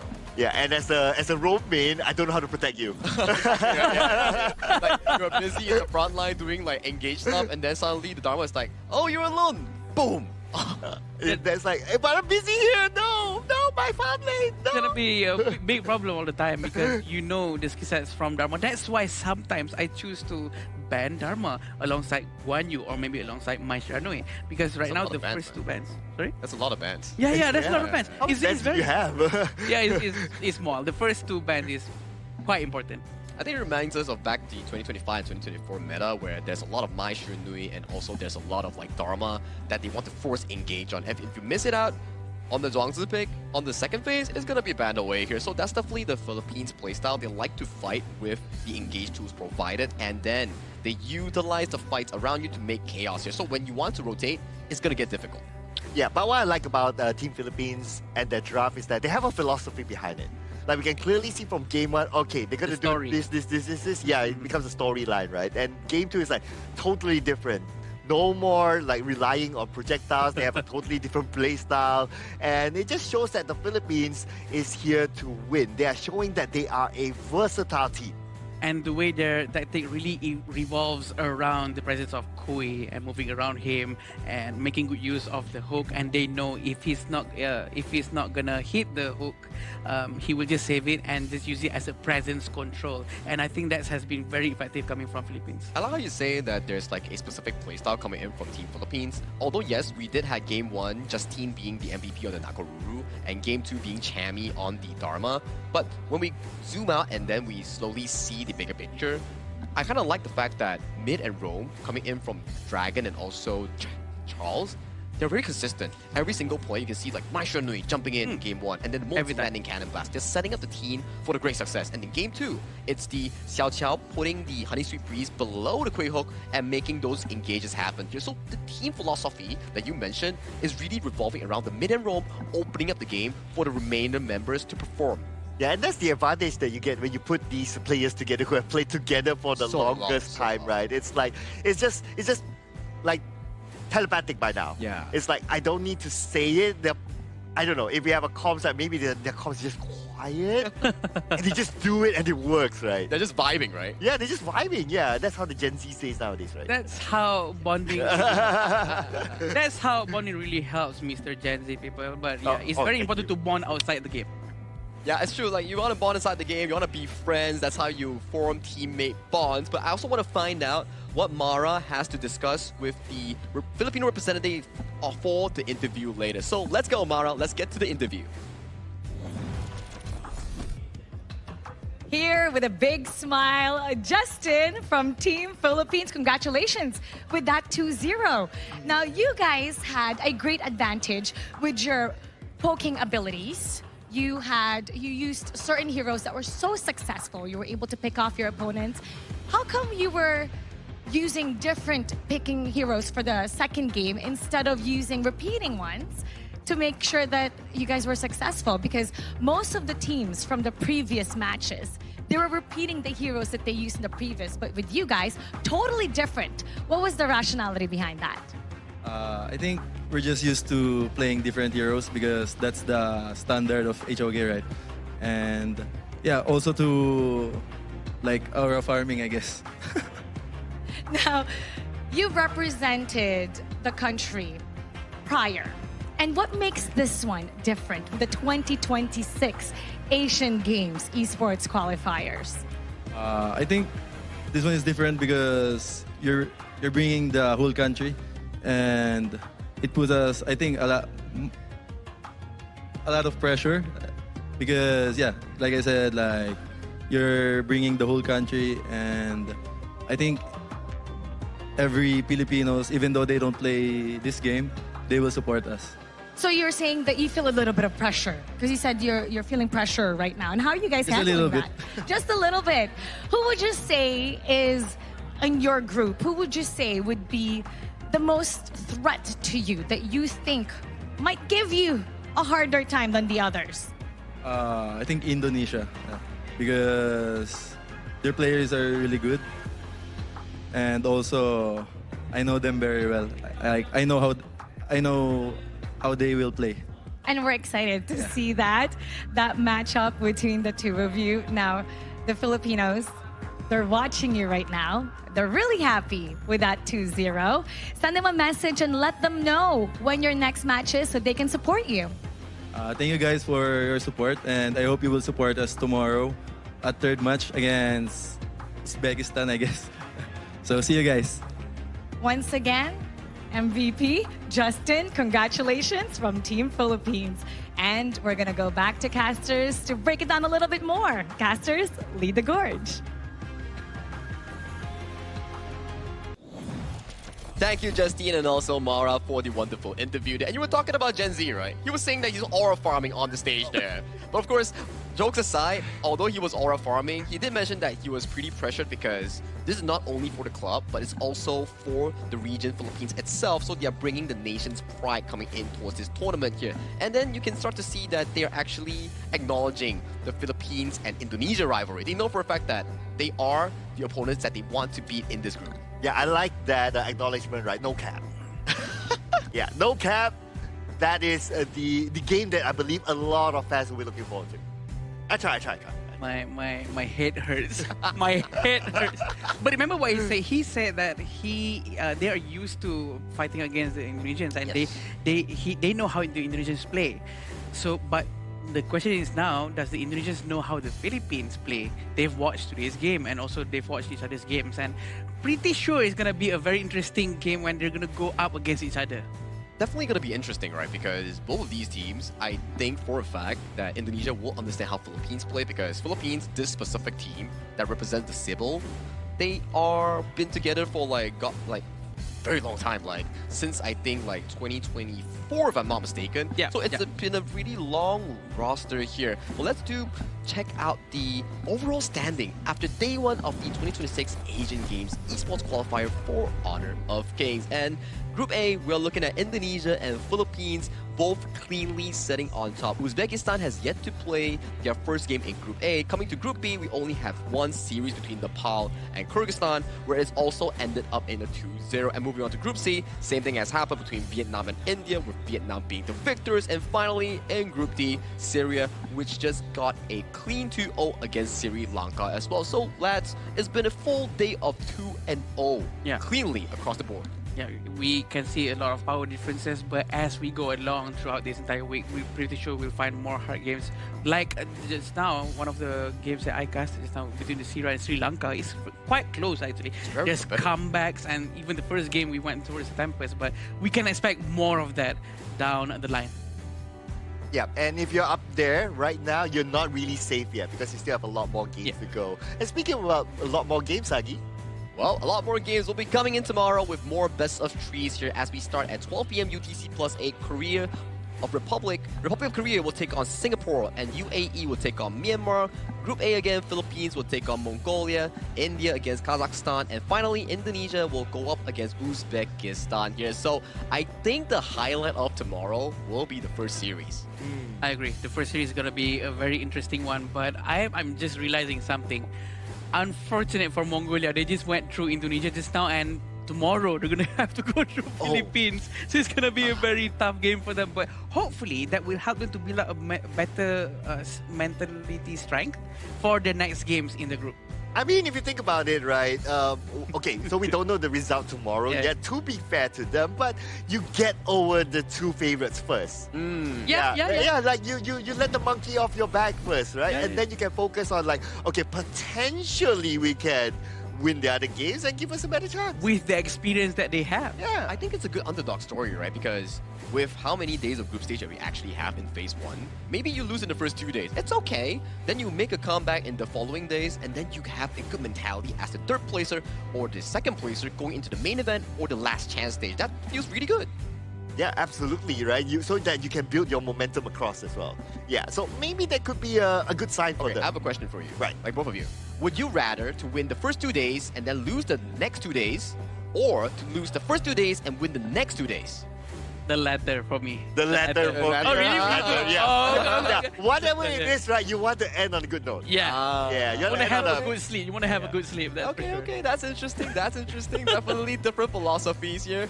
But okay, we do have to also shout out once again our upcoming patch update for June 17th here. It's gonna be an complete overhaul in Honor of Kings of Hero Scourge. If you like new heroes here, this time not only one, we have 4. We have Davara, Lorian, Florentino, and also Annette coming into Honor of Kings as our new and upcoming Honor of Kings new heroes on June 17th. Yeah, it's gonna be very interesting, and I'm quite excited for all the new heroes, and especially to see our professional athletes to try these new heroes, not in the qualifiers, but yeah, it's gonna be quite fun. Yeah, and I look forward to seeing like, okay, now we kind of have an idea how the hero works because of the trailers and all that. Yeah. But if it can be creatively used in a different role, that'd be pretty nice. I'm definitely looking into things like the Florentino. That's definitely going to be like a hot pick coming in for a majority of the players here with how mechanically demanding it is. Yeah. If we talk about mechanically demanding, you also demand a very strong device. And if you're wondering what device the players are using in this Asian Games qualifiers, it's going to be the iQOO 15R, the official gaming phone for the 2026 Asian Games esports qualifiers for Honor of Kings. So if you're into a strong device that can hold 120 FPS with proper quality and high definition, check out iQOO 15R. Yeah, with supreme cooling capability, that's most important because you don't want it to go overheat and whatnot. So that's what our players are using. Right. That's what they're using on the stage, and it's working very well for them. They're very happy. Good feedbacks all around. Yeah, and if you don't want to miss your quick hooks, you gotta use this code. Yeah. Very smart, very smart. This guy always goes with the quick hooks. Well, you know for a fact that he uses iQOO here, but this has been a fantastic day thus far. My name is Sagi, your desk host for today, and with me is none other than Sir Cloud and also Adam Spartanko. We're bringing you more Honor of Kings action tomorrow, so see you tomorrow. Ever changing, some chameleon, blood, sweat, and tears. We'll never make it if we fall to everything that brings us down. With a comeback, if not. Blood, sweat, and tears. Fight for what we want. Doesn't matter the cost. Every day, put in work. Blood, sweat, and tears. Nothing comes overnight. Strength in numbers start to line. We don't bow to fear. Blood, sweat, and tears. Blood, sweat, and tears.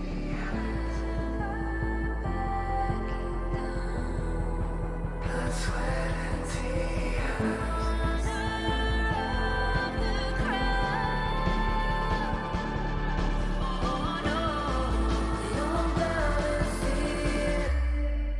Blood, sweat, and tears. Fight for what we want. Doesn't matter the cost. Every day, put in work. Blood, sweat, and tears. Nothing comes overnight. Strength in numbers start to line. We don't bow to fear. Blood, sweat, and tears. Fight for what